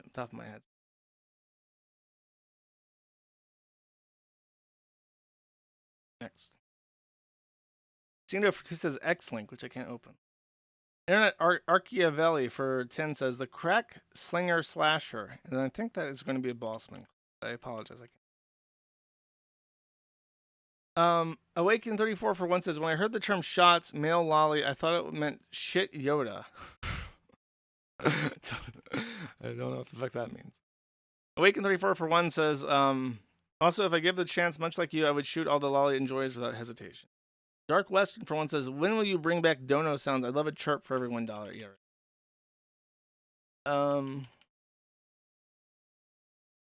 Porglack for one says, I'm sick. Could you bring the SPCC back to the internet, please? Or are you scared he's going to send you to American Samoa? I'm not scared of nothing, bitch. I don't scare. Okay, and then I have another.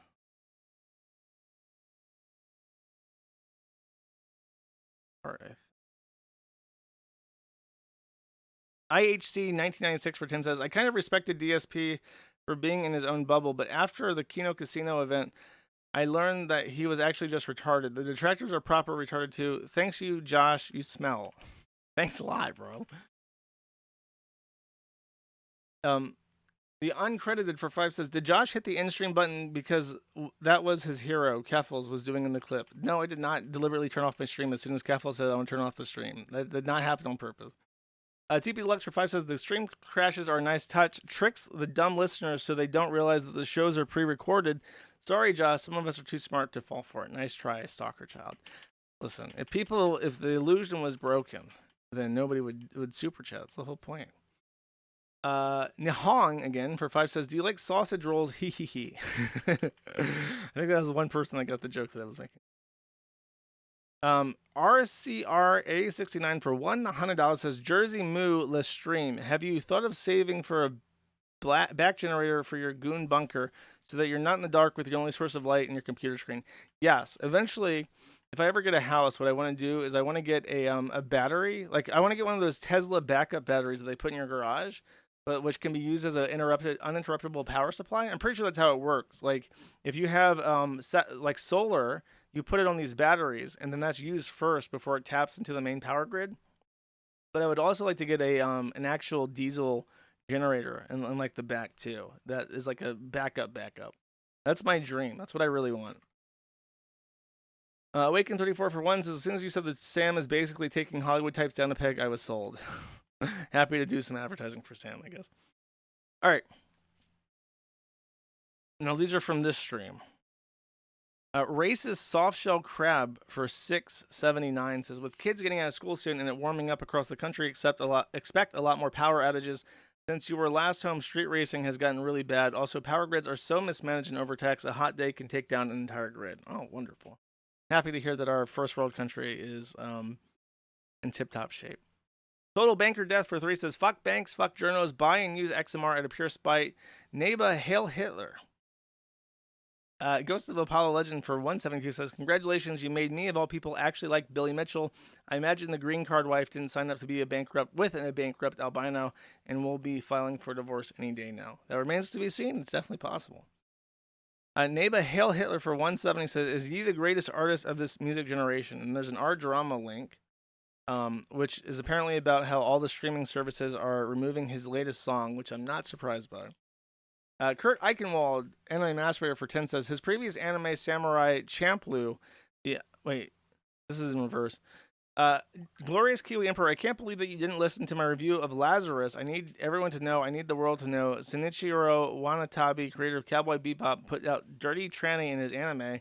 Before that, he put a gay Dutchman in his previous anime, Samurai Champloo. The Einstein line said was off screen to our token scholar character. This caused him to chimp out and punch his college professor, even though he's a 1,000 IQ genius. Shame for you. Yeah, I'm not surprised that there are trannies in anime, bro. Inaccurate Josh Corrector for 170 says, I like how you know nothing but about drugs. Nitrous oxide is chemically active in the body. Most of its effects are caused by an NMDA receptor agonist.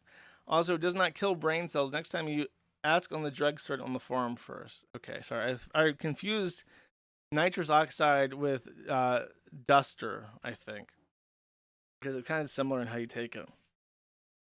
Non-autistic sex haver for 170 says, Josh is so autistic that he doesn't realize that asking, hello female, would you like to engage in intercourse with me, is kind of a mood killer. Saying, do you want to have sex, is not a mood killer. I don't know why you would think that unless you've never had sex. Innocent Victim for 170 says, when I was 18 and went to and by the way, I explicitly said, If you are not sure, you can ask. But generally, if they're engaging in foreplay, it should be really obvious. Like if you're, I don't know how that's controversial unless you're like retarded and just trying to play pretend that you're like a big pimp or something. Innocent Victim for 170 says, when I was 18 and went to a locale convention in Odessa, I saw Josh and with Star Trek. He had sex with me and then afterwards gave me a true and honest sticker as a reward I feel used. Did not happen. Completely deny. David Lammy for one says, should have come to England. No. Monero Monkey for 250 says, early and straight, it's good to be white. Base. Sneedo for one says, you got blown the fuck out by a Mexican drunk driver, didn't you? Apparently. Rib Zizzle for 2 says, Josh, where can I download that Shiloh Hendrix pop mix from the intro? Just say, I want to say in tonight on YouTube. It's pretty viewed. Ratlord111 for 2 says, Null Invictus. Thank you. Blort Bloop for 2 says, the rest of the money I would have given you went to a piece of butt. Also, sorry. Also, Locals bites the big one. I can't even view the content I pay for. Really? You should complain, bro. I don't know what. Why not? That sounds like a fucking problem you should be contacting support about. Amir Al-Quesadilla Ibn Fahida for 1 says, Josh, this seems to be a difficult question for some people to answer. Where do you see yourself in 5 years? In front of Congress, I just said. Oceanic Fruit for 20 says, I did my part supporting freedom in the American way by donating to the Kiwi Farms Gifts and Go. Did you? I hope everyone did. Thank you. I appreciate it.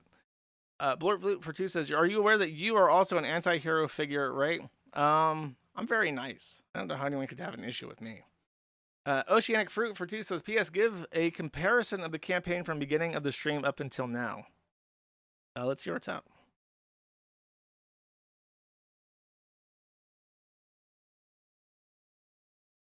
It's at 19,000. It might break 20,000 before the stream is over. We'll see. Maybe if I read Super Chat slow enough, it'll break 20. I'm actually kind of impressed. I didn't think we'd hit 20,000, because I'm just asking for a little bit. That's very nice, though. It was at 4,000 at the beginning, I think. Or 6, it had just hit 6,000 at the beginning, because 2 people donated $1,000 each and bumped it up real fast. Indomitable for 5 says, did you see 135,000 H-1B visas were approved for the 2026 fiscal year? Yesterday's news, but Jaguar is owned by Tata Motors. We need to build a physical wall and internet firewall around India. Very based and very true. No, we need to be issuing negative H-1B visas. I don't fucking understand it. We do not need them in the country. Oh yeah, Tata Motors is Indian too. Yeah, fuck them, bro. Crunchy K for 3 says, early and incredibly straight. Thank you. Sneedo for 1 says, by the way, Josh, that Sam had video trading works for New Onion. Oh, yeah, the person who says, we have to end Tham Hyde. That's an Onion writer. So if you want to know who works for the Onion, it's fucking retards like that. Pimmelfesta for 2 says, I'm curious about the Kiwi Farms watermark in the Ricada body cam footage. I am not, I think I will watermark it, but not so intrusively. I think what I'm going to do is, it depends. I might watermark it. I'm thinking about it. The president of Nintendo for 10 says, as a fellow base Greasy Strangler enjoyer, I will pay the toll so you can actually play the scene. Okay. That show is extremely, oh yeah. Yeah, I was gonna say, that show is extremely not safe for work.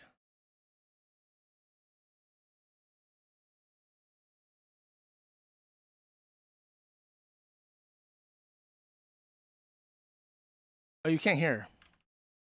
Alright, I'll replay that because I fucked up. B-U-double-L-S-H-I-T.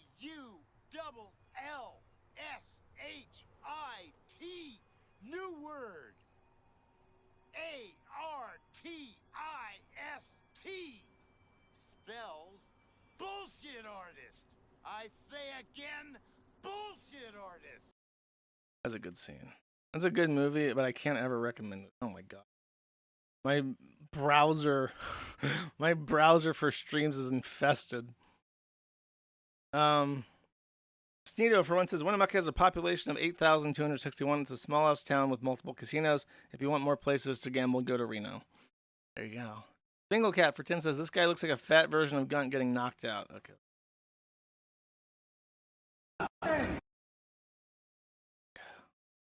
What you doing, brother? Don't get in trouble, brother. Do what the fuck you gotta do. What's up? Do what the fuck you gotta do. You think I'm fucking afraid of you, dude? What's up? It does look like a fat Ralph. Oh! I'm scared. I'm scared. I got this guy coming at me. I'm gonna get your legs. He's out, man. Oh, his leg's fucked up because of how he fell. Damn. Damn, bro.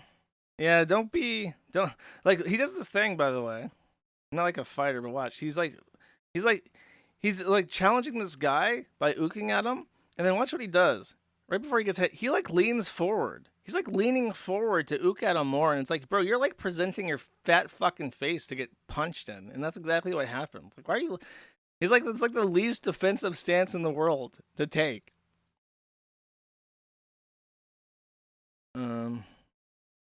The Bugs for one says, Josh, I was looking at the archive comments and went, what the fuck is this? Sort by new.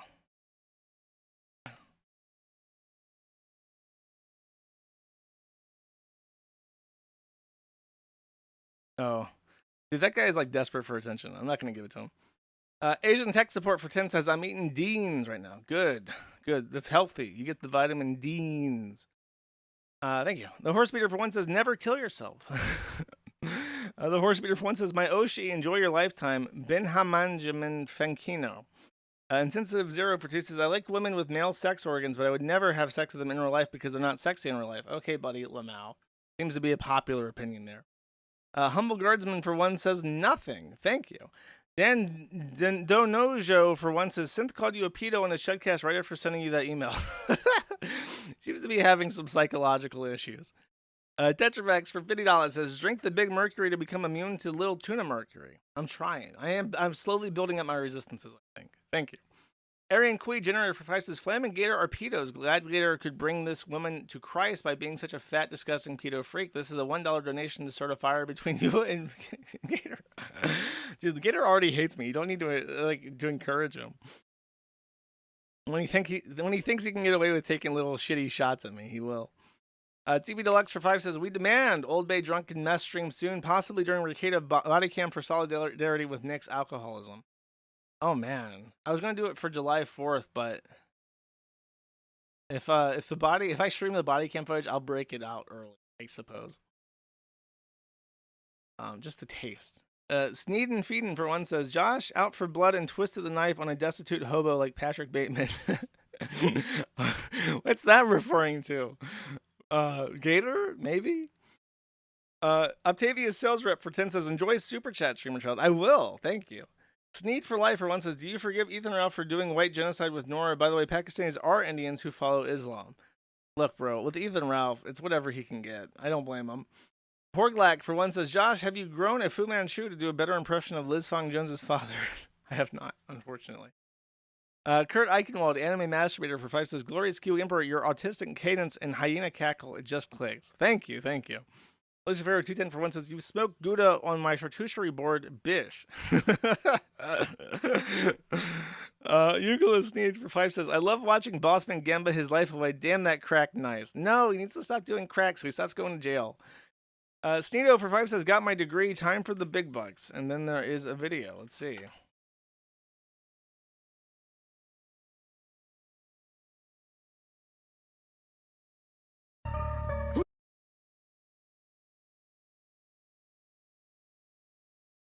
Innocent engineer graduates discovering the money door.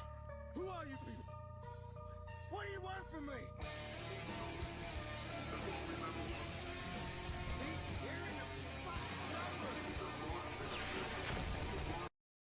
Well, it's people like you and our great military-industrial complex that keep the American entrepreneurial spirit alive. Let's be real.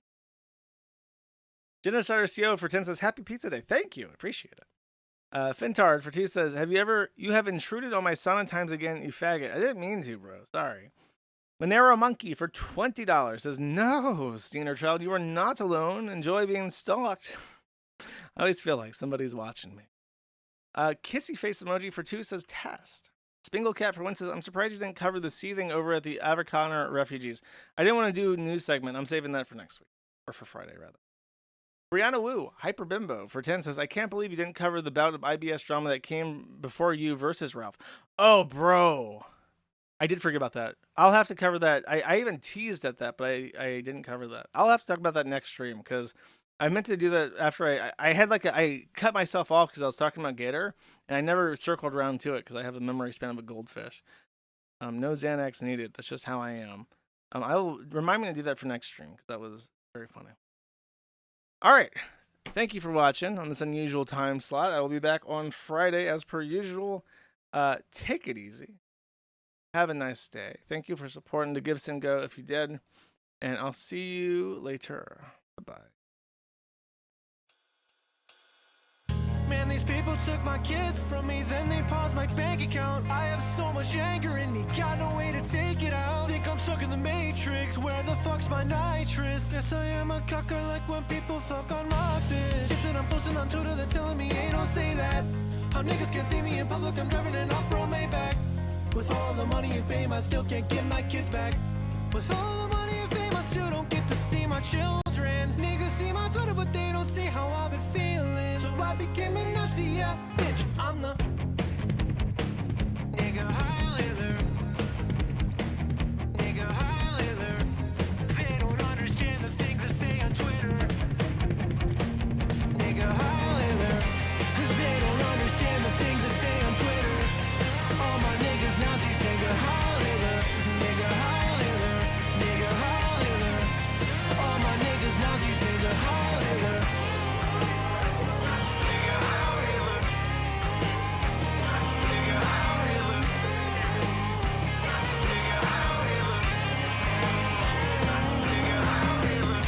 They don't understand the things I say on Twitter. All my niggas Nazis, nigga Highlander. Nigga Highlander. Nigga Highlander. All my niggas Nazis, nigga Highlander.